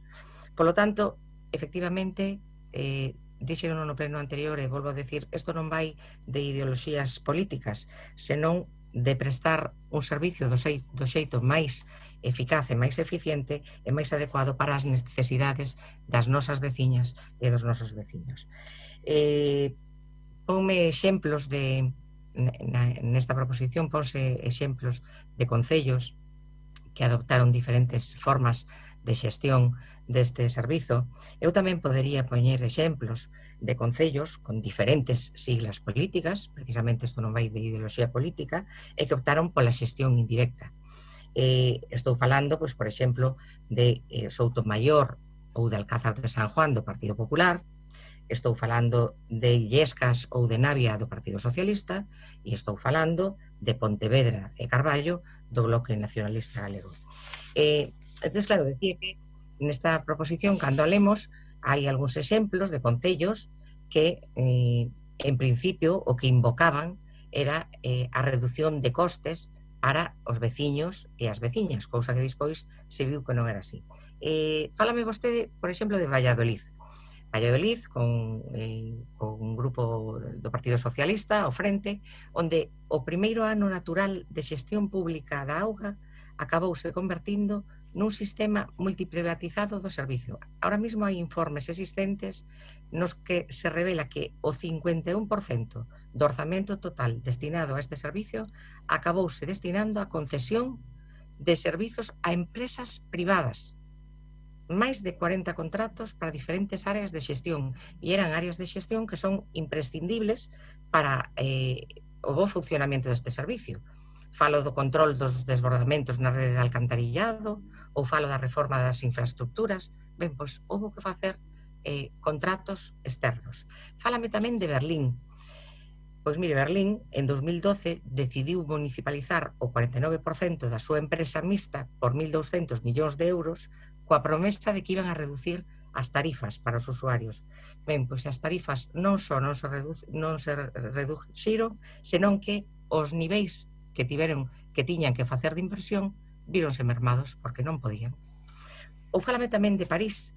Bueno, pois ben, en París, a mediados de 2011, anunciaron unha reducción da tarifa da auga que iba a chegar a un 8%, ao final a realidade é que na factura total non chegou ao 3%, e onde os costes se viron incrementados nun 15% e os costes de persoal nun 17%. Ben, estos son cousas que pon a súa proposición e eu quería aclararlas. Son exemplos que eu non quixera, nos non quixéramos para este Concello e, por tanto, para as nosas veciñas e veciños. Vou deixar aquí a miña primeira intervención e na segunda intervención explicarei o noso sentido de voto nesta proposición. Moitas gracias. Moitas gracias, doña Mila. Continuamos, abrimos de novo o turno de intervencións, doña Marta.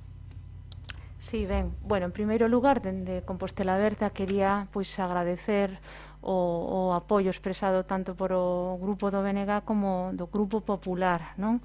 Na coincidencia donde creo que deberíamos estar o conxunto dos grupos da corporación, porque dá a sensación, escoitando a compañeira Mila, que tamén hai así como unha especie de xogo de palabras na súa intervención, porque por unha banda dá por válido, non, as consideracións que facemos nesta proposición, que é avanzar nun consenso donde a mellor decisión que vai a repercutir en veciños e veciñas de Compostela pase por a avaliación máis eficiente e excelente e de sustentabilidade para este Concello e, polo tanto, ese sería o marco onde nos temos que mover.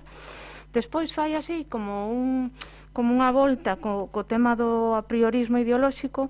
A ver, o apriorismo ideolóxico, dona Mila, é un apriorismo ideolóxico que tamén o ten que facer ver o Grupo Socialista, porque despois, na expresión, digamos, da contestación á exposición de motivos de Compostela Aberta, pois se pon de parte, digamos, de contraexemplos ou de elementos que definen, non, ou comarcan claramente unha posición non favorable a este servicio si é prestado pola xestión directa. Pero en calquera caso, xa o dixemos en outras ocasións, este Grupo Socialista deu unha rolda de prensa ao alcalde xunto á Concelleira de Facenda para presentar o plan de novas contratacións públicas para 2020, donde, para sorpresa dos grupos da oposición, vimos que o grosso desa contratación estaba xa enmarcado e depositado no compromiso de máis de 400.000 euros para a concesión deste servicio de auga por outros 25 anos. Por lo tanto,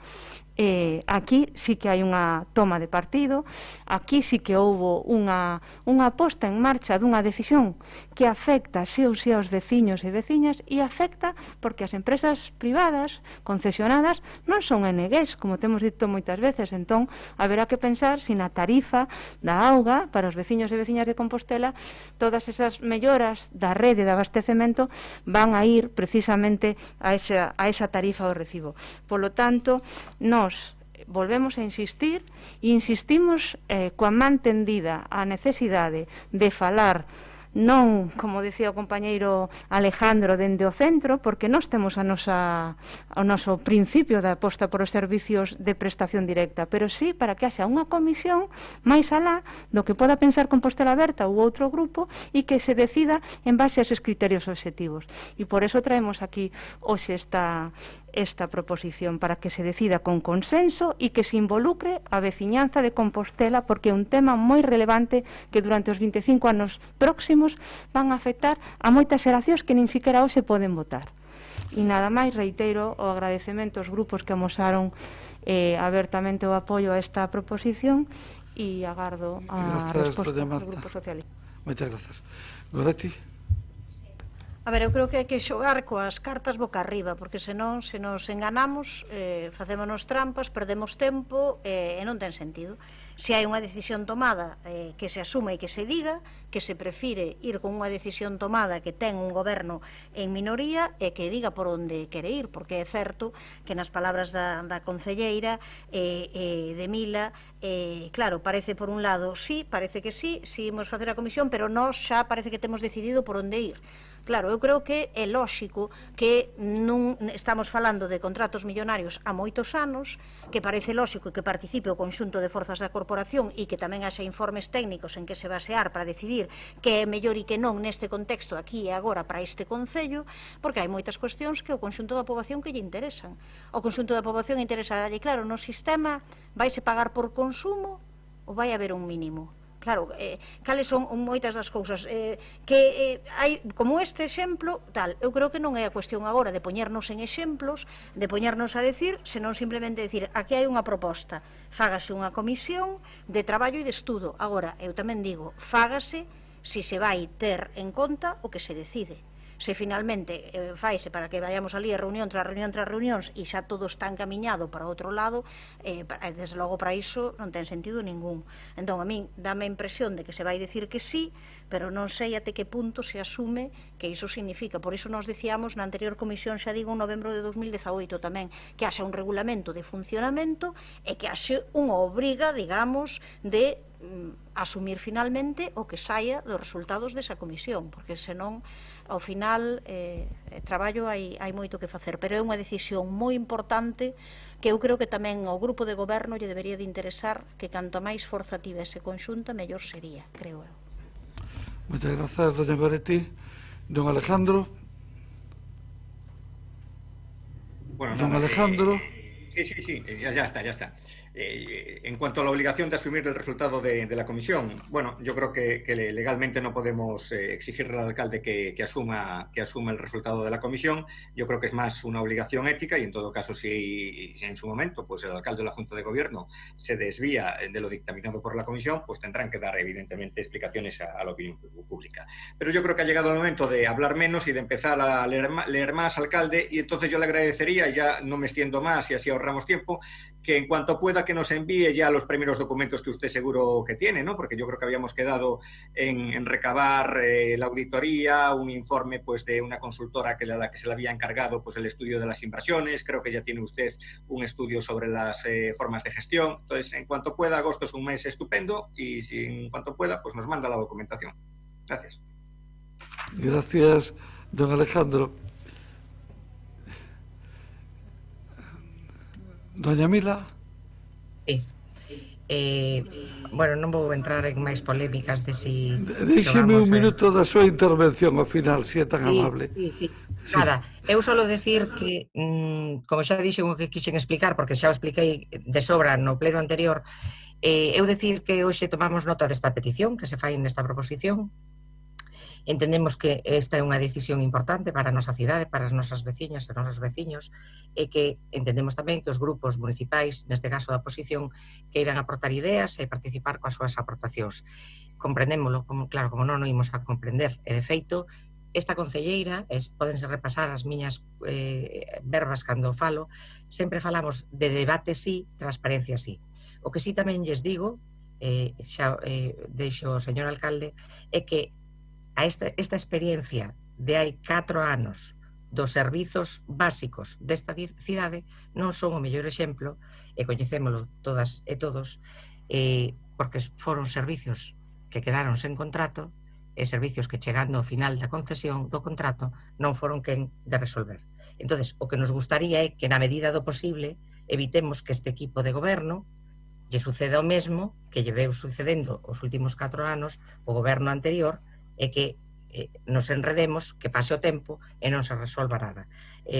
Así, eu creo que non nos vamos a opoñer a isto que se pide aquí, pero, bueno, o señor alcalde terá que articular cales son as medidas máis axeitadas para favorecer esta intervención ou esta aportación dos diferentes grupos municipais. Nada máis, grazas. Bueno, a mí me gustaría decir algunhas cousas. Non son unha persona que se anda habitualmente polas ramas, por lo tanto, me gusta ser claro porque creo que é a forma de que todos nos entendamos mellor e poidamos razonar. Primeiro, quero facer algunhas consideracións previas. Ninguén plantexa ninguna prórroga, entre outras cuestións porque é improrrogable. Estamos sin contrato desde o ano 2019, por tanto non hai nada que prorrogar. O que estamos falando é de cal é o camiño que imos a seguir a partir de agora, pero en calquer caso teria que ser a través dun concurso, dunha convocatoria, teria que ser, se for o caso, un novo contrato, unha nova concesión ou o sistema que se tomara a decisión. Non cabe prórroga. 2. Con relación á referencia que vostede fixo no ano 98, eu invitaría a que lera a acta do pleno, porque efectivamente no ano 98 había un estudio, pleno do 16 de xuño do 98, había un estudio que cifraba en 53 millóns de euros o investimento que había que facer. O problema é que nesa prórroga non se contemplaron esos 53 millóns, sino un problema incluído no plan de saneamento económico-financiero do Concello para financiar a débeda enorme que o Concello tiña coa concesionaria polos recibos non cobrados e perdidos. É outro tema, pero, en fin, ese é o caso. De feito, o capítulo de investimentos foron só 3 millóns de euros. Lea esa ata e aí o verá. A partir de aí, hai algunhas das cousas que formula a CEA que se o tiña tan claro é unha mágoa que esperar aquí. O contrato remataba no 2019. O razonable é que no 2015-16 houberan empezado os estudios previos, se houbera constituído a comisión de estudio, se houbera constituído o foro e, por lo tanto, habría un marxen de tempo razonable para sacar todo isto. Hoxe estamos no 2020 sin contrato e cunha rede que en moitos casos se nos cae a pedazos. Os veciños de Vite saben perfectamente do que estou falando, ou os do polígono do Tambre, ou os da zona histórica, porque levamos moitos anos en que as inversións se concentraron en ampliación da rede, tamén en parte na rede perimetral, pero a rede básica da ciudad na zona histórica é dos anos 60, en Vite é dos anos 70, e no campus é dos anos 70, por tanto falamos de redes que teñen 50 e 60 anos. Por lo tanto, temos un problema grave de investimento que temos que abordar aí, que efectivamente, e logo temos o compromiso do rural, que é un compromiso de todos os grupos. Por lo tanto, que pode asumir o goberno e que non pode asumir o goberno? Nos entendemos que a decisión, se fora cambiar o sistema de xestión, era do pleno, pero se non se cambia o sistema de xestión, vale o acordo anterior que non foi revocado e, polo tanto, é do goberno municipal. Outra cuestión distinta, colléndolle esa fase que dixo don Alejandro, de que unha cousa é a competencia e outra é a incumbencia, nos entendemos que en un tema que se plantexa a 20 ou 25 anos, é bo e é necesario que participen todos os grupos. É bo e é necesario que teñan información. É bo e é necesario que realicen aportacións. O que nós non podemos renunciar é o exercicio da competencia, porque sería renunciar ao exercicio da responsabilidade que temos atribuída. Por tanto, ese é o límite. Podemos plantexar unha comisión, eu creo que é importante que haya, é importante que estén todos os grupos e é importante que participen todo. Outra cuestión distinta é que a comisión non pode ser decisoria, porque se a responsabilidade é do goberno, é o goberno que terá que tomar a decisión. O dixo moi ben don Alejandro, se a decisión é diferente ou contraria ao que opine a comisión, todos teremos que dar as nosas explicacións, pero hai amplísimos márgenes de maniobra. Por exemplo, a hora de determinar a prioridade dos investimentos que hai que facer.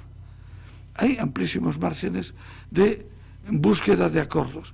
Canto invertimos no casco histórico, canto invertimos nos barrios, canto invertimos en ampliacións da rede, canto invertimos no rural, que priorizamos aí. Bueno, e efectivamente aí temos moitísimos temas que facer e que falar. Por parte do Grupo Socialista, a nosa opinión é transparencia absoluta, apertura a escoitar opinións e aportacións, e asumir responsabilidades. Se pode ser compartidas, mellor que si en solitario, pero o que está no goberno ten que gobernar.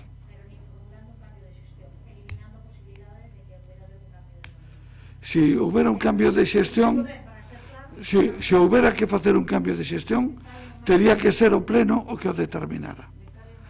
Se non hai cambio de xestión, é a Xunta de Goberno a que resolve.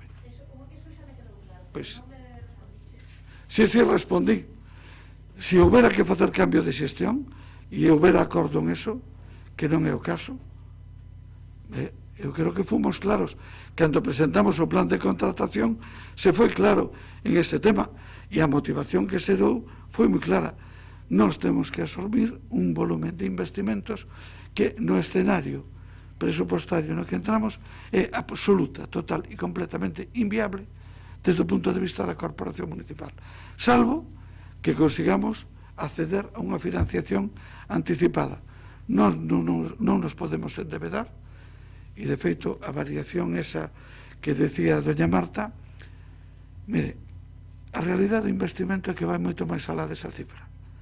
Cando falamos de 120, 140, a diferencia fundamental estriba nas nosas aportacións a EDAR, porque tamén o temos que valorar ese tema, pero en realidad é porque estamos pensando na financiación anticipada que podemos ter, que é moi difícil que se poida superar os 80 ou 90 millóns de euros. O millón está aí, pode chegar. De que suba dai, eu non o creo posible. E a diferencia é o que teremos que poñer dos orzamentos municipales. Temos un reto enorme por diante e, desde logo, pois nós estamos dispostos a asumir as nosas responsabilidades. A comisión a crearemos coas competencias que lle corresponden. É así. E falaremos cos grupos. Eu vexo razonable que a comisión sea política, sin persuicio de que busque o respaldo técnico que considero oportuno. É dicir, a mí eu non me imagino forzar os técnicos a votar en unha comisión. Que aporten, sí, pero a comisión debe ser política e a votación debe ser política e cada un de nós ten que asumir políticamente a súa responsabilidade, para eso estamos. Bueno, me estendín, agradezolles a súa amabilidade, pero creo que valía a pena clarificar esta cuestión. Pasamos ao capítulo de rogos, parecelles ben? Hai que votar, é verdad? Sí, é verdad, perdón. O Grupo Socialista vai se abster, non sei se o dixo claramente Mila, pero nós nos imos abster. Proposición presentada polo Grupo Municipal de Compostela Aberta para crear unha comisión encargada de determinar a forma máis sostible e eficiente de xestionar os servizos de abastecemento de auga e saneamento. Damos paso á votación nominal. Dona Navia Rivas de Castro. A favor. Dona María Goretti San Martín Rey. A favor. Don Jorge Carlos Duarte Vázquez. A favor. Dona Marta Irene Lois González. Dona Branca Petra Novo Rey. A favor. Dona María Ángeles Antón Vila Sánchez. A favor. Don Evaristo Ben Otero. A favor. Dona María Castelao Torres. A favor. Dona Beatriz Cigarrán Vicente. A favor. Don José Antonio Constenla Ramos. Voto a favor. Don Ramón de Jesús Quiroga Limia. Dona Ana Belén Sabel Iglesias. A favor. Don Alejandro Sánchez Brunete Varela. A favor. Dona Marta Abal Rodríguez. Abstención. Dona María Milagros Castro Sánchez. Abstención. Dona Noa Susana Díaz Varela. Don José Javier Fernández Martínez.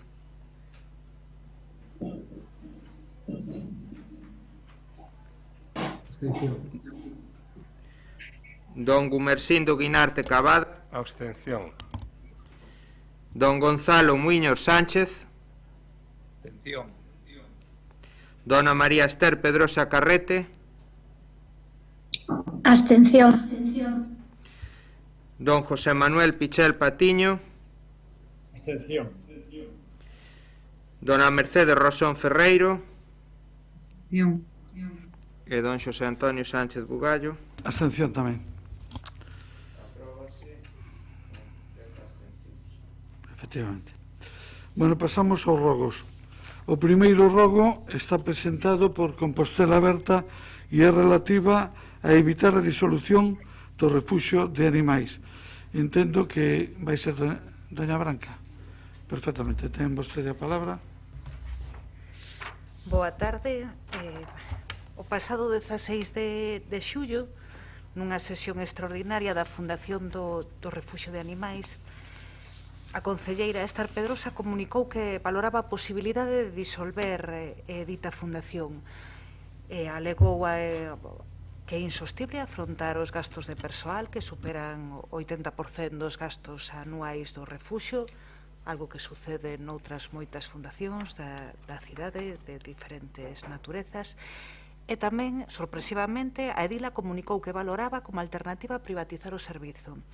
Dende Compostela Aberta, nese mesmo intre, trasladámoslle a Esther Pedrosa que valorábamos dita comunicación como moi grave, ademais estaba fora da orde do día, e alertamos nesa mesma sesión extraordinaria da inestabilidade que iso suporía para a situación laboral dos traballadores e das traballadoras do refuxio.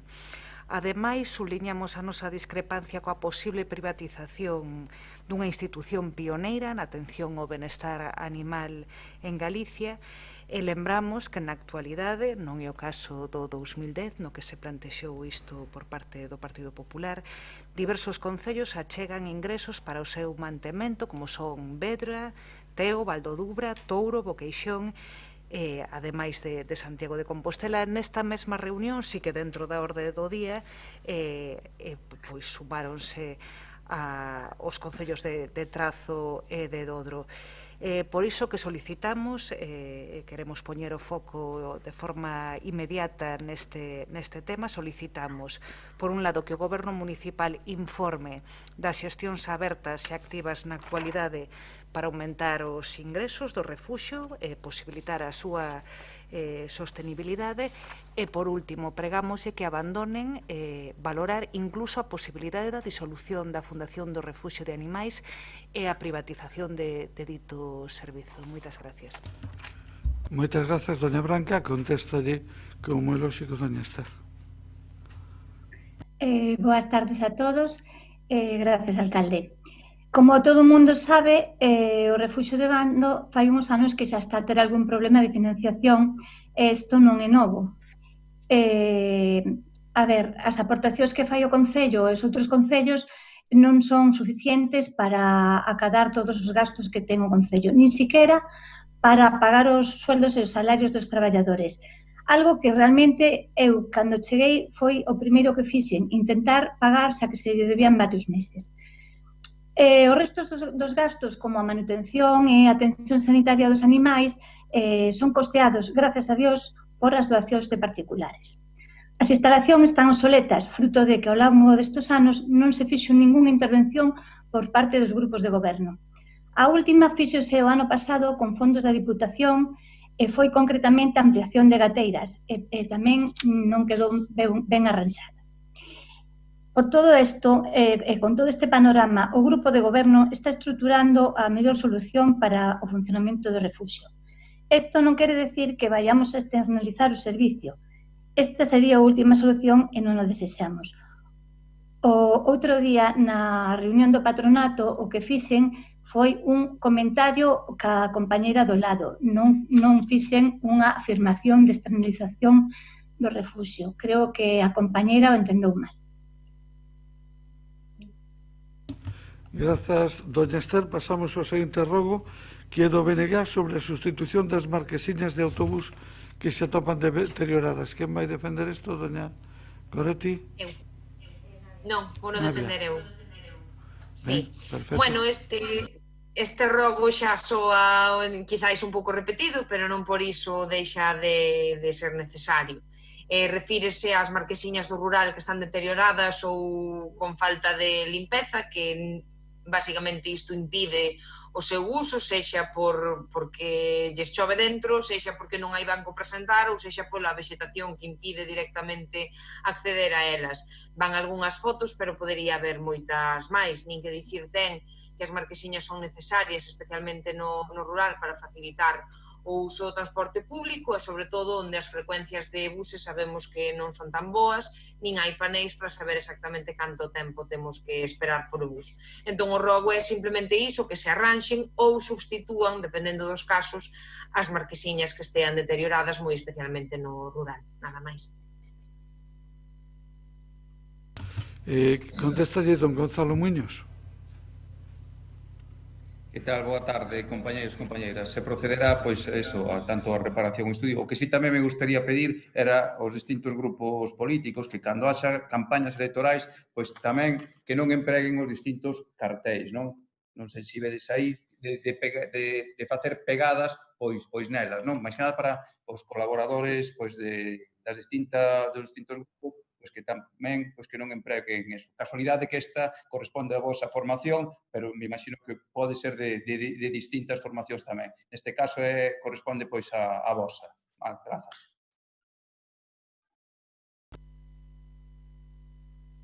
Pasamos ao rogo seguinte, que é un rogo para sustituir o sistema de premer nos semáforos. Navia tamén? Sí.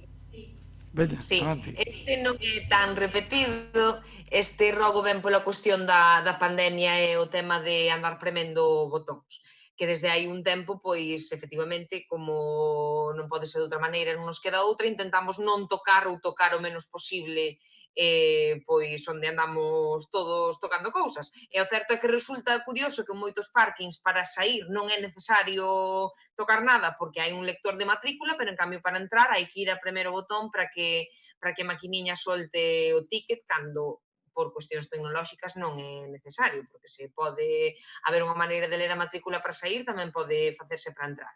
E o mesmo cos semáforos, desactivouse o sistema do botón para evitar contaxios no seu momento e agora retomouse e quizáis aínda non é o momento, aínda que entendo que aquí pode haber discrepancias, pero o certo é que a COVID segue aí, non esquezamos isto, quizáis non estea de máis pensar en como minimizar o contacto, neste caso a través dos botóns, que é esta cousa concreta, en sitios onde sabemos que é imposible estar limpando continuamente para minimizar o contacto entre centos de persoas. Unha cuestión que tamén está presente nas peaxes das autoestradas, ainda que isto non é, por suposto, de competencia municipal.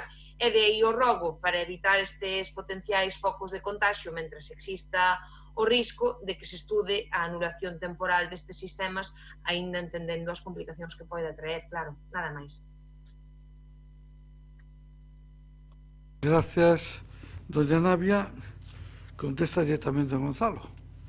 Sí, se estudiará porque, como ben decías antes, pois hai discrepancias, non? Hai xente que realmente pois se está a reclamar que realmente pois se anule, sobre todo os semáforos, e outra xente pois o revés, non? Porque conleva pois eso, pois o mellor máis retencións, a hora de que cada vez que pase alguén se teña que premer. De todos os xeitos, sí que se está a desinfectar diariamente, tamén neste caso, pois, nos apartamentos de xestión municipal. Pero é algo que o levaremos a estudar, sobre todo se sigue pois, o que está a acontecer como a progresión pois, da COVID. Non? Gracias, don Gonzalo. A seguinte rogo é formulada polo Grupo Popular relativa a unha ferramenta de busca do perfil do contratante na páxina web. Quen vai a formular este rogo, don Ramón? Non se saltou non saltaches un rogo. Saltei un. Digo, o 215 non vai a... sí, perdón. Hai outro do BNG que é relativa ás persoas que durmen na rúa. Doña Goretti, que sí, durante o período de confinamento este goberno insistiu moito e todos os grupos da corporación apoiamos na necesidade de que aquela xente que tiña por necesidades económicas sociais estar dormindo na rúa, que puidese haber un espazo, un local onde puidesen ir dormir e agora, rematado o período de confinamento, volvemos a ver xente dormindo en Xoán 23, nos caixeiros, nos parques, e o certo é que o que non pode ser é, mentres foi o confinamento sí, e agora non. Por tanto, rogamos que que se faga o posible en colaboración co Goberno galego, coas instancias que se sean necesarias, pero que haxa unha alternativa de alexamento ás persoas que en risco de vulnerabilidade que dormen na rúa en Santiago mentres non se lle busca unha situación definitiva, que entendemos que eso é o que debería de tenderse, pero mentres non se busca esa solución definitiva, ao menos parcialmente en estes momentos ten que haber unha solución. Entón queremos preguntar ou solicitar que se tomen esas medidas, se están facendo xa, como se pensa solucionar esta cuestión. E digamos, eu digo a curto e medio prazo, porque do outro entendo que se estará traballando tamén. Grazas. Doña Mila Castro lle contesta. Sí, moitas grazas, señor alcalde, boa tarde de novo. Sorprendeume un pouco cando vin este rogo feito pola compañeira do BNG, porque eu creo que ela coñece de sobra os traballos que se están facendo desde servicios sociais con esta xente.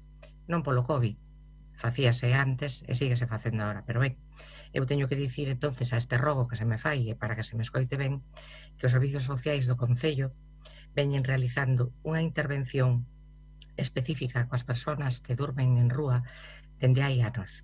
E especificamente desde o ano 2020, facemos 2 rutas semanales, os miércoles e os lunes, con personal de Cruz Vermella, co que temos un convenio de colaboración, e tamén con un asistente social.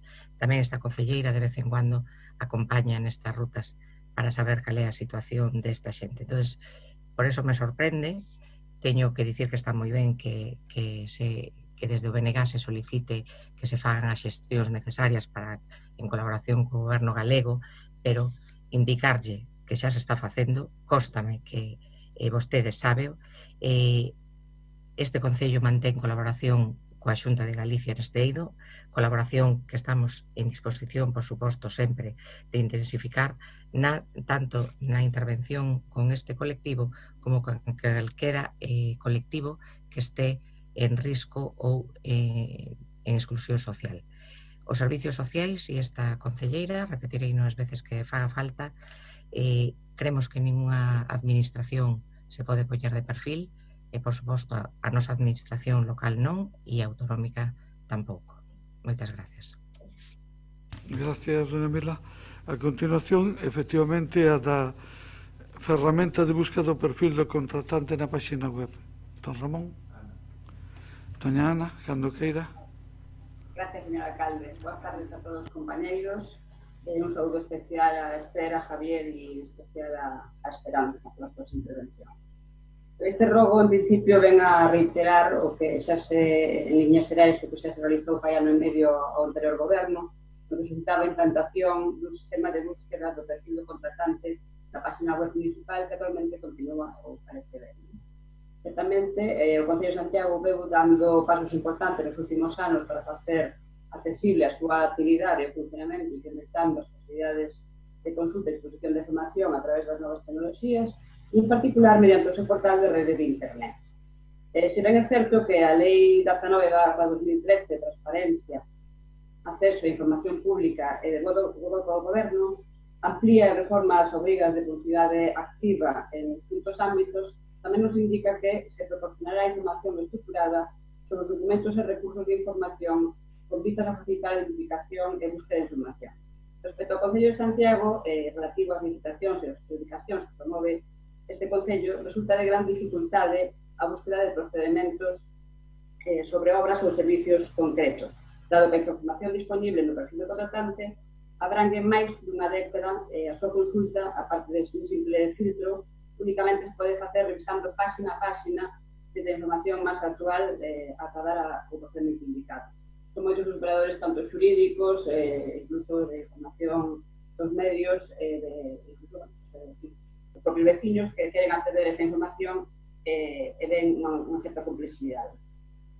En definitiva, o que se necesita é que o Concello que implante unha ferramenta de búsqueda que faga máis posible, máis fácil a búsqueda por palabras clave no apartado de contratación municipal para permitir a elección de criterios e condicións para definir o procedimento de contratación que se desexa atopar, reunir na mesma página toda a información disponible. Ofreceríase así un mellor servicio e incremento de transparencia e funcionamento e control da actuación pública. Neste senso, o que se busca entonces é adoptar as medidas necesarias para incorporar con a maior rapidez posible un mecanismo de búsqueda por palabras clave na página web do portal de transparencia do Concello e no apartado dedicado á contratación municipal e que se poña a disposición toda a información de cada expediente reunida na mesma página. Moitas grazas, doña Ana. Contéstalle doña Marta Abal. Hola de novo, boa noite a todas e a todos. Simplemente decir que, bueno, como sabe a concelleira Ana Isabel, nos optamos por optar por ter o perfil do contratante do Concello de Santiago de Compostela aloxado na plataforma de contratación pública do Estado. Eso, nestes momentos, é a solución que hai.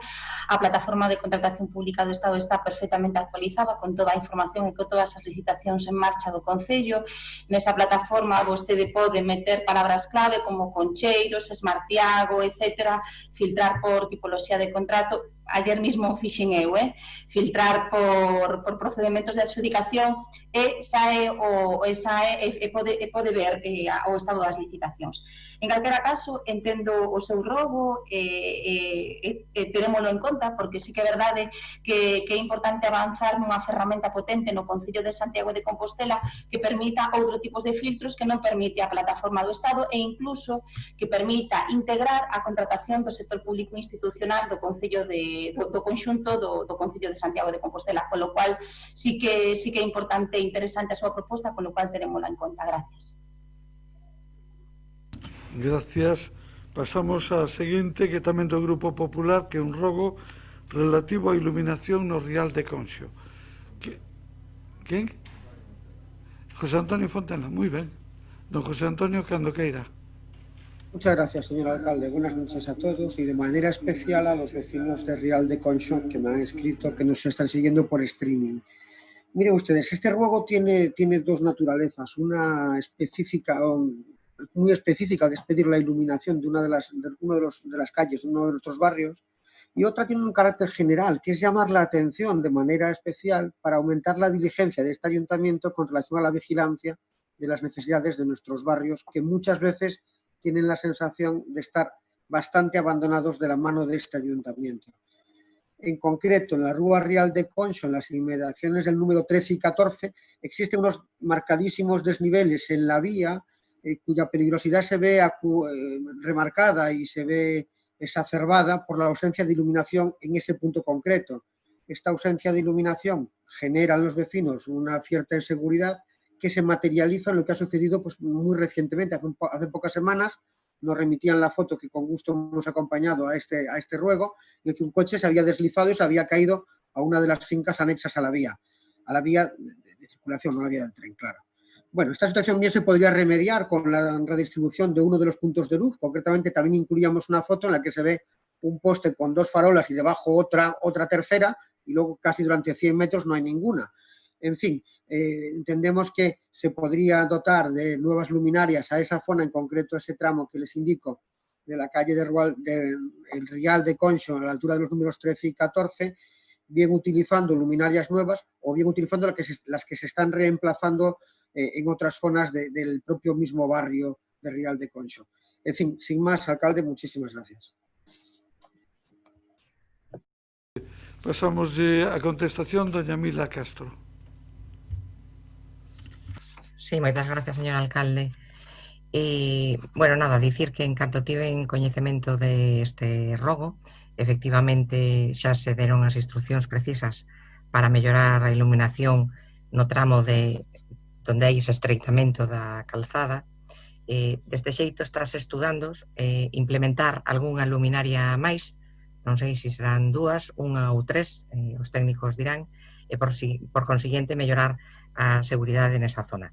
Dende logo, a dilixencia para arranxar as cousas dos nosos barrio, eu creo que o concelleiro ten sobrada mostra de que cando pide algunha cousa destas, pois na medida do posible faise en canto se pode. E con isto faremos o mismo. Grazas. Grazas. A seguinte é un rogo tamén do Grupo Popular relativo aos servicios básicos na Rúa Federica Monseni no Castiñeiriño. Quen? Doña María Castelao, cando vostede queira. Grazas, alcalde. O meu rogo, como dicía, é relativo á Rúa Federica Monseni, no Castiñeiriño. Bueno, pois é referido ás carencias que, bueno, se poden apreciar con calquera paseo que se faga por esta zona na prestación dos servizos municipais, principalmente na recollida de lixo. Agora, pois, douse licencia de primeira ocupación en varios edificios desta rúa e, sen embargo, pois non se poñen en funcionamento os contedores soterrados cos que contaba a urbanización que fixo no seu día en Movisa. Así mesmo, pois non se recolle o lixo das papeleiras que están instaladas, a limpeza viaria é moi deficiente, o mobiliario urbano como os bancos está moi deteriorado, tal como se podía apreciar nas fotos que achegamos co rogo.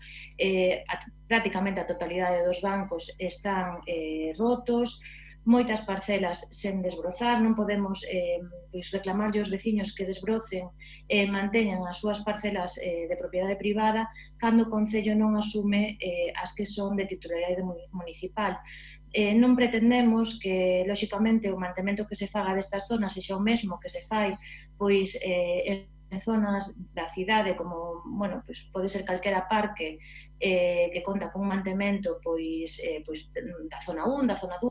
Sabemos que aquí pois o mantemento ten que ser máis espaciado no tempo, simplemente de desbroce, pero nin eso se está facendo. Entón, o que pretendemos é que os barrios da cidade, como dicía o meu compañeiro José Antonio Constenla, pois teñan as mesmas atencións que contan outras zonas da cidade, e que precisamente por esta carencia na prestación dos servizos, nas prórrogas, na falta de contrato, precisamente pois o de parques está fora de contrato, o das basuras está na mesma situación, vemos con servizos que están mal dimensionados e que non poden prestar en condicións o servizo a novos veciños, a persoas mozas que deciden quedarse a vivir en Santiago e que non reciben pois os servizos que se merecen. Esperamos que, bueno, especialmente se teña en conta na planificación, non que nos digan, bueno, pois vamos a facelo puntualmente agora, senón que isto se teña en conta na planificación e tamén na redacción dos pregos, especialmente do contrato de parques e xardíns e no de recollida de basuras, porque, ao final, estes barrios que vostedes planificaron cando estaban no goberno van a ser barrios integrados perfectamente na cidade e que non van a ter os servizos que merecen os seus veciños. Entendo que me contestará a concelleira Mila. Señora Castro, só espero que o rogo teña o mesmo tratamento que tivo no seu día o rogo que lle fixen ao señor Fernández con respecto á barandilla na rúa tras Santa Clara, que xa está instalada, e quero lle dar as gracias por iso, porque redundará na seguridade de todos os veciños, especialmente das nenas e nenos que acuden aos centros educativos da zona. Nada máis, moitas grazas. Moitas grazas. Contéstalle doña Mila, efectivamente. Que non atopaba isto.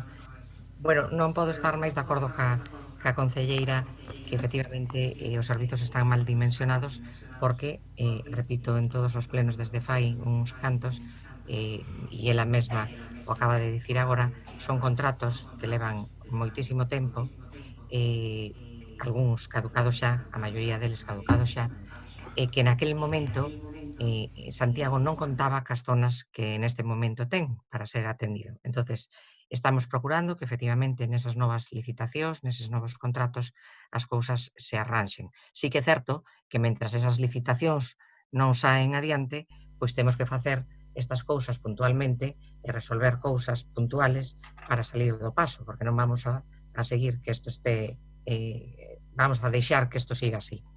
E ten razón nesto da recollida do lixo, efectivamente, eu soupen que aí hai unha illa soterrada que xa hai 2 anos fixéronse unhas probas desta illa, funciona perfectamente.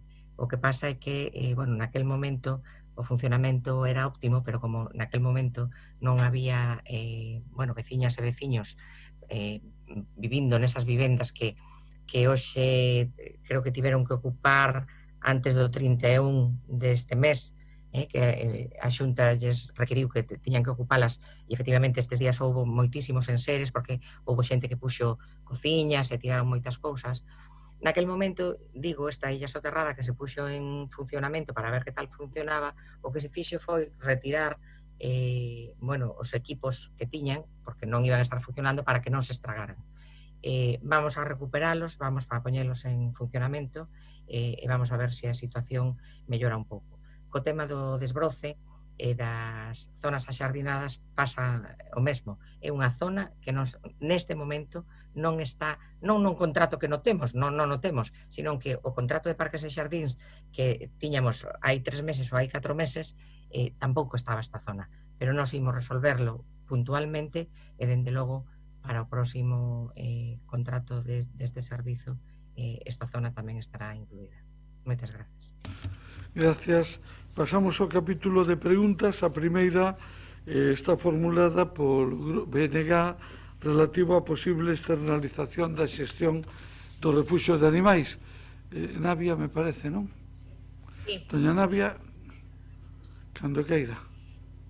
Ben, é un pouquiño repetido, inda que non de todo. O refuxio de animais do Concello de Santiago leva moitos anos cumprindo unha función vital en todo relacionado coa xestión e asistencia de animais tanto domésticos como salvaxes, o cal ven a cumprir a función de promover a seguranza tanto deles, os animais, como a nosa, os seres humanos, como de toda a contorna. Somos perfectamente conscientes no BNG de que hai deficiencias no funcionamento do refuxio, de que hai falta de recursos, simplemente por citar o exemplo que aparece na propia pregunta, a sala de operacións pois carece da lámpada que ten que ter unha sala de operacións, o cal leva, múltiples malabarismos que ten que facer a veterinaria para poder operar. Do mesmo xeito, hai problemas nas instalacións, que nos chegaron informacións de que hai perigo incluso de desprendemento de muros ali, e o comentario que fixo a concelleira naquela reunión, é certo que foi iso, un comentario, pero tamén terá que comprender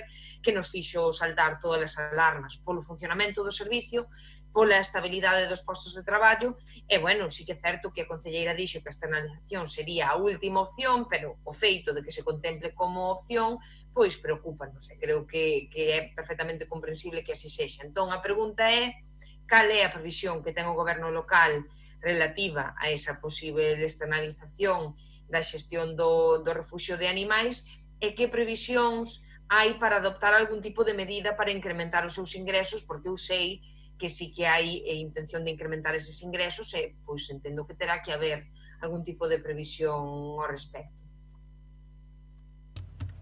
Gracias, doña Navia. Contéstalle, doña Esther. Boas tardes de novo. Vou a dar un dato positivo, é que neste semestre hai superávit, creo que é unha boa noticia. As medidas que vamos a adoptar son as que aprobou o Padroado o día 16, pois o primeiro que vamos a facer neste ano é subir as cuotas aos concellos por animais e por habitante, porque estaban reducidas por mor da crisis dos 2012. No 2021 vamos a incrementalas e van a variar un pouco as cuotas porque agora os animais non veñen como antes, hai animais perigosos e todos esos pois vai a costar un pouco máis traelos de outros concellos para ali. Logo, outra cosa que íbamos a facer era falar cas distintos organismos, como pode ser a Diputación, a Xunta, a ver se se pode hacer unha chega de unha subvención así. Pero as últimas informacións que me están a chegar é que a Diputación vai a conceder unhas subvencións aos concellos pequenos, nós non entraríamos dentro desas subvencións, porque a Fundación non ten dereito a recibir subvencións. Entón, vamos a estudiar o tema, vamos a ver como se pode facer e, sobre todo, vou intentar falar ca Xunta e ca Diputación para que esas achegas que fai aos concellos pequenos revirtan tamén no Concello de Santiago. Nada máis. Gracias. A seguinte pregunta tamén é do BNG relativa á convocatoria dos consellos de participación. Doña Goretti. Sí. Ben, como é sabido, porque xa trouxemos esta cuestión aquí en varias ocasións, levanse en convocar os consellos de participación cidadá. en todo no que vai de mandato. Algúns deles non se convocaron tampouco no mandato anterior nin do anterior, e non sei, canto van esperar máis a que poida haber ese Consello de Participación onde os distintos colectivos, asociacións, entidades poidan propoñer, coñecer de primeira man, orientar, ter alternativas tamén que o Goberno teña en conta a hora de problemas que son centrais, vitais en Santiago de Compostela. Había un compromiso de convocalos no primeiro cuadrimestre de 2020 aquí no Pleno, aínda que nós queríamos naquele momento que fose a finais de ano, primeiro trimestre, logo ao final insistiron que no primeiro cuadrimestre, e agora, por suposto, é certo que entendemos que co confinamento, coa pandemia non se puidese facer nese momento, mas agora, nestes últimos meses, sí que xa se puideron realizar, e sobre todo o que non entendemos é que non se convoquen aqueles que son de ámbitos que especificamente están moi afectados por o tema da doenza, do coronavirus, e onde ter un contraste con distintas asociacións, con distintas entidades, sería fundamental para que todo marchase moito mellor, para que houvese un mellor coñecemento da situación, mellores valoracións e, ao final, mellores resolucións de problemas. E, concretamente, falamos de dous deles. Un, o de saúde, que, ademais, xa sí que está, digamos, feita a convocatoria previa, a convocatoria inicial xa no anterior mandato, e, polo tanto, podería poñerse en marcha dunha forma moi doada, pero que ten temas importantísimos que tratar nestes momentos. Parece que este Goberno pasa de coñecer que é o que opina o Consello de Saúde a respecto de cantidade de cuestións que influen nesta área sanitaria e na poboación de Santiago de Compostela, e tamén o Consello Municipal de Educación, que podería servir tamén para cuestións que aquí tratamos, tanto relacionados con comedores como con actividades extraescolares, con cuestións de organización de curso, con cuestións diferentes, tamén contrastar todo iso con que opina a comunidade educativa en xeral. Entón, a pregunta é moi clara: cando ten previsto convocar o Goberno local os consellos de participación, comenzando desde a nosa perspectiva polos de saúde e de educación, e continuando polo resto, non? Moitas grazas, doña Goretti. Contéstalle doña Noa Díaz. Sí, hola. Boa noite xa de novo. A resposta á súa pregunta é bastante clara, e canto antes, neste mesmo pleno, acordárase, e é certo, e nos comprometímonos a que no primeiro cuadrimestre deste ano se convocarían os consellos, e a verdade é que niso estábamos cando chegou a pandemia, que paralizou todo, pero o traballo estaba feito ou en vías de realización. Concretamente, sobre os dous dos que fala, o Consello de Saúde xa comezara, como día, a dar os primeiros pasos a comezos do mes de febreiro, cando se lle pediu aos seus membros que enviasen achegas á orde do día da xuntanza, que ademais xa estaba marcada para o 17 de marzo. Data fatídica, a verdade. Despois, logo do confinamento, en xuño, reactivouse a convocatoria, pero como xa pasaran 4 anos de representación dos seus membros, houbo que comezar os trámites de novo. Entón, agora xa están nomeados todos e todas os membros, así que se convocará este Consello xustamente á volta do verán. O caso de educación é algo máis complexo, xa que logo de moitos anos en convocarse, había que volver a nomear a todos os seus membros, na súa meirande parte da comunidade educativa. Iso, cos centros educativos pechados, facíase e faise moi complicado. Sí que se comezaron a facer os trámites, pero resultou certamente complicado, sobre todo para designar representantes de familias e alumnado. Así que se retomará esta tramitación xusto á volta do verán, en setembro, co inicio do curso. Efectivamente, nos, dentro do grupo de goberno, consideramos esencial convocar eses consellos municipais, ademais, nomeadamente, como ben di, os de saúde e educación, e máis en tempos de pandemia da COVID-19. Créame que se lles digo que o de educación a mí me interesa especialmente. Pero hai tamén outro consello que o Grupo Nacionalista non nomea e que para nós é esencial precisamente nestes tempos, que é o Consello Municipal da Muller, que estamos creando de novo, que xa o anuncio, e cuxa tramitación agarda ahora polo concerne definitivo da asesoría xurídica, e agardo que tamén canto antes poidamos convocar. Moitas grazas. Grazas. Réplica, doña... Sí, hai uns cantos máis que non nomei, non? Pero o tema fundamental para min é que se poñan prazos, non? Igual que da outra vez se dixeran e había prazos. A ver, eu creo que o de saúde puido estar convocado para antes do 31 de xullo e non agardar agora en agosto. Hai unhas circunstancias especiais. Bueno, eu non digo que se faga en agosto, non sei, ainda que creo que a ocasión ben que o recorriría, pero que estea todo preparado para, non sei, se o prazo pode ser primeira quincena de setembro, que así está aquí un compromiso claro diso, e tamén que se lle poñan prazos a de educación, se non pode ser pois a comezos de setembro como será o de saúde, pois que sexa ao longo do mes de setembro, que se non lle poñemos prazos a isto despois non se cumpre, aínda poñéndolle prazos non se cumpre, se non llos poñemos é imposible. Doña Goretti, se non llos poñemos se cumpren. Perdone pola broma. Tenga a réplica, doña Noa.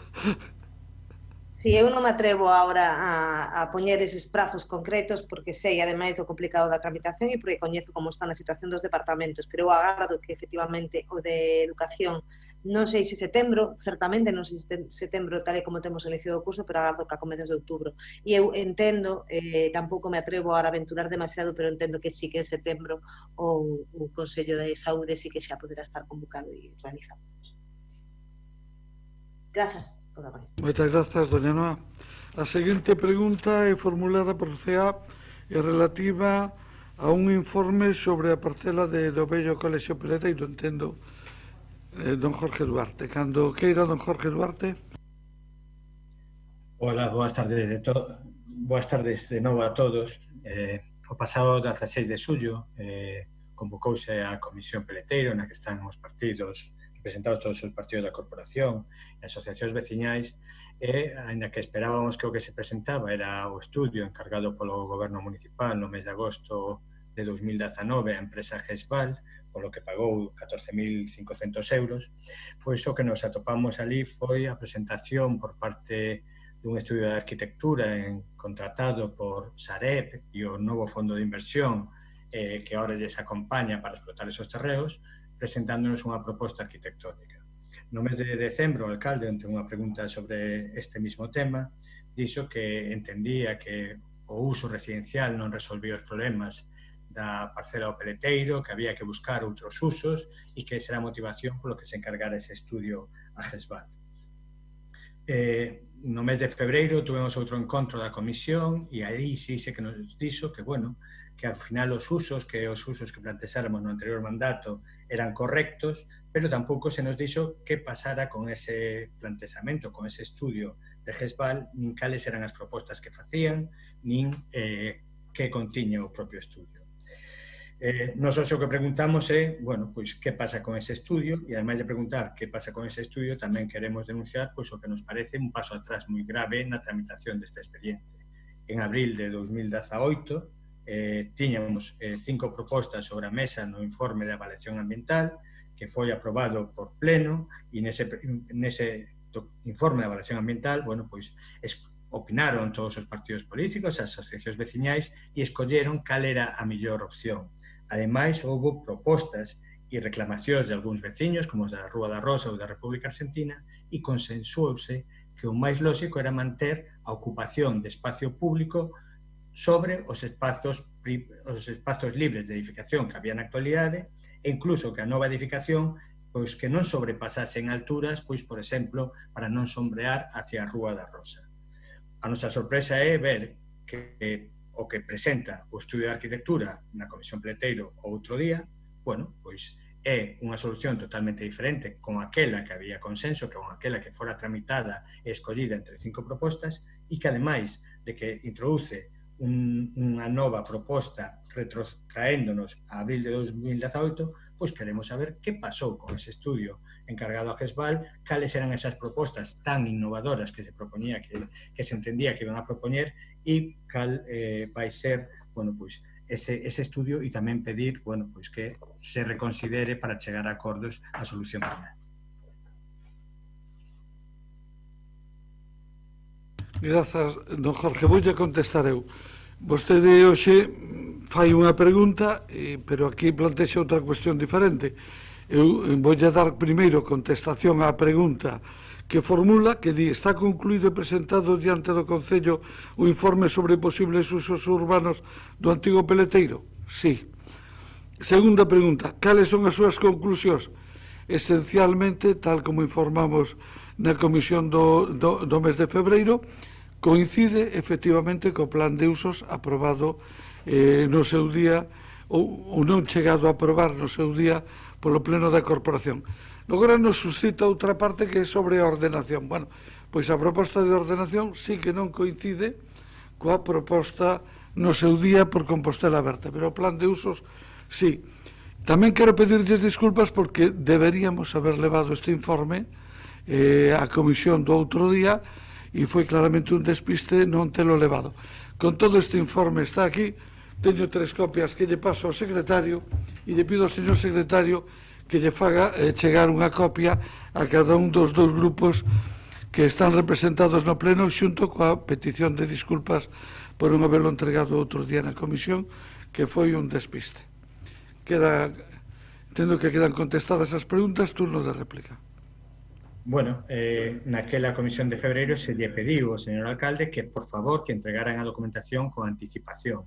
Bueno, o estudio GESVAL non chegou hasta este día de hoxe, que non entrega en man cando xa estaba en febreiro, agradecese que sea 6 meses despois, pero que ao final chegue. Pero, por outro lado, o que é máis sorprendente é que, en vez de coñecer este contratado polo Concello, que se nos presentara un contratado por unha empresa particular. Na anterior tramitación, decía o señor Paco Reyes que a nosa proposta era da Sareb e nunca foi a da Sareb porque a Sareb facía propostas e os equipos técnicos do Concello rectificaban, modificaban, adaptaban e iso era o que se lle presentaba á veciñanza e aos partidos políticos. A sorpresa é ver cando o Concello non ten opinión e o que se presenta é o informe directamente, a proposta directamente da Sareb. Para min é sorprendente e un paso atrás que creo que non é beneficioso para a nosa cidade.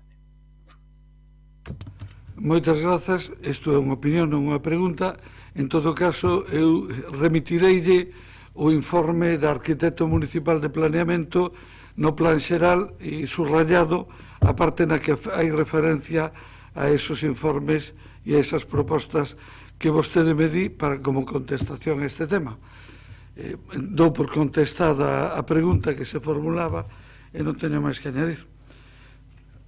Pasamos á seguinte pregunta, que é a formulada polo Partido Popular sobre a situación da zona de Santa Marta e as previsións do goberno. Entendo que se refieren á xestión de residuos urbanos na zona da Avenida da Liberdade. Quen vai formular esta pregunta? Doña Beatriz. Bueno, un saludo, doña Beatriz. Buenas tardes, compañeros, buenas tardes, alcalde. Antes de nada, quería saludar de forma especial a Esther y a Javier, que nos han acompañado hoy a lo largo de todo este pleno, pero de una forma muy especial quería mandarle todo mi cariño y un saludo muy cariñoso a Esperanza.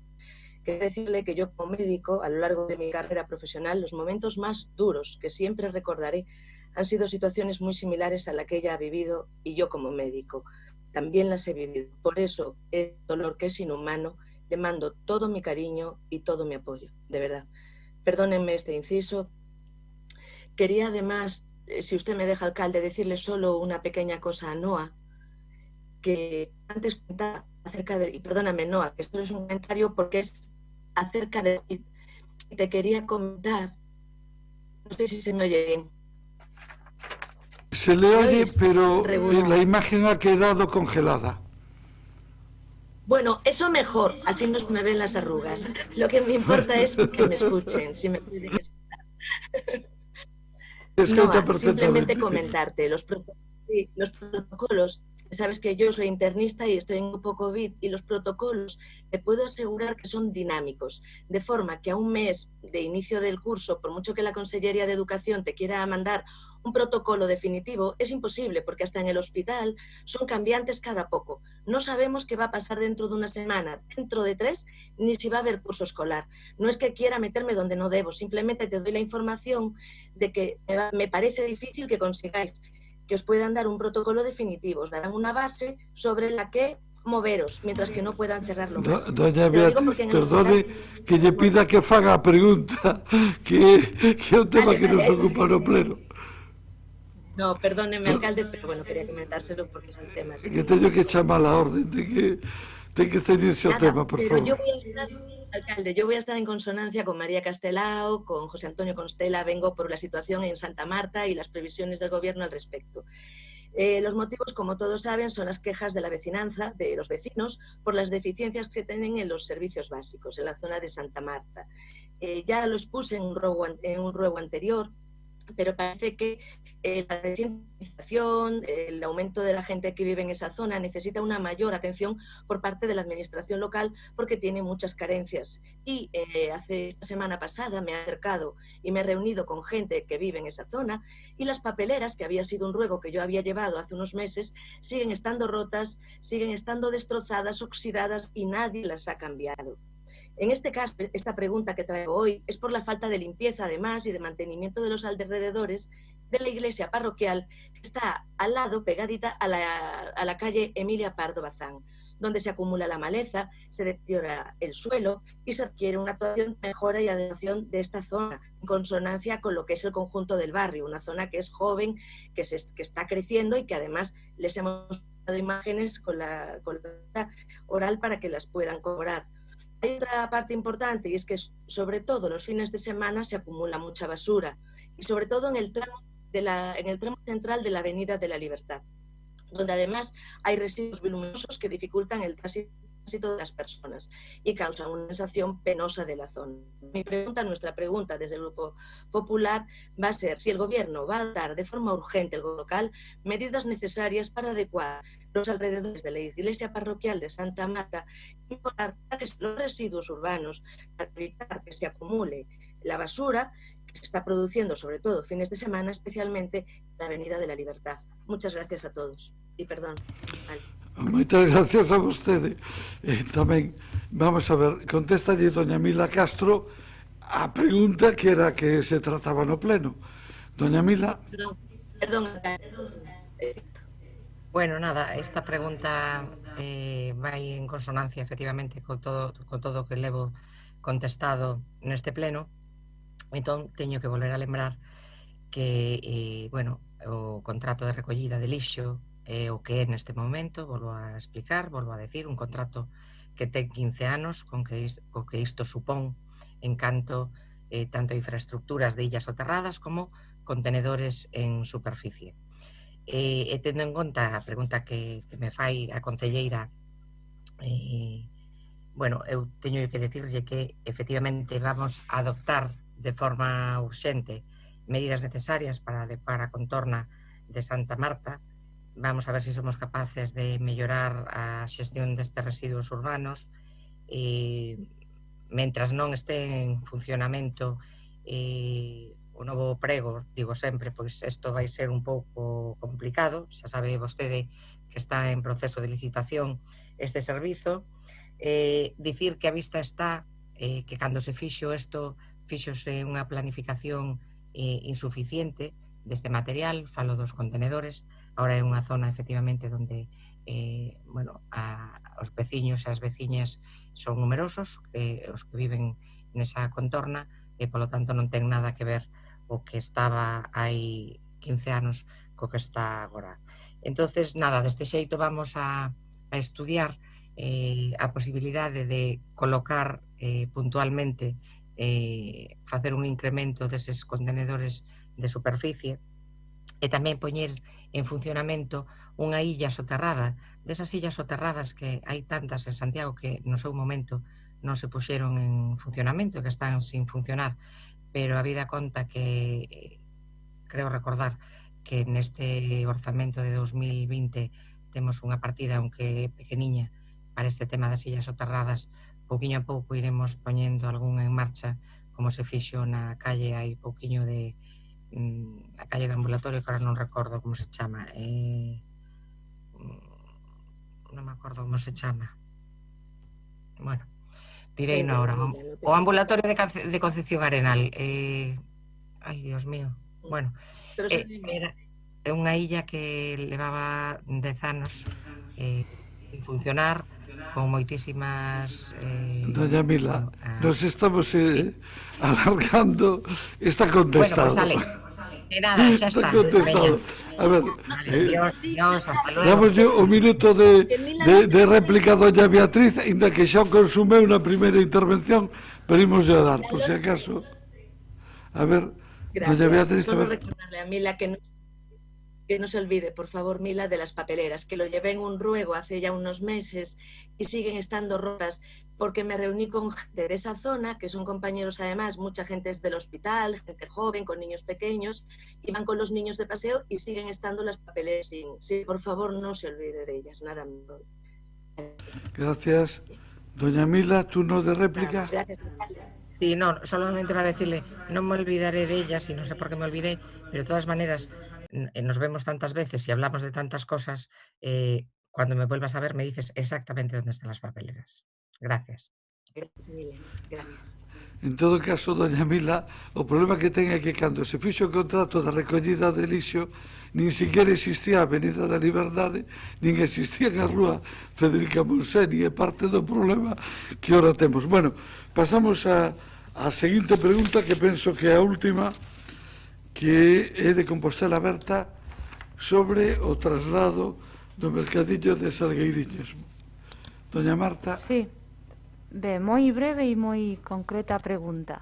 Tendo coñecemento, a partir tamén dos colectivos de comerciantes da zona e mesmo dunha declaración hoxe e outro día do alcalde sobre a vontade do grupo de goberno de trasladar o mercadillo que se celebra os xoves en Salgueiriños, o barrio de Fontiñas e en particular a Rúa Roma, tendo en conta que é un barrio e unha rúa onde se atopan tamén dous IES e un CEIP, e unha zona de conexión entre San Lázaro, Fontiñas, Sar e mesmo a Cidade da Cultura. A pregunta é, están elaborados os pertinentes estudos de impacto do tráfico nesta zona, mesmo pensando se isto se vai a facer no inicio do curso escolar, co tráfico que hai aí, e por outra banda, si tamén se realizaron os estudos pertinentes en relación aos posibles cambios das tarifas ou condicións dos postos para instalarse neste novo emplazamento. Grazas. Bueno, voulle contestar eu brevemente. Primeiro, xa lle contesto no tempo. Este tema levouse á Xunta de Voceiros para consultar a opinión dos grupos. Segundo, antes de dar ningún paso, falouse con Área Central para ver se eles o consideraban conveniente ou non, e manifestaron que lles parecía moi positiva esa idea. Terceiro, falouse cos dos postos de Salgueiriños para ver que opinión tiñan eles, e tamén dixeron que era moi positiva. Bueno, a partir de aí se empeza a traballar para viabilizar. Non hai data prevista. Bueno, antes houve que facer unha medición para ver se entraban os postos na Rúa de Roma, deixando libres os accesos na parte de arriba, na parte de abaixo, a baixada das escaleiras, etc. etc. Se comprobou que entraban, pero agora entramos aínda en esa fase. Por lo tanto, non hai data. Eu espero que ao longo do mes de setembro podamos ter unha opinión e tomar unha decisión. En principio, xa dixen que os titulares dos postos de Salgueiriños se manifestaron moi contentos coa idea de ir á Rúa Roma, pero eso en xeral. Logo, cando empecemos a ver donde lle toca a cada un, vamos a ver como é eso, porque teño que decirlle que nos costou bastante conseguir que todos se asentaran en Salgueiriños. Ora están todos ben, todos teñen licencia, cada un ocupa o seu sitio e aparentemente está todo en calma. Igual imos a remexer aínda un pouco o avispeiro, pero en principio eles están contentos con ese posible cambio. Sí, siga. Sí, pero lembre, señor alcalde, que a pregunta é se fixo, se vai facer o estudo de avaliación de impacto de tráfico. E despois só unha dúbida que deixo tendo en conta a proposición de hoxe sobre a área central. O pequeno comercio de roupa, tamén en área central, esta decisión tamén pode ter, digo, para valorar un impacto negativo ou indirecto negativo respecto ás súas ventas cada vez máis aminoradas nos últimos tempos. Digo, para ter en conta todo, non solamente os intereses de algúns sectores. Nada máis. Grazas. Bueno, voy a contestar, mire. O comercio de área central está moi contento de que vaya para ali. Por que razón? Porque levarlle clientes. Sempre a mellor forma de vender de un comercio ou de un bar é ter xente. E de feito os comercios se abren donde hai comercios e os bares donde hai bares. Normalmente non funciona ben un bar solo alonxado e fora de circuitos donde se establece un circuito e donde funciona. Os estudios de tráfico se farán agora, pero a previsión que nós temos é que solamente se afectaría un marxen da Rúa Roma. Quere decir que se mantería en todo momento a circulación, podía avaliarse por parte do Departamento de Tráfico, porque ten 2 carriles, a posibilidade incluso de habilitar provisionalmente doble dirección os xoves pola mañán, se o consideraran conveniente, pero en principio sempre se mantería aberta esa dirección. E, por suposto, non se contempla ningún cambio de tasas, nin de tarifas, nin de nada. Bueno, e se nos metemos en eso xa liamos. Por tanto, ainda acabamos de salir do outro, non me metan outro lío. En fin, acabamos o capítulo de rogos e preguntas e pasamos ás mocións. A primeira moción que temos é a aplicación da lei da dependencia e entendo que hai unha moción conxunta de todos os grupos municipales. É así? Habría intervención ou non habría intervención? En principio non. Ben, entón entendémola, sometemos a votación, señor secretario. Moción conxunta a todos os grupos municipais para instar á Xunta de Galicia a revisar e mellorar as políticas públicas de aplicación da lei de dependencia. Dona Navia Rivas de Castro. A favor. Dona María Goretti San Martín. A favor. Carlos Duarte Vázquez. Don Jorge Carlos Duarte Vázquez. A favor. Dona Marta Irene Lois González. A favor. Dona Branca Petra. A favor.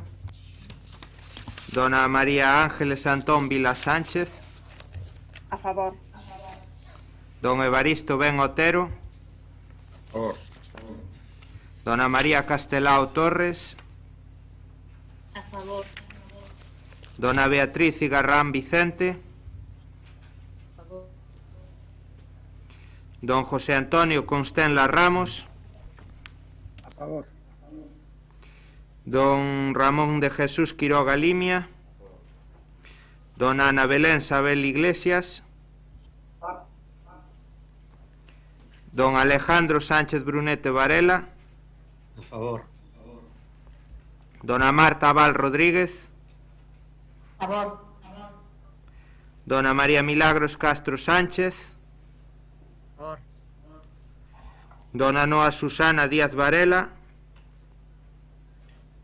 A favor. Don José Javier Fernández Martínez. A favor. Don Gumersindo Guinarte Cavada. A favor. Don Gonzalo Muiños Sánchez. A favor. Dona María Esther Pedrosa Carrete. A favor. Don José Manuel Pichel Patiño. A favor. Dona Mercedes Rosón Ferreiro. A favor. Finalmente, señor presidente. Eu tamén a favor. Moitas gracias. Pasamos á seguinte moción, que é do BNG relativo ao proxecto San Caetano entre a Plaza da Paz e Basquiños.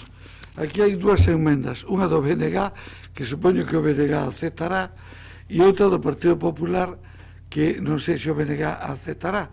En todo caso, pídolle a doña Goretti que se a que a vai defender ou Navia, quen vai ser? Doña Navia. Doña Navia, pídolle que clarifique se admite ou non a do Partido Popular, porque entendo que a do Bloque, sí. Vale, non a imos admitir, aínda que é certo que na nosa emenda incluímos algo do que aparece na emenda do PP. Bueno, pensaba facer unha breve exposición, vai ser breve, e despois aclarar o tema da emenda, así que moi rapidamente, esta moción que presentamos ten como obxectivo, como sabedes, concluir a terceira fase das obras do proxecto entre a Praza da Praza e San Roque, na zona pendente dos Vasquiños á Rúa da Pastoriza. Vemos crucial que o Concello de Santiago realice as xestións necesarias para incluíla nos orzamentos de 2021, que se inclúa a consignación para as obras. A terceira fase está pendente, vai destinada a conseguir unha contorna humanizada, un incremento na seguranza viaria e peonil, ademais da conseguinte mellora estética urbana para este acceso e saída do centro da cidade. Anunciouse en 2013 a realización dos estudos de estado dos servizos básicos, proxectos e informes de topografía e patrimonio necesarios para a intervención. A segunda fase comezou en 2015 e, bueno, é ben sabido que aquí houbo numerosos atrancos no cronograma e na execución das obras que non vou relatar aquí porque están no corpo da moción. Non tería sentido facer agora unha relación deles. Trátase, como xa sabedes, de ampliar as beirarrúas, de resolver desniveis e crear unha zona de estar, darlle prioridade ao uso peonil, crear beiravías, pero tamén renovar as redes de augas pluviais, de saneamento, que era moi necesario, é moi necesario nesta zona, e de gas. Rematar este proxecto permite gañar calidade urbana, permite contribuir ao proxecto de Santiago como cidade para as persoas en primeiro lugar, e tamén é unha maneira de facer xustiza coa nosa veciñanza da zona, xa que esta intervención, como xa acabo de dicir, viu moitas interrupcións que provocaron molestias entre os nosos veciños e veciñas, como é lóxico e normal, que non se deberían ter producido e, ademais, acabou incrementando o orzamento inicial que estaba previsto. Con respecto á emenda que nos presenta o Partido Popular, non a imos aceptar porque cremos que se non incluímos isto xa non queremos que se estude incluílo nos orzamentos, queremos que se inclúa, porque se non se inclúe a estas alturas logo non se fai. Ese é un pouco o motivo. Outra cousa é que logo, xa me estou adiantando, pero outra cousa é que logo por circunstancias que sobreveñan, que todos podamos comprender, non se execute todo o que se orzamenta, pero é que se non pensamos xa en incluílo sí ou sí, é que non se vai facer. Entón, pois por iso non aceptamos a emenda do Partido Popular, ainda que sí que incluímos o que se fala de incluir as obras de reurbanización desde Santa Clara ata o entronque coa Rúa das Rodas, porque sí que consideramos que iso debe estar incluído. E esa é un pouco a explicación de por que non aceptamos a emenda do Partido Popular, ainda que sí que incluímos parte do que aí se di na nosa propia emenda, que para iso a metemos. Creo que máis ou menos queda claro o que propoñemos aquí. E nada máis. Moitas grazas, doña Navia. Abrimos os turnos de intervencións por Compostela Aberta. Quen vai intervir, doña Marta? Jorge Duarte, moi ben. Don Jorge, cando vostede queira. Don Jorge. Pues, si botamos a vista atrás, vemos que ese proxecto era un proxecto que tiña 4 fases, 4 trozos, nos cales hai 2 executados, tal como comentaba a concelleira do BNG, pois si deron bastantes problemas, a obra tratada no 2014 e 2015, finalizada no 2016, tivo bastantes problemas co alcantarillado, co ruido nocturno e ao final, bueno, pois despois de varias reparacións quedou ben feito. No seu momento había que tomar unha decisión entre apostar por a conexión ou remate en a Praza da Paz ou algo que no anterior goberno para nós era prioritario, quizás porque entendíamos que a accesibilidade estaba peor e por eso me alegro de que cambiara bueno, con esta última emenda do propio BNG, bueno, pois que se priorice tamén e que para nós, personalmente, é máis importante. Desde a Rúa do Espírito Santo ata Santa Clara, aí realmente hai gran dificultade para poder ter un itinerario peonil accesible. Eu entendo que no lado da Praza de Paz hai unha necesidade desa reparación, sin embargo, hai itinerarios peonis accesibles e eu pediría a inclusión tamén deste outro tramo que entendo que ahora mismo, se queremos ter unha cidade igualitaria e accesible, é prioritario tamén ao espacio que existe entre a Rúa do Espírito Santo e Santa Clara, porque aí sí que temos un grave déficit de accesibilidade. No seu momento, nós, despois de facer esos dous tramos, optamos por avanzar no proxecto de execución deste tramo da Rúa Espírito Santo hacia a Avenida de Coimbra. O proxecto está, pero quedou tamén parado pola falta de aprobación de orzamentos e polo cambio de goberno. Rematou, don Jorge. Sí. Perdón, don Jorge, rematou. Sí, o noso voto será favorable. Debo ter problemas de conexión. Vale, gracias. Polo Grupo Popular, quen intervén? Doña María Castelao. Cando queira, doña María. Moitas grazas. Bueno, non vou entrar no análise do que son as actuacións, simplemente pois si resañar e destacar que foi o Partido Popular o que iniciou os proxectos e tamén a execución destas actuacións, modificando o programa Santiago Urbana Norte plantexado inicialmente polo goberno bipartito na cidade, atendendo as necesidades dos veciños, cando pois as actuacións na Rúa Basquiños, o acceso do autobús á zona alta da Almáciga, así como tamén a accesibilidade na Rúa Escultora Sorei, pois se presentaban como imprescindibles. Aproveitando aquel orzamento, pois creo que o resultado está á vista, bueno, pois eran unhas actuacións moi necesarias e tamén pois as que se plantexan nesta moción. Bueno, decía Navia que a súa emenda non recolle algo do plantexado na emenda do Partido Popular, non recolle algo, recolle prácticamente a totalidade, porque pois a nosa emenda definía moito mellor o alcance das actuacións. O que pretendía a emenda do Partido Popular, aparte de definir o espazo no que se pretende actuar, era non condicionar os orzamentos do 2020. Explícome, na nosa emenda plantexábamos valorarse como prioritaria, máis que nada para actuar con prudencia e tamén para non adiantar o diálogo ou debate orzamentario. Deste xeito, estáse xa condicionando uns orzamentos que nin de lonxe están esbozados en unha cidade que, como no resto de España, as prioridades poden cambiar significativamente dun momento para outro. E, de feito, están cambiando. Se falamos de investimentos, haberá que valorar cales son de maior interese para a cidade e tamén a disponibilidade de presuposto para este tipo de accións, xa que nun contexto de crise económica global non sabemos os orzamentos do 2020 contarán cunha partida tan amplia para a inversión, cando as necesidades sociais medran día a día. Haberá que plantexarse no momento do debate orzamentario cales van a ser as prioridades. Cando a acción social e as políticas activas de emprego, non hai máis que ver os datos de desemprego na nosa cidade, se están presentando como imprescindibles de cara ao futuro. Están nos plantexando agora en xullo poñer xa o cemento por enriba das persoas. Nós estamos de acordo, reitero que coincidimos na necesidade destas actuacións, fomos os primeiros en manifestalo.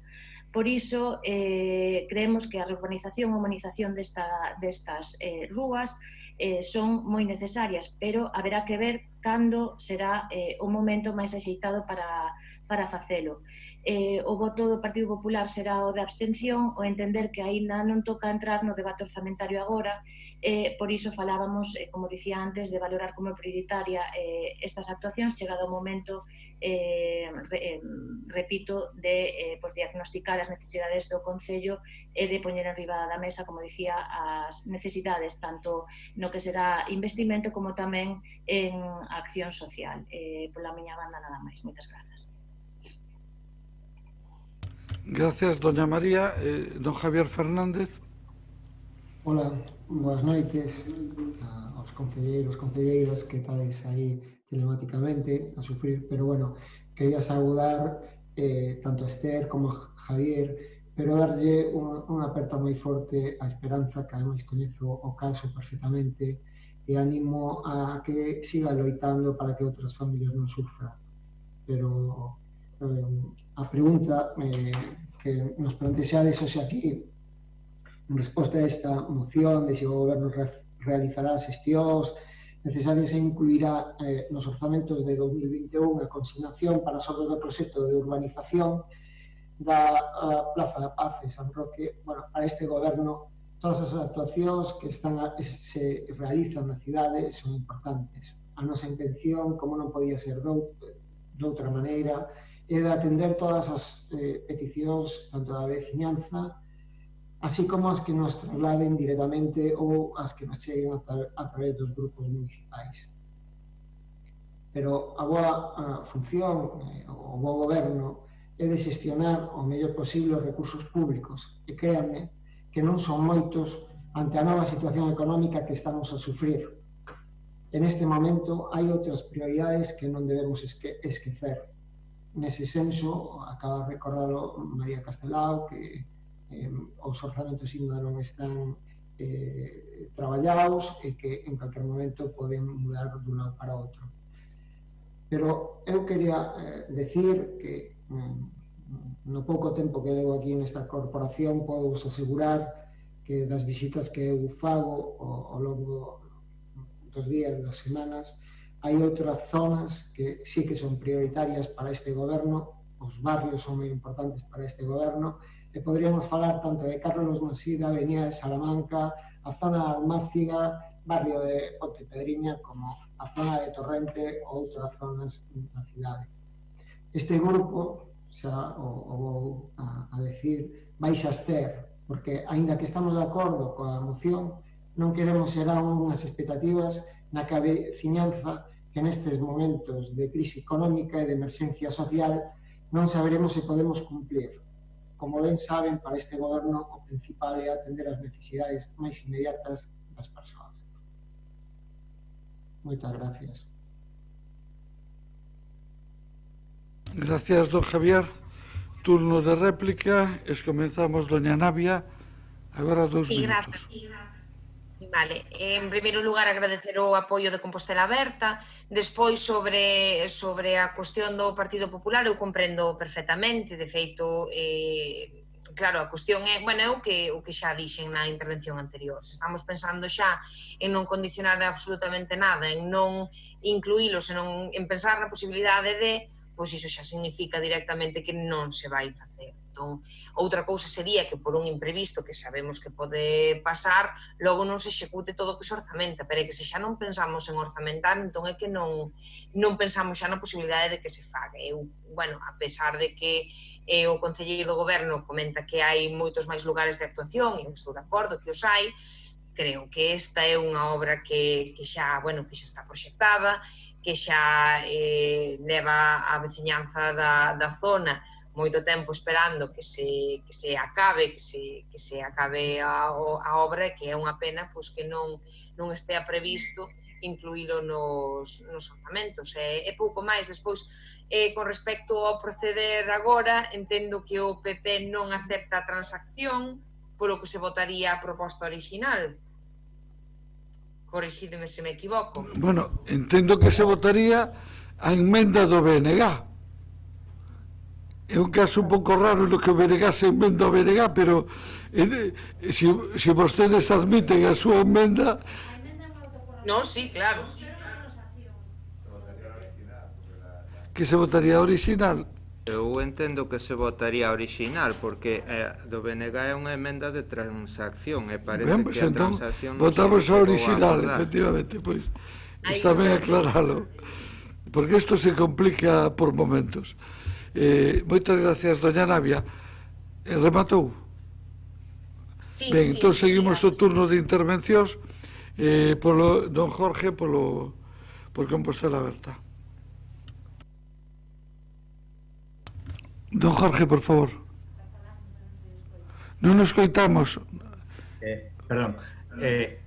Alégrome, a favor. É unha pena que non se priorice tamén o outro tramo, porque era un tramo que ten problemas de saneamento, de pluviais e tamén de accesibilidade, por lo tanto eu entendo que sí, que son os dous prioritarios. E ademais, diríalle unha cousa ao Partido Popular: os acordos plenarios, cando non hai un partido con maioría absoluta, pois deberían de ser a base de todas aquelas propostas que logo irán incluídas nos orzamentos. Creo que non hai un órgano máis importante para tomar estas decisións, efectivamente, que o Pleno, para decir cales son as prioridades. Está vendo, Jorge, ese é un descubrimiento reciente. Dito afectuosamente a estas horas. Pasamos ao Grupo Popular. Quen vai intervir polo Grupo Popular? Doña María, por favor.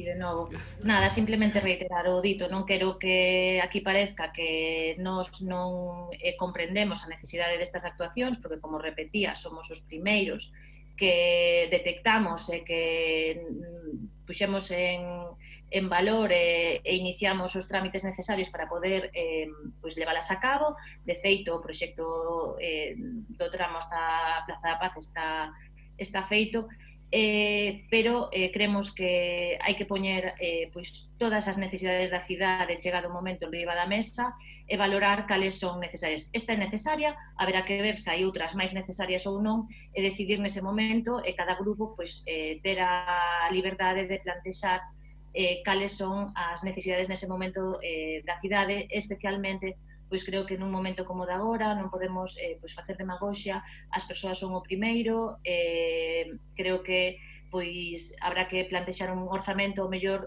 moito máis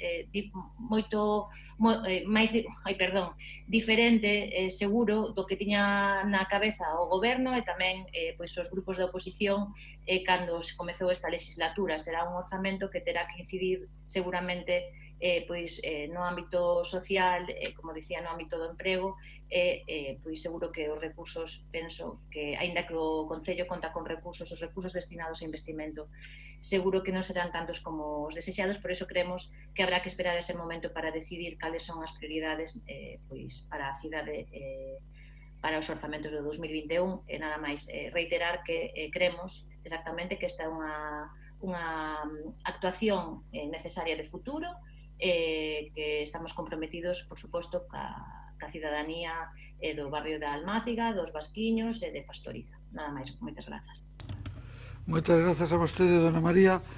Don Javier Fernández, outra vez. Nada, recordar a Navia que a nosa intención non é non incluílo, e que non sabemos o que vai a pasar mañán, e para nós hai outras prioridades, como ben dixen antes, entre elas Carlos Maside, pero podríamos falar de outros barrios que non os vou a recordar.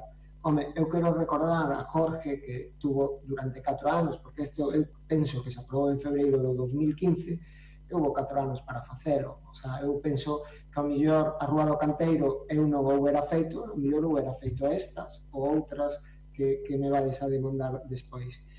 Eu solamente podo decir que faremos todos os esforzos necesarios, como se está facendo, para que, na medida do posible, dentro das nosas posibilidades e prioridades, ir acometendo as obras pendentes que temos para rematar. Non nos vamos a aventurar nin a darlle falsas expectativas aos veciños, como se fan moitas veces, porque non ten moito sentido.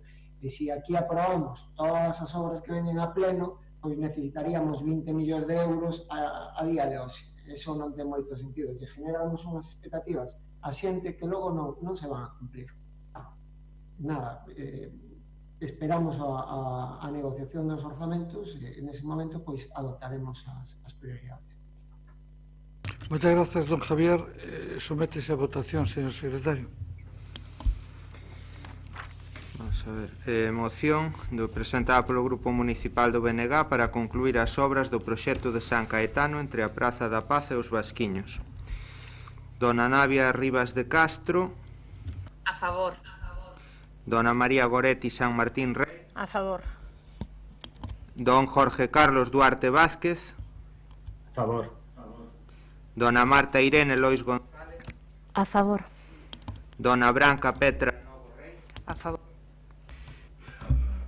Dona María Ángeles Antón Vila Sánchez. Abstención. Don Evaristo Ben Otero. Abstención. Dona María Castelao Torres. Abstención. Dona Beatriz Igarrán Vicente. Abstención. Don José Antonio Constenla Ramos. Abstención. Don Ramón de Jesús Quiroga Limia. Dona Ana Belén Sabel Iglesias. Don Alejandro Sánchez Brunete Varela. Abstención. Dona Marta Val Rodríguez. Doña María Milagros Castro Sánchez. Abstención. Dona Noa Susana Díaz Varela. Abstención. Don José Javier Fernández Martínez. Abstención. Don Gumersindo Guinarte Cabal. Abstención. Don Gonzalo Muiños Sánchez. Abstención. Dona María Esther Pedrosa Carrete. Abstención. Don José Manuel Pichel Patiño. Abstención. Dona Mercedes Rosón Ferreiro. Abstención. Finalmente, señor presidente,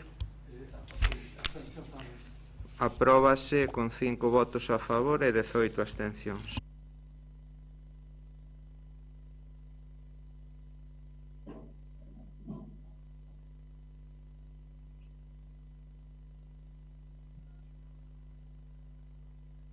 No se le oye, señor alcalde. Digo que nos queda, son as 11 da noite, ás 12 se remata o pleno. Nos quedan 6 mocións por debatir. Se agotamos o tempo, pois acabaremos a 1:15 da mañán, que, pois, por lo tanto, as últimas non se debatirían. Quero decir con isto que ou facemos un esforzo de autorregular o tempo, ou ás 12 da noite, que é unha hora moi razonable para rematar o pleno, daremos o pleno por rematado. E os puntos que queden sin debatir se incorporarán no pleno seguinte. O digo porque estamos agotando todos o tempo. Bueno, pois por a miña parte máis nada. Agora ven o punto 3 e o 9, que son dúas mocións, unha do grupo do BNG e outra do grupo popular, relativa aos remanentes de tesorería e o superávit municipal. Cecais non sea esta máis favorable para cortar, pero como vexan, empeza o Bloque Nacionalista Galego, e logo, se lles parece ben, lle daría a palabra ao Partido Popular, porque son os dous que presentan as mocións. Doña Goretti, cando queira.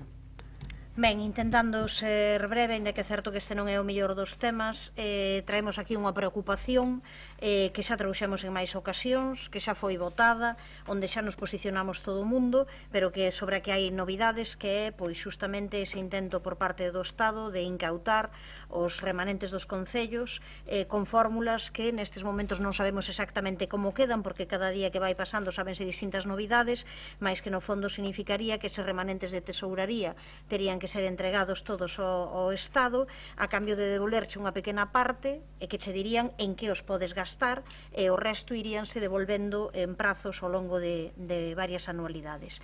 Hai unha demanda clamorosa, está claro, de todo o poder municipal a respecto de que isto non se faga, e nós entendemos que a única maneira de facelo, e iso é o que plasmamos na nosa moción, é derrogando a Lei Montoro, unha Lei Montoro que o propio Partido Socialista xa se comprometeu a derrogar no seu momento.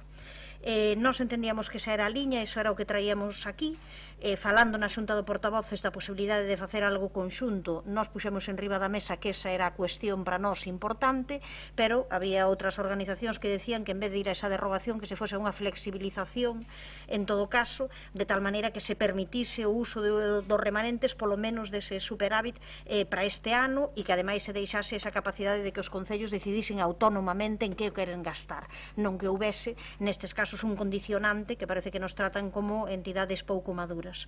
Entón, nese sentido, entendendo que isto non é o que corresponde e que sería bo que houbese unha unanimidade a este respecto de todas as forzas políticas, nos estivemos de acordo en asumir pois unha proposta que queríamos que fose declaración institucional.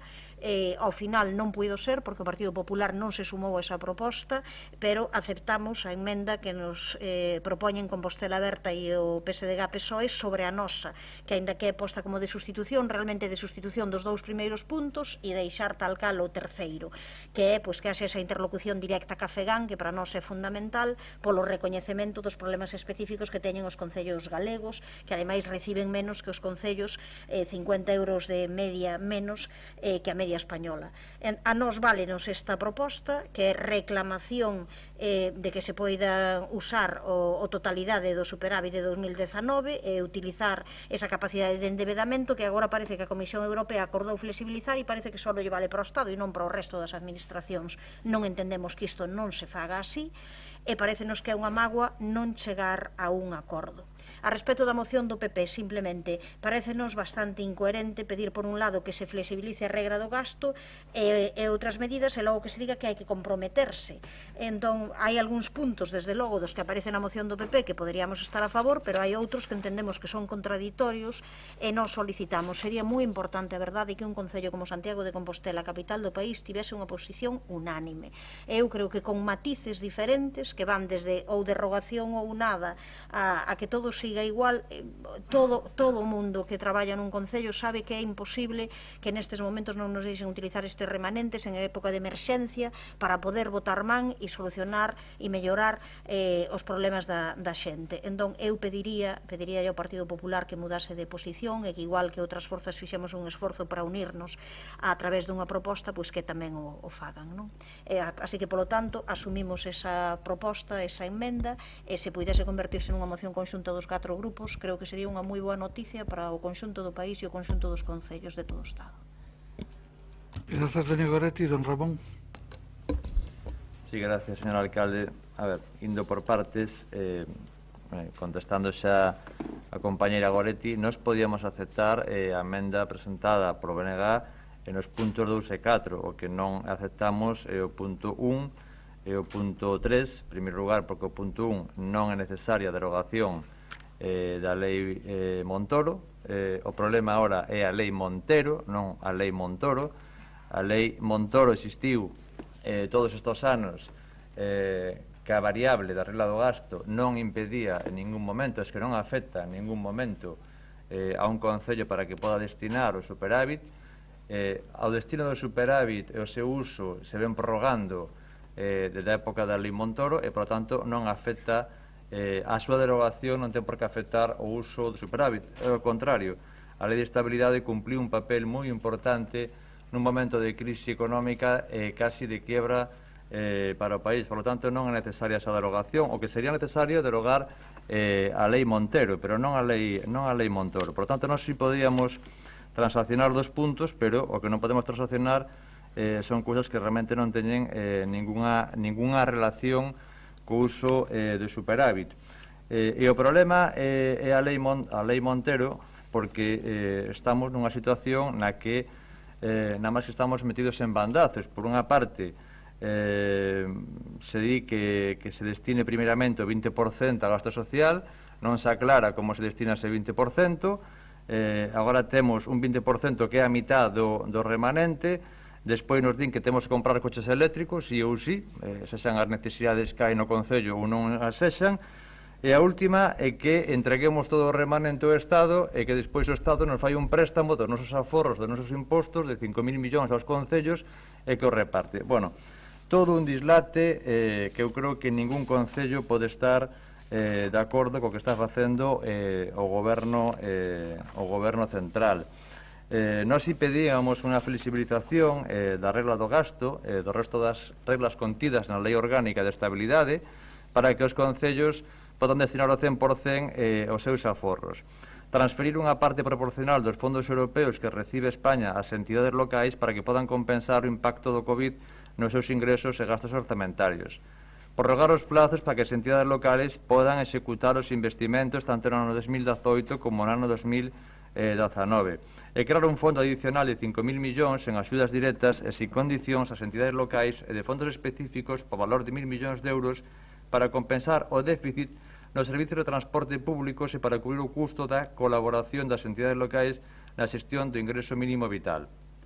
Ninguna destas peticións tivo resposta por parte do Goberno de España, un goberno que no mes de marzo, segundo pudimos coñecer pola prensa, estaba a estudiar confiscar o superávit xerado en 2019 polas entidades locais, así como recursos que as mesmas teñen en entidades bancarias e que agora pretende apropiarse dos aforros municipais mediante unha chantaxe inaceptable a todos os concellos e diputacións do noso país. O goberno pretende que os concellos e os gobernos provinciais lle presten a totalidade dos seus aforros.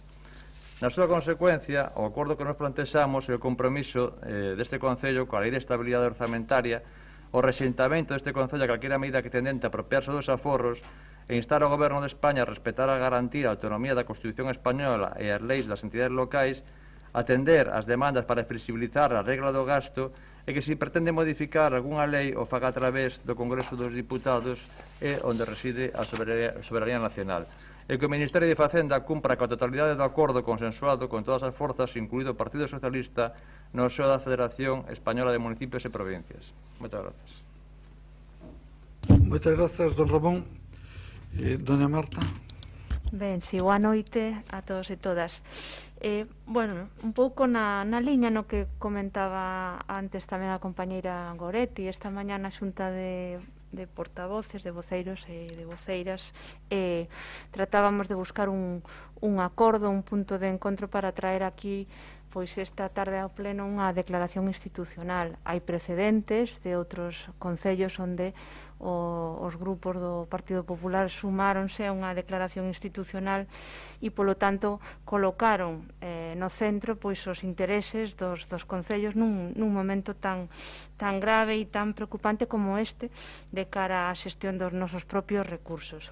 Achegouse hasta aí pouco tamén dende Compostela Aberta unha proposta que valía para os grupos, non valeu para o Grupo Partido Popular, pero sí, ao final, dende a moción do BNG, o Grupo Socialista e Compostela Aberta, pois tamén achegamos esa necesidade de, alo menos, ir xuntos todos os grupos de esquerdas para aprobalo.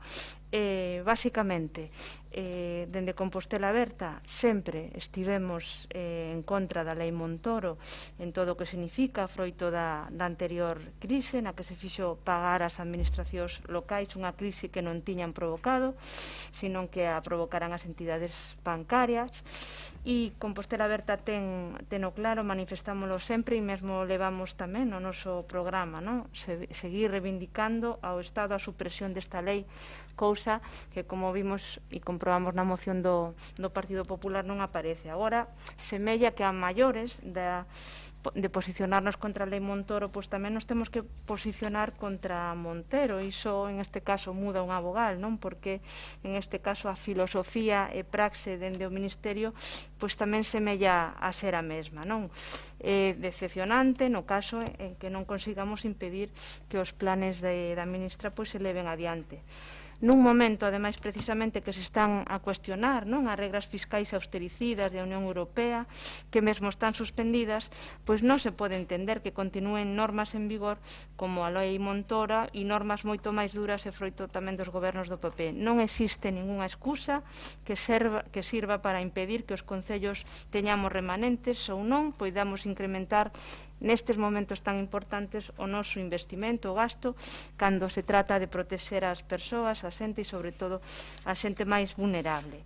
Non se pode gobernar a costa das administracións locais, que son as administracións máis próximas á xente, e un pouco nesta liña, pois tamén o que se argumentou aquí, propóñense que sexan os concellos que renunciemos aos nosos aforros e que funcionemos como se os concellos fóramos bancos, que se lle faga un préstamo, en este caso ao goberno do Estado, como se os propios concellos e as administracións locais pois xa non fósemos partes do Estado, como se fósemos menores de idade, non? Que temos que ser tutelados. En definitiva, a posición en este caso é de levar conxunta esta moción que partiu do BNG con estes 3 puntos que se sinalaron antes e, por suposto, tendo en conta esta argumentación, non podemos estar de acordo coa moción do Partido Popular e da falta, en este caso, de valentía política para ir todos xuntos e levar esta reivindicación a onde corresponde. Nada máis, grazas. Moitas grazas, doña Marta. Non versindo. Boas noites.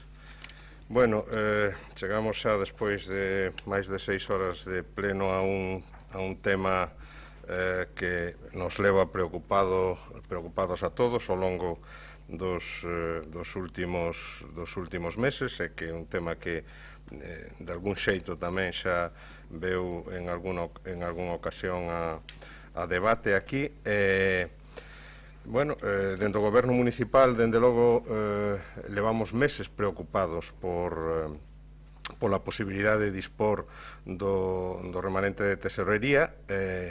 Podolles asegurar que ninguén máis, en fin, neste pleno, que o goberno municipal ten preocupación por poder dispor deses remanentes porque ten moitos proxectos condicionados á existencia deses remanentes e á súa disposición, falámolo moitas veces, incluso en temas que saliron tamén hoxe no pleno, como o tema das convocatorias de axudas ao comercio e á hostelería.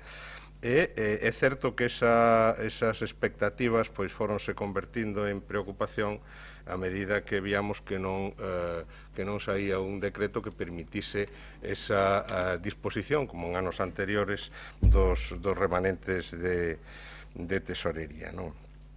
Pero non é certo e non se pode decir que a lei Montoro, que eu saiba é a única lei, en fin, xa estamos todos moi cansos, pero eu creo que non é o momento de xogos de palabras, que eu saiba non hai ningunha lei Montero, hai unha lei Montoro, e a lei Montoro todos sabemos que non permite unha disposición plena dos superávits das contas municipais, e non temos que ir moi lonxe para atopar exemplos, porque nós mesmos neste concello tivemos o ano pasado o exemplo de que non pudemos dispor dese superávit por non cumprir por moi poucos días o período de pago a proveedores.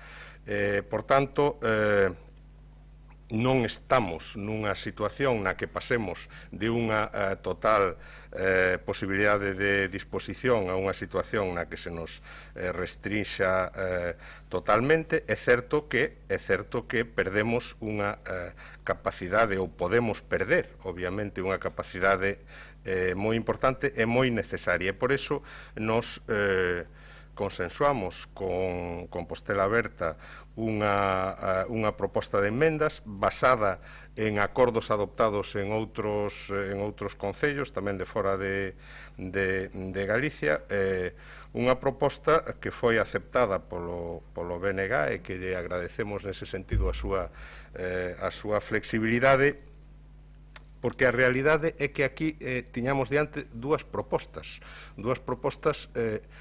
que parecen absolutamente antagónicas. Unha que propón a total derogación da Lei de Estabilidade Orzamentaria e outra que propón case convertir a Lei de Estabilidade Orzamentaria nunha especie de tábuas da lei, non? Porque pide un compromiso coa Lei de Estabilidade Orzamentaria.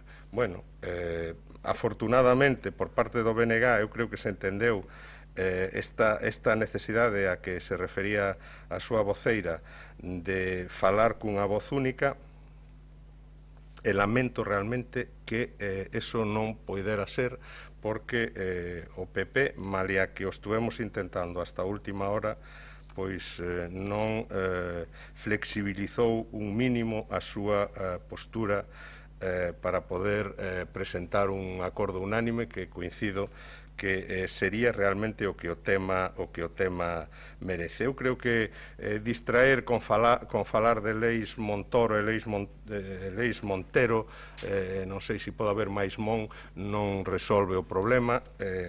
Hai que decir tamén que o Estado mantén as súas aportacións ás arcas municipais, pese a saber que vai haber unha caída do PIB moi sustancial, e, por tanto, eu creo que o tema hai que abordalo con seriedade. Nada máis.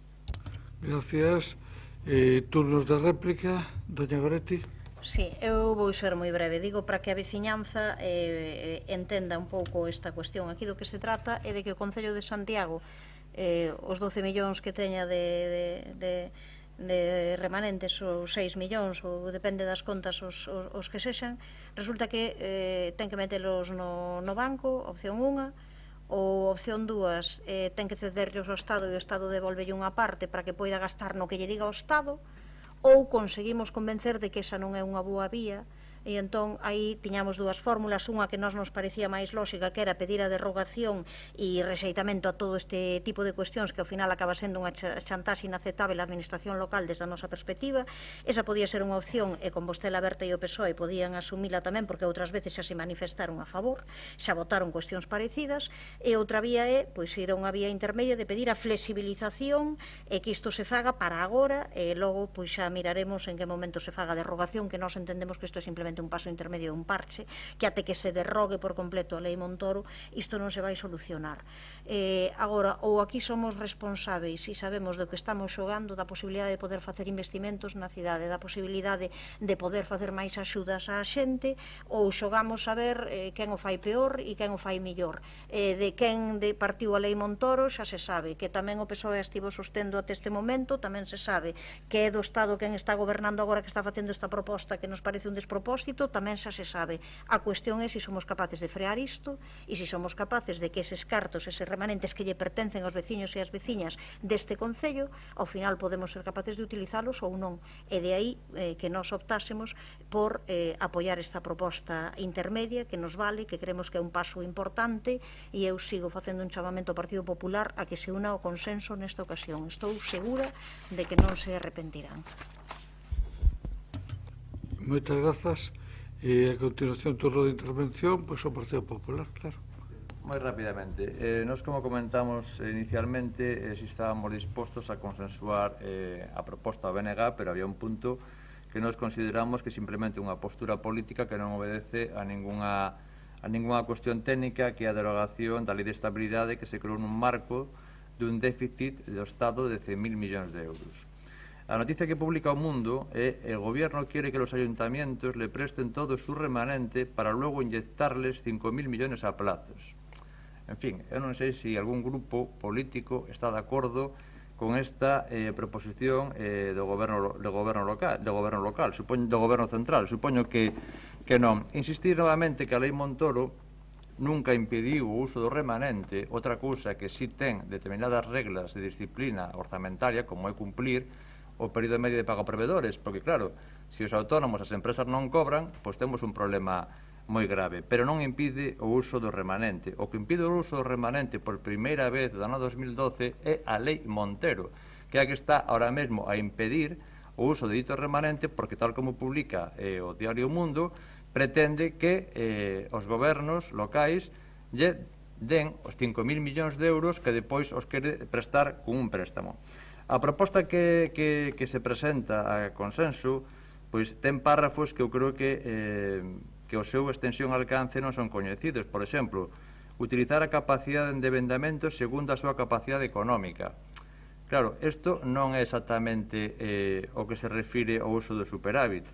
Por lo tanto, nós estábamos dispostos a chegar a un consenso, pero creemos que hai unha postura política de querer derogar a lei Montoro que non ten absolutamente nada que ver co uso do remanente. Pois moitas grazas. Doña Marta? Bueno, moi breve, porque ten razón o alcalde que prácticamente non queda tempo para seguir discutindo o resto das mocións.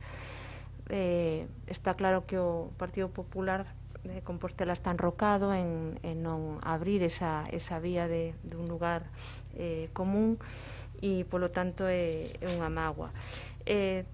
Tamén quería, bueno, pola función que nos corresponde, tamén os grupos que en este momento estamos na oposición, acabo de escoitar ao concelleiro Sindo falar do período medio de pago, coa frase por non cumprir por moi poucos días o período medio de pago do Partido Socialista en Compostela. Bueno, hai que lembrarlle a concelleiro Sindo que nos 5 primeiros meses do ano pois só cumpriron o período medio de pago en febreiro e en maio van por 50 días. Así que nese sentido, bueno, pois tamén instar dende aquí, dende a responsabilidade que hai que facer un traballo máis importante para reducir eso e para que os proveedores poidan cobrar. Dito isto, pois nada, vamos a votar conxuntamente co grupo do BNG e o Partido Socialista na primeira, e non apoiaremos a moción do Partido Popular. Moitas grazas. Sí, vamos a ver tamén moi brevemente. Eu dixen que a lei Montoro de 2012 limita as posibilidades de destino de uso do superávit municipal, como é algo evidente, destina o uso que se lle poida dar e que se poida utilizar ou non. Claro, efectivamente, decir que os grupos que consensuamos agora unha proposta temos unha posición política, pois é evidente, claro que temos unha posición política.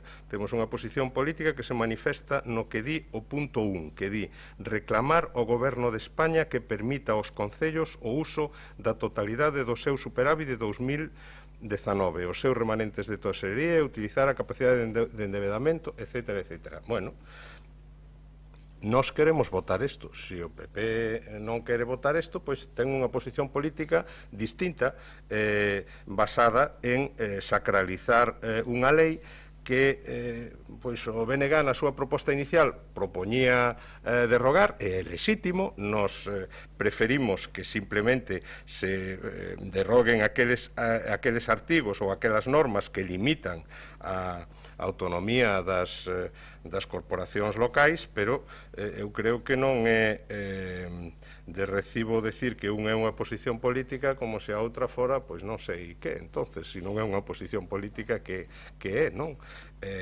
Pero bueno, é unha posición política que se manifesta en apoiar o que di exactamente a moción que imos a votar. E, por tanto, nos imos votar a favor deste texto consensuado, e non nos queda outra que votar en contra, obviamente, porque son contradictorios do presentado polo Partido Popular. Moitas grazas.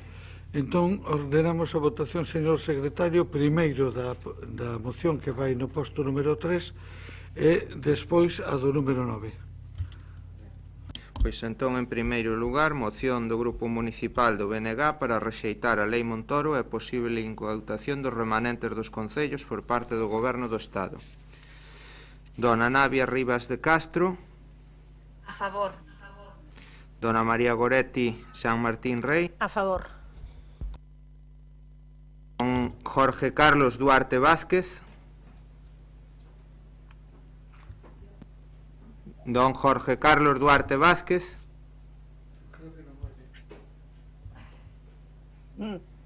Don Jorge Carlos Duarte Vázquez. No vota. Parece. A favor. A favor, ben. Dona Marta Irene Lois González. A favor. Dona Branca Petra Novo Rey. A favor.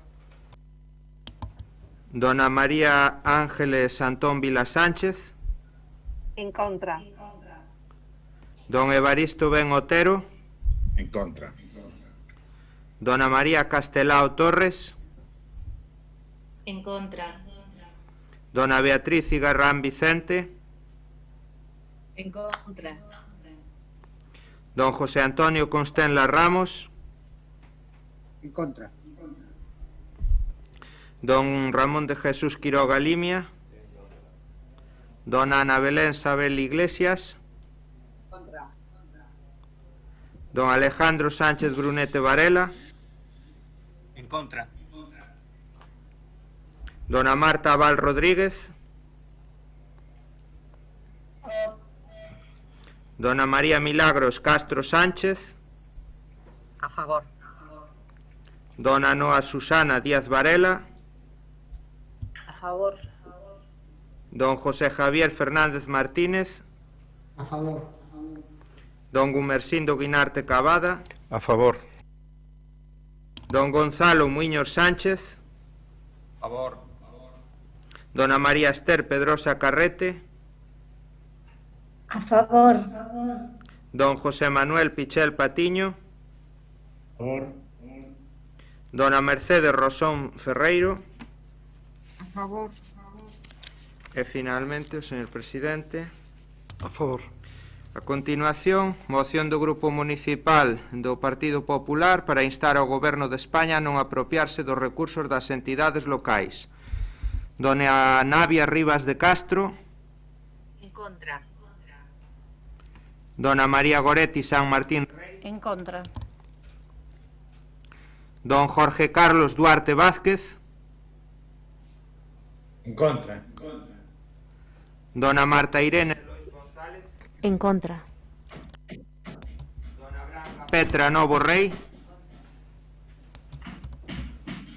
Dona María Ángeles Antón Vila Sánchez. favor. Don Evaristo Ben Otero. A favor. Dona María Castelao Torres. A favor. Dona Beatriz Cigarrán Vicente. A favor. Don José Antonio Constenla Ramos. Don Ramón de Jesús Quiroga Limia. Dona Ana Belén Sabel Iglesias. Don Alejandro Sánchez Brunete Varela. A favor. Dona Marta Val Rodríguez. En contra. Dona María Milagros Castro Sánchez. En contra. Dona Noa Susana Díaz Varela. En contra.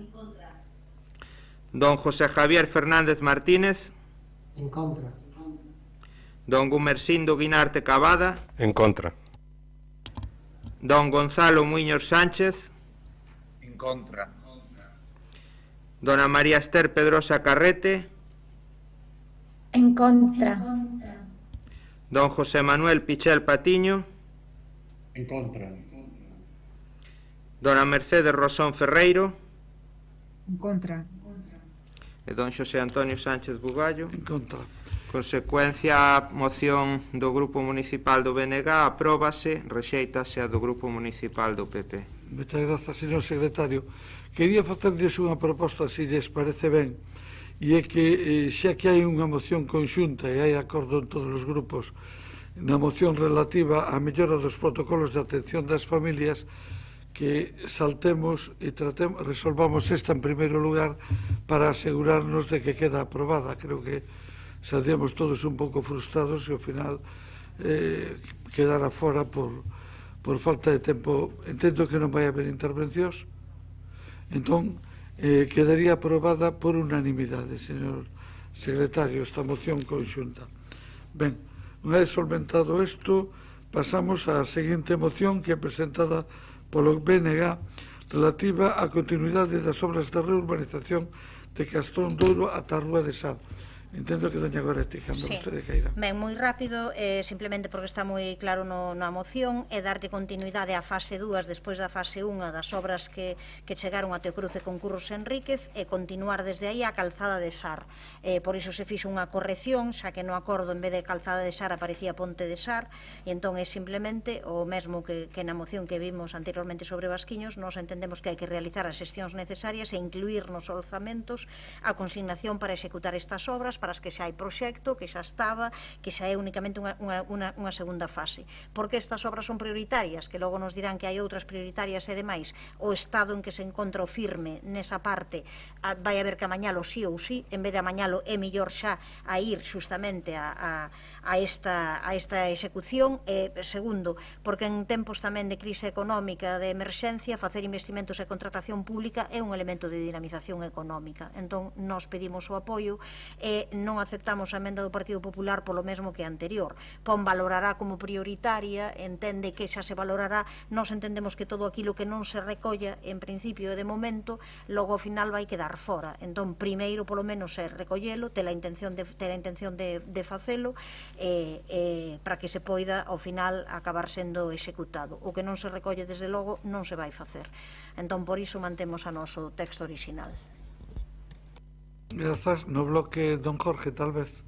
Doña Marta. Sí. Don Jorge. Vale, esta proposta é bastante parecida á anterior. Hai dous proxectos xa aprobados, xa feitos.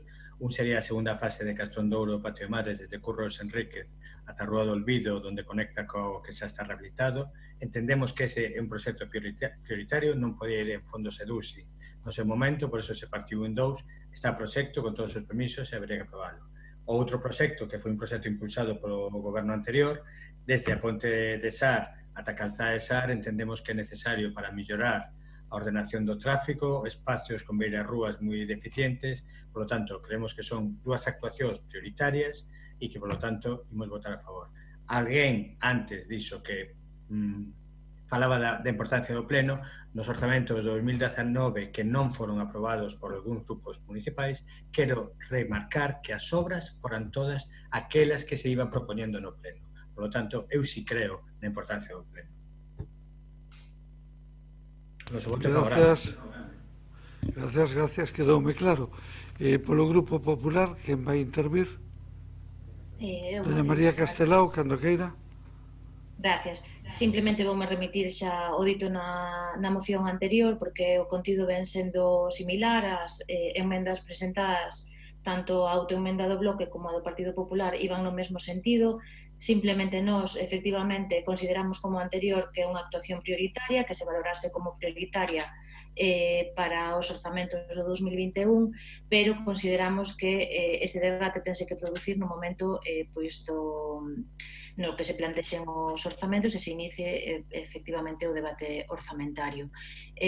Tamén recalcar que foi o Partido Popular tamén o que iniciou o proxecto, plantexou o proxecto xa en 2015 desta actuación, en principio unha que despois foi dividida en dúas, efectivamente, como decía o señor Duarte, todos coñecemos cal é o estado da rúa, efectivamente, pois é necesario actuar aí, pero seguimos considerando que debe considerarse prioritaria para os orzamentos, pero non como plantexa o BNG na súa proposta, senón que valorala como prioritaria. Nada máis, non quero invertir máis tempo que xa é moi tarde. Moitas grazas. Moitas grazas a vostede, doña María. Don Javier Fernández. Eu vou a ser moi breve. Non quero dicir que os plenos non sean importantes, pero inda que se orzamente, se logo non se fai a obra, malo. Nos creo que no que levamos de ano nos comprometimos cos muros, aí están citados, se vai iniciar as obras de Fontiñas, vamos a intentar sacar a licitación de Costiña do Monte e así sucesivamente con todas as obras. Entonces, para nós, inda que é unha prioridade, coñezo perfectamente como está Goretti, o estado lamentable do asfalto, que son casi todo pedras, e farán pequenas reparacións. Pero como comprenderás, con 932.000 euros que costa ese proxecto, ahora mismo é inasumible, non está previsto. Non quere dicir que ao mellor daqui a outubro melloremos a situación económica, pero a realidade é outra. Entonces, bueno, cando toque negociar os orzamentos, pois falaremos das obras, das prioridades e inversións da cidade. Nada máis. Gracias, don Javier. Doña Goretti. Brevísima. Simplemente estáme dando a impresión, non hai tempo agora para debatelo máis, como de que o grupo de goberno xa ten claro cales van ser as súas prioridades e que como que xa ten os seus orzamentos medianamente claro. Xa vou meter isto e isto xa non é prioritario. Claro, sen falar de momento con ningún grupo da oposición, polo menos con este, e tal que a estas alturas xa diga isto non é prioritario fronte a outras, isto non vai ser posible e tal, non me parece moi boa maneira para un goberno en minoría. Eu, desde logo, estou disposta no mes de agosto cando sexa necesario, pero desde logo non nos parece de recibo a estas alturas que a impresión que quito de aquí é que xa está clarísimamente definidas cales van ser os investimentos que se van facer e cales non. Entón eu tamén me gustaría que se escuxesen aquí, que se dixesen cales son as prioridades ou que se nos chame a unha reunión para expoñérnolo, non que nos cheguen con todo feito, non?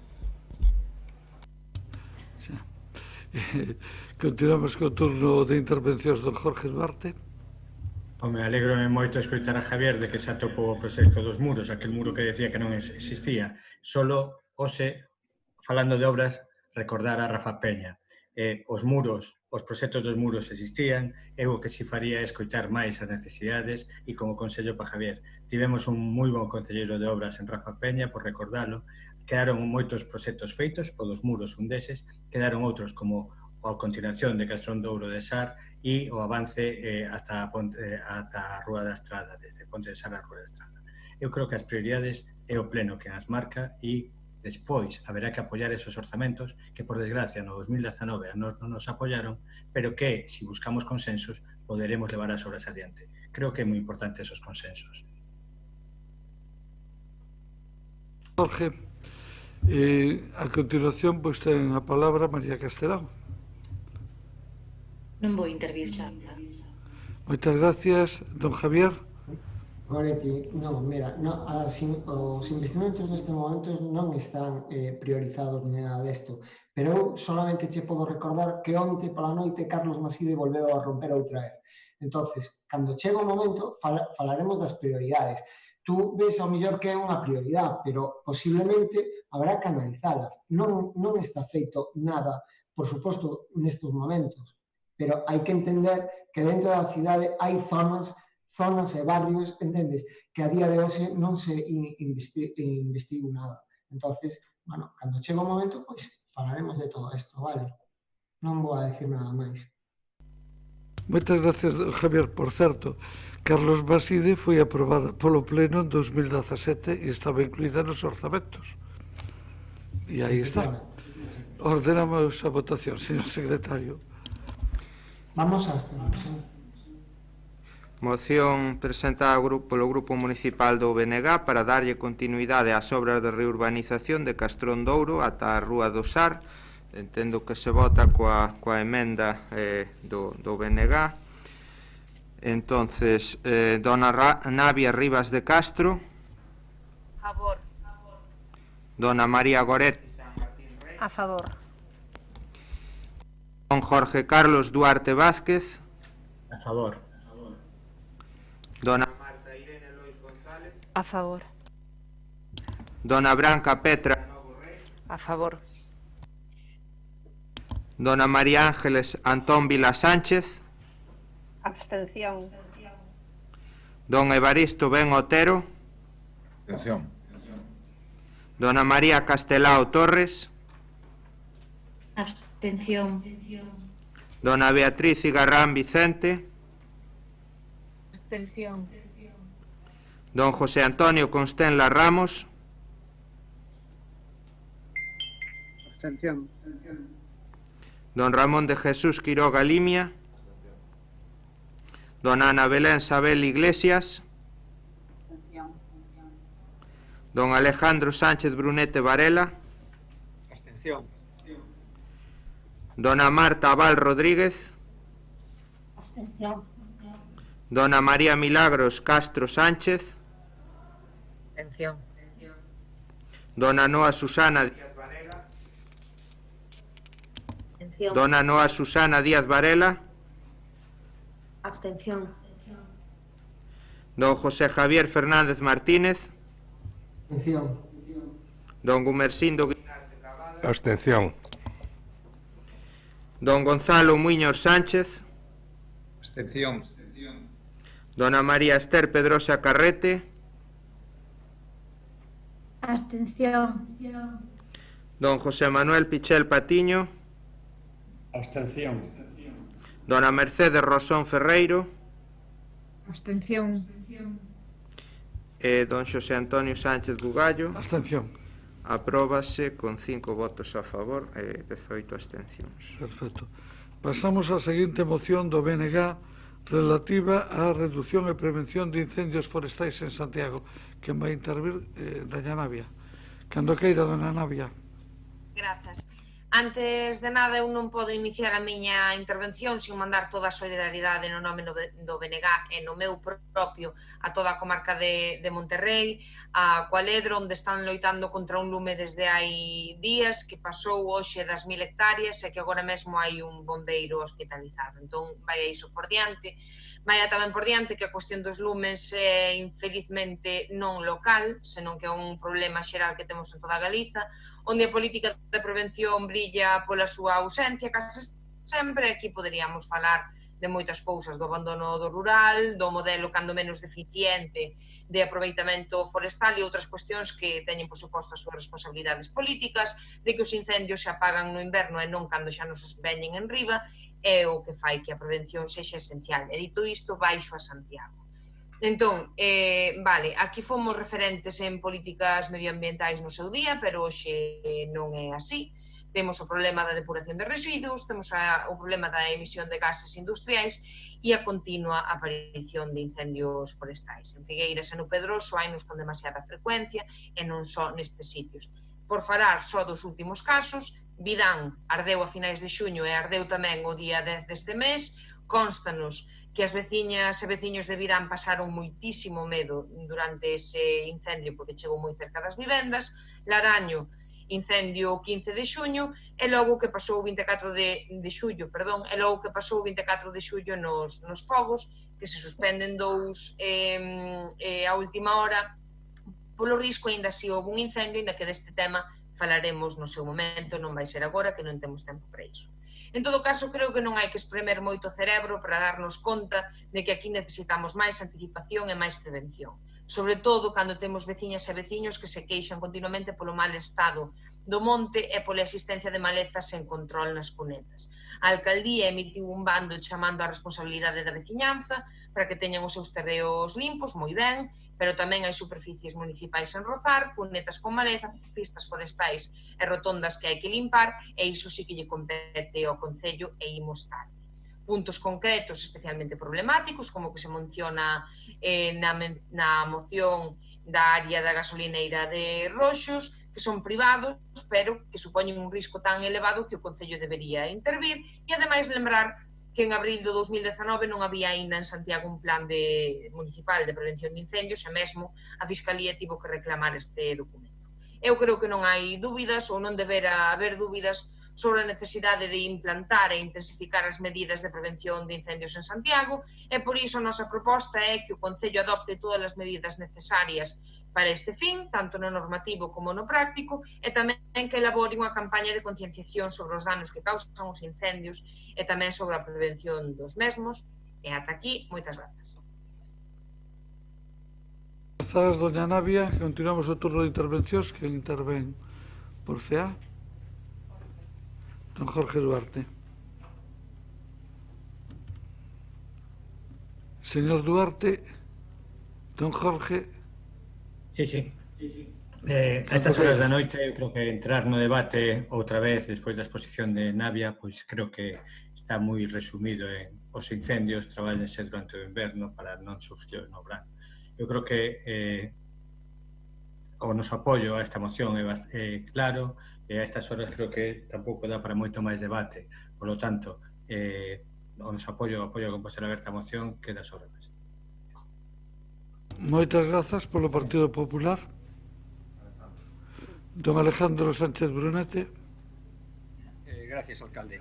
Bueno, para prevenir los incendios forestales es necesario desbrozar la maleza vegetal y para acabar con el sofoco de los plenos de 6 horas es necesario desbrozar la maleza verbal y por lo tanto simplemente voy a anunciar que vamos a votar a favor de esta iniciativa y eso sí, esa campaña de concienciación que propone doña Navia yo creo que había que dirigirla expresamente al concejal de Fiestas y de Seguridad a la vista de lo que sucedió el día 24 en Santiago, pero bueno, ya hablaremos, nada más, votaremos a favor.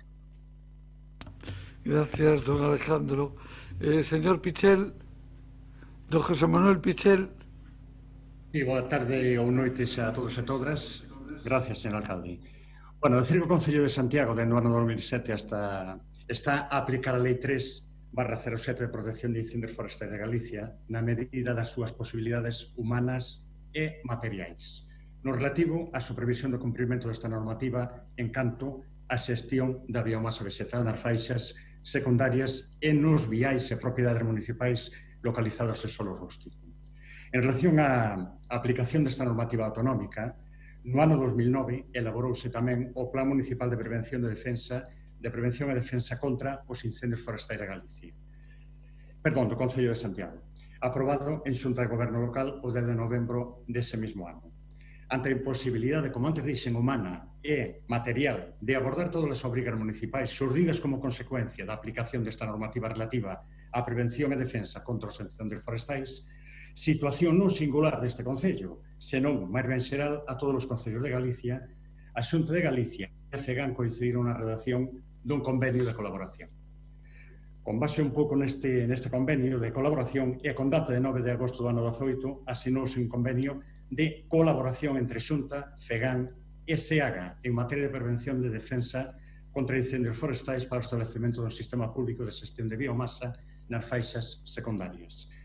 Este convenio ten por obxecto instrumentar a cooperación da Administración Xeral da Comunidade Autónoma de Galicia a través da Consellería do Medio Rural de SEAGA e a FEGAN cos concellos que voluntariamente se adiran ao presente convenio mediante o establecemento dun sistema público de xestión de biomasa nos montes e terreos forestais incluídos nas redes de faixas secundarias de xestión de biomasa.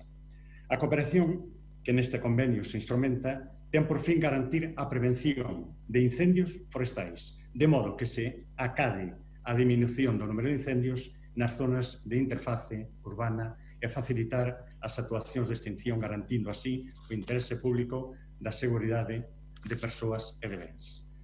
Tal como dispón o convenio, os concellos galegos que cumpren os criterios de prioridade poderán, mediante a súa adhesión voluntaria, acceder ao sistema público de xestión da biomasa nas faixas secundarias, cousas que si fixo o Concello de Santiago.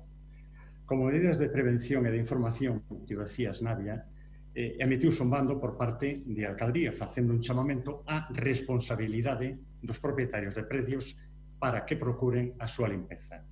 Por outra banda, ou por outra parte, a adhesión do Concello ao convenio da Xunta de Galicia, FEGAN e SEAGA, conleva que para este ano 2020 se priorizaran as parcelas incluídas nas faixas secundarias das parroquias de San Xoán de Fecha e Figueiras, onde os propietarios teñen a posibilidade de suscribir un convenio, como fixo o Concello neste caso, ou un contrato moi ventaxoso de xestión de biomasa con SEAGA.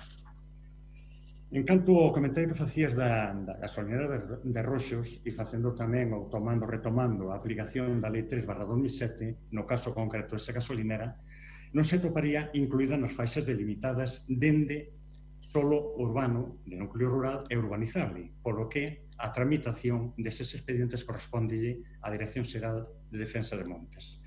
Pero cabe sinalar que no perímetro norte desta gasolinera a xestión da biomasa vegetal se realiza no perímetro dos 50 metros que require a lei dende a instalación e no ámbito do sur a distancia de 25 metros, pero que se atopa con a coberta forestal de frondosas autóctonas case que exclusivamente carballos. Tamén se tramitan o que son notificacións e aperturas de procedementos. Así, en data de 16 de xullo deste ano, en relación aos expedientes abertos con informe de notificación relativos á xestión de biomasa vegetal e arbolado neste ano, tendo en conta que son por parcela, son 170, dos que 146 corresponden á aplicación da Lei 3/2007 nas faixas secundarias e 24 en zona urbana. Considero que dentro do Concello estás a facer o humanamente posible e de aí que lle pida ao meu grupo, neste caso, que vote a abstención. Moitas gracias. Moitas grazas. Abrimos o turno da réplica. Doña Navia. Sí, a ver, tendo en conta ahora que non quero tampouco estender moitísimo o debate, quero agradecer o apoio de Compostela Aberta do Partido Popular e con respecto á intervención do compañeiro do PSOE, pois, claro, isto daría para moitas horas de debate, pero en calquera caso, pois, claro, é que non quero, de verdade, non quero estenderme moito nisto, así que, bueno, vou non deixar aí, vai ser mellor. Bueno, pareceme prudente a decisión. Don Jorge Duarte. Don Jorge Duarte. Nada máis que añadir. Nada que decir, vale. Moitísimas gracias polo Partido Popular, entón. Dan Alejandro.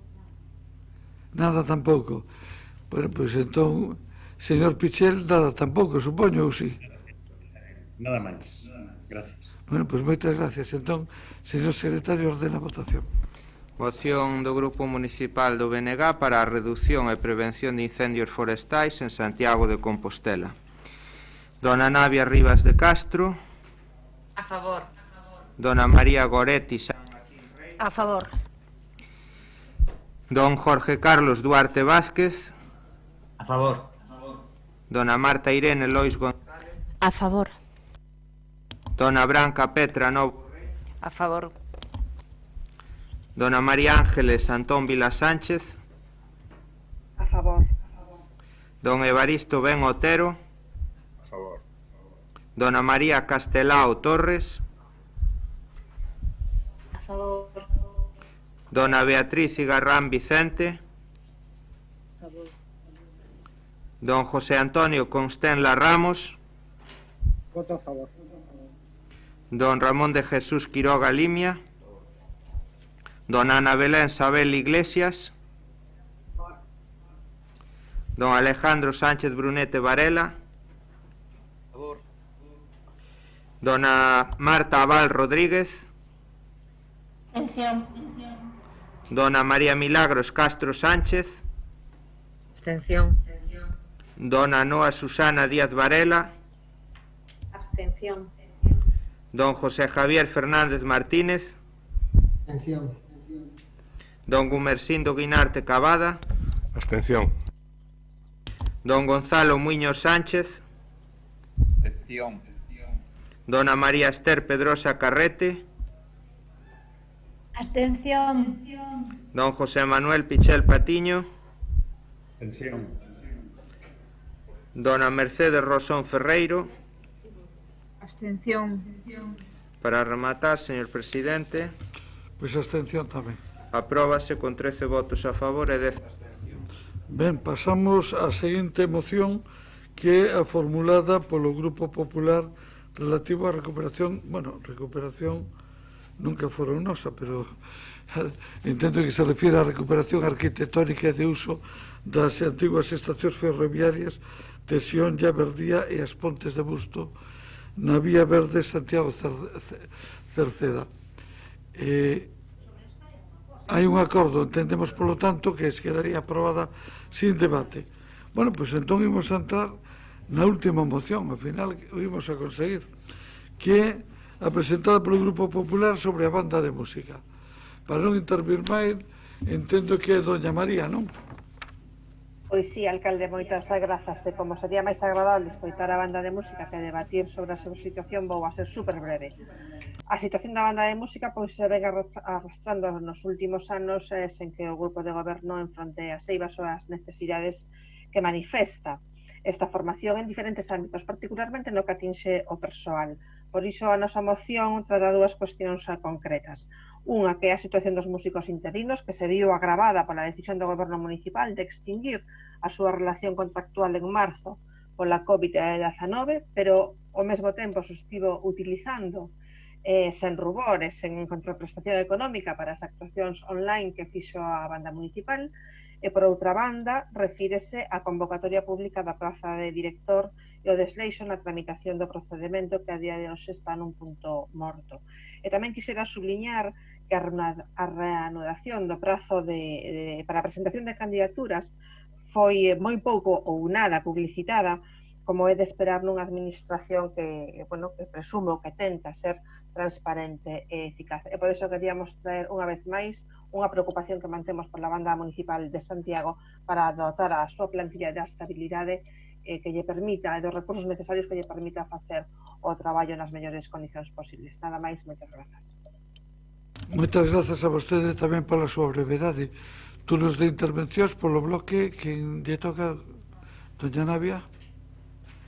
Vale, vou intentar ser o máis breve posible. Concordamos con boa parte da análise que aparece nesta moción, non suscribimos diferentes cuestións que aparecen na exposición de motivos, pero sí que concordamos en que a situación da banda se veu deteriorando nos últimos anos ata un punto en que temos que pensar que queremos facer para a banda, porque agora mesmo están nunha situación insostible.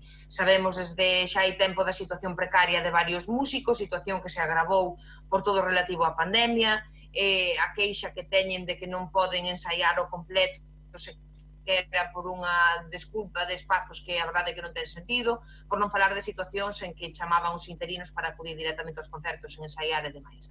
Podemos falar tamén das responsabilidades de por que a banda está así, que non son desde logo dos últimos nin 4 anos, nin moito menos, pero imos cinguirnos ao acordo que temos pouquiño tempo, entón sí, de acordo en que se saquen esas 4 prazas, aclarar que non se trata de repoñelas, senón de crealas de novo porque agora mesmo están extintas, de acordo en que se remate o proceso da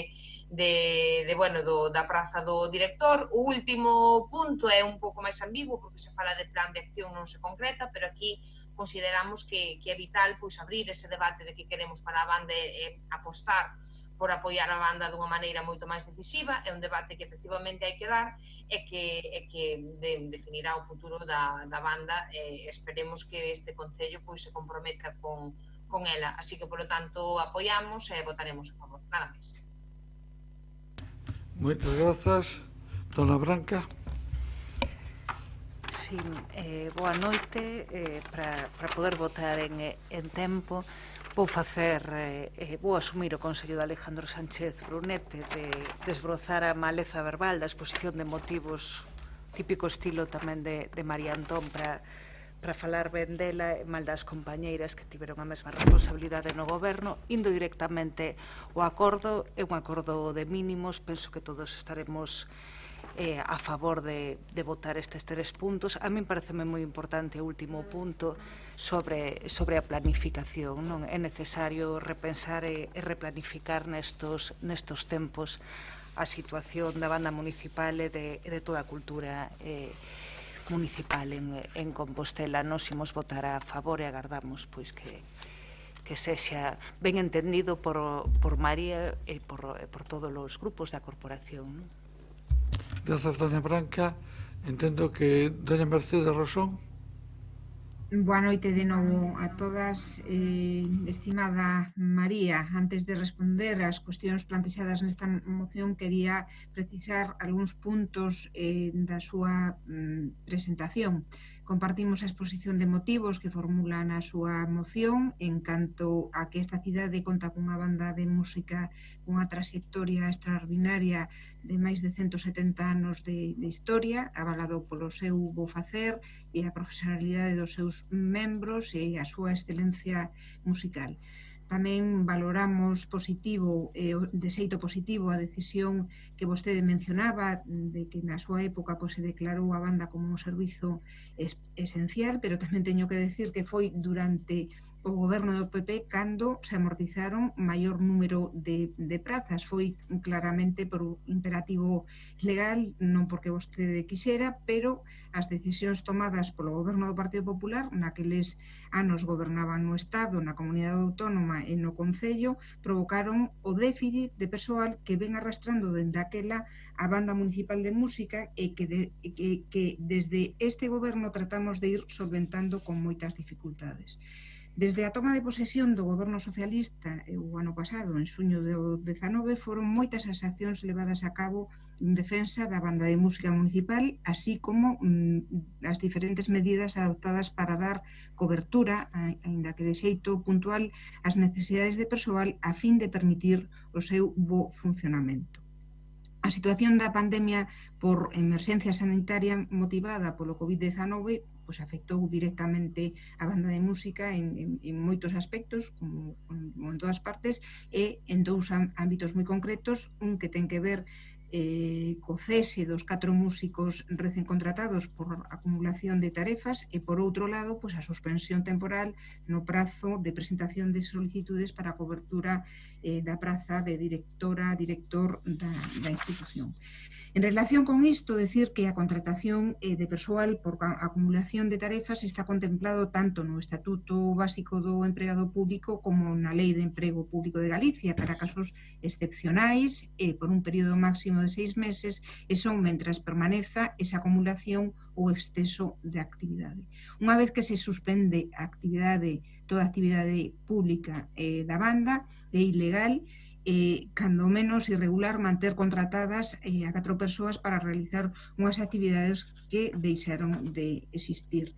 Quero decir, con respecto a algo que fai referencia, que durante o período de confinamento colaboraron estes músicos de maneira totalmente voluntaria e desinteresada, como moitas outras persoas, como moitos outros xornalistas que presentaron os concertos en vía online, como Luis Pardo ou Ramón Castro, e moitísimos músicos, máis de unha dúcia de músicos que participaron nas 15 grabacións que se fixeron durante o período da pandemia. Decir que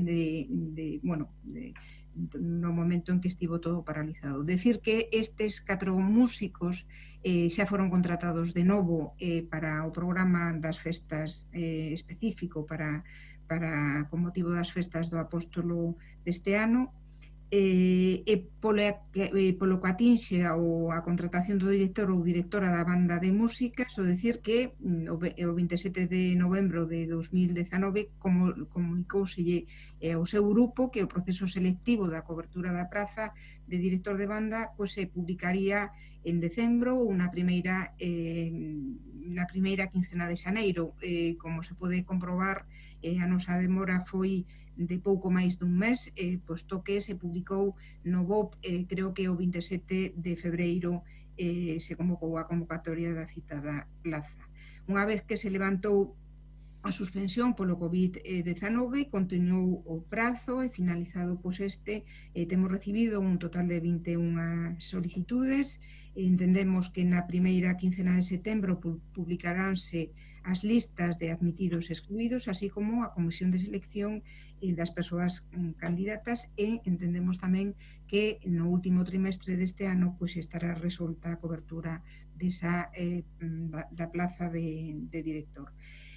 Aclarar que este goberno xa ten previsto un programa de acción para a banda de música que comezará a partir de mediados de setembro deste ano 2020 ata finais de... Doña Mercedes, ten que rematar. Prorrogable 2 anos máis, e que se contratarán os 4 números dos de que hoxe carece a súa estrutura. Como hai volta, podo seguir. Bueno, non se oye, pero o tempo xa pasou, non teño nada que ver do que se cortar. No turno de réplica, si quere, engade o que lle falte. Doña Mercedes. Gracias. Turno de réplica, doña Navia. Non, creo... Ou doña María, perdón, do turno de réplica. Sí, a ver, só dúas cuestións, porque aquí o importante é que sexamos capaces de poñernos de acordo para que darlle un pulo á banda municipal de música. Eu sinto, Blanca, se te sintes ofendida, pero mira, precisamente non fun eu quen tivo a feliz idea de declarar a banda servicio esencial, e a min gustame darlle o César o que do César, e foi o señor Currás, exalcalde desta institución. Eu non quixen abondar nas dificultades polas que pasou a banda durante a época de Compostela Aberta, que podería facelas porque foron moitas e moi variadas. E como decía, que o importante aquí é chegar a un consenso, tampouco vou a ahondar nesas cuestións. Simplemente eu pido ao grupo de goberno que sexa sensible, que tome as medidas que considere precisas, pero sempre tentando en darlle á banda municipal de música ese espazo que creo que merece no que é a programación da cidade, porque ten un espazo para estar presente, moitísimo máis presente no que é a actividade cultural desta cidade. E cando decía Navia que non había nada concreto sobre un plan de acción, eu coido que precisamente é o grupo de goberno que ten que deseñar ese plan de acción. Evidentemente os outros grupos poderemos facer achegas correspondentes, pero a responsabilidade, como decía tamén o alcalde, o fío de outras intervencións, corresponde a quen tenga competencia. Neste momento están nas mans de Mercedes Rosón. Nada máis, moitas grazas. Moitas grazas. Turno de intervención sobre si doña Navia.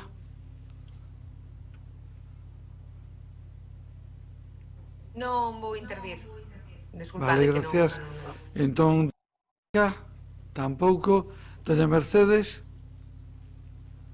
Bueno, eu quero, moi brevemente manifestar o meu compromiso ca banda. Eu creo que lle dedico moitas horas a escoitar a casi todos os membros da mesma, a todos os que me chaman para falar e para contrastar os conflitos e as cousas que xurden, porque son moitas, e creo que os que xa compartimos noutros momentos a xestión da política da banda de música, sabemos que é un grupo fantástico, pero tamén con cousas que obrigan a estar sempre moi pendentes deles, non? delas. Eu o que quero decir é que neste momento a programación que se está facendo é unha programación que está moi coordinada con outros axentes da cidade, están participando e colaborando con programas e con músicos e con outros colectivos de artes escénicas e de performáticas tamén, que teñen unha presencia na cidade que a través deses novos programas, esas novas accións, están achegando públicos diferentes, renovados tamén, e ao mesmo tempo conservando a súa esencia e a súa liña consolidada de repertorios e demais, e que, dende logo, eu creo que na historia da banda municipal nunca se contou un orzamento como que tiveron este ano. Eu creo que non, María Antón, perdoa, pero non, dende logo se multiplica polos orzamentos que había na legislatura 11-15. Doña Mercedes. Bueno, en fin, en todo caso, eu recollo o guante, evidentemente, o que quero decir é que o interese pola xestión e polo presente e futuro da banda de música é moi importante, como son todas as responsabilidades que teño asumidas, e que seguirei traballando da mesma forma, por suposto, tratando de resolver todos os problemas que... Doña Mercedes, temos que rematar, Gracias. Gracias a vostede. Bueno, señor secretario, ordena a votación, que ao final non nos indicou o sentido do voto, ou si? No. Perdone, Mercedes, nos indicou o sentido do voto. Abstención. Gracias. É que das tres cuestións, xa que non me... Chegado a este punto, aínda que lle dediquemos 2 minutos máis á banda, non pasa nada. Dos acordos que propón, o primeiro punto xa está resolto, o segundo tamén, e o terceiro tamén, porque estamos traballando nun plan estratégico da banda, nada máis. Pois unha abstención moi Moitas grazas. Porque tiña que contestar a moitas cousas e ti tiñas moitas... Voto de menos ter un mecanismo de cortarlle esa palabra, porque si non, esto nos salimos de aquí. Veñamos a votar. Moción do Grupo Municipal do Partido Popular para a regularización e potenciación da banda de música municipal. Dona Navia Rivas de Castro. A favor. Dona María Goret. A favor. Don Jorge Carlos Duarte Vázquez. A favor. Dona Marta Irene Lois González. A favor. Dona Branca Petra. A favor. Dona María Ángeles Antón Vila Sánchez. A favor. Don Evaristo Ben Otero. A favor. A favor. Dona María Castelao Torres. A favor. Dona Beatriz Igarrán Vicente. Dona Beatriz Igarrán Vicente. A favor. Don José Antonio Constenla Ramos. A favor. Don Ramón de Jesús Quiroga Limia. Dona Ana Belén Sabel Iglesias. A favor.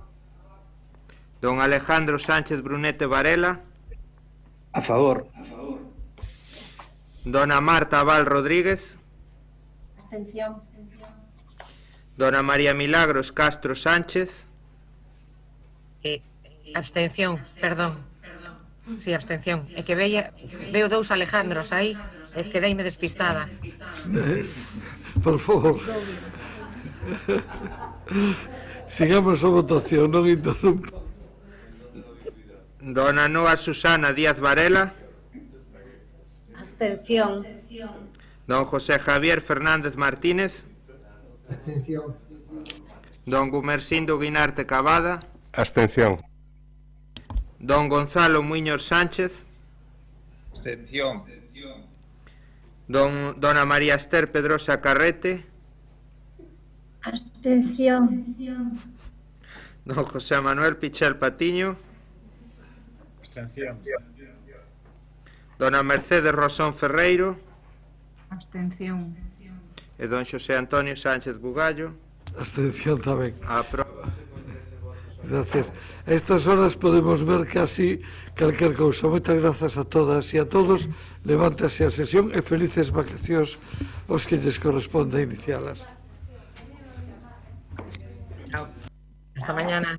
Chao. Chao.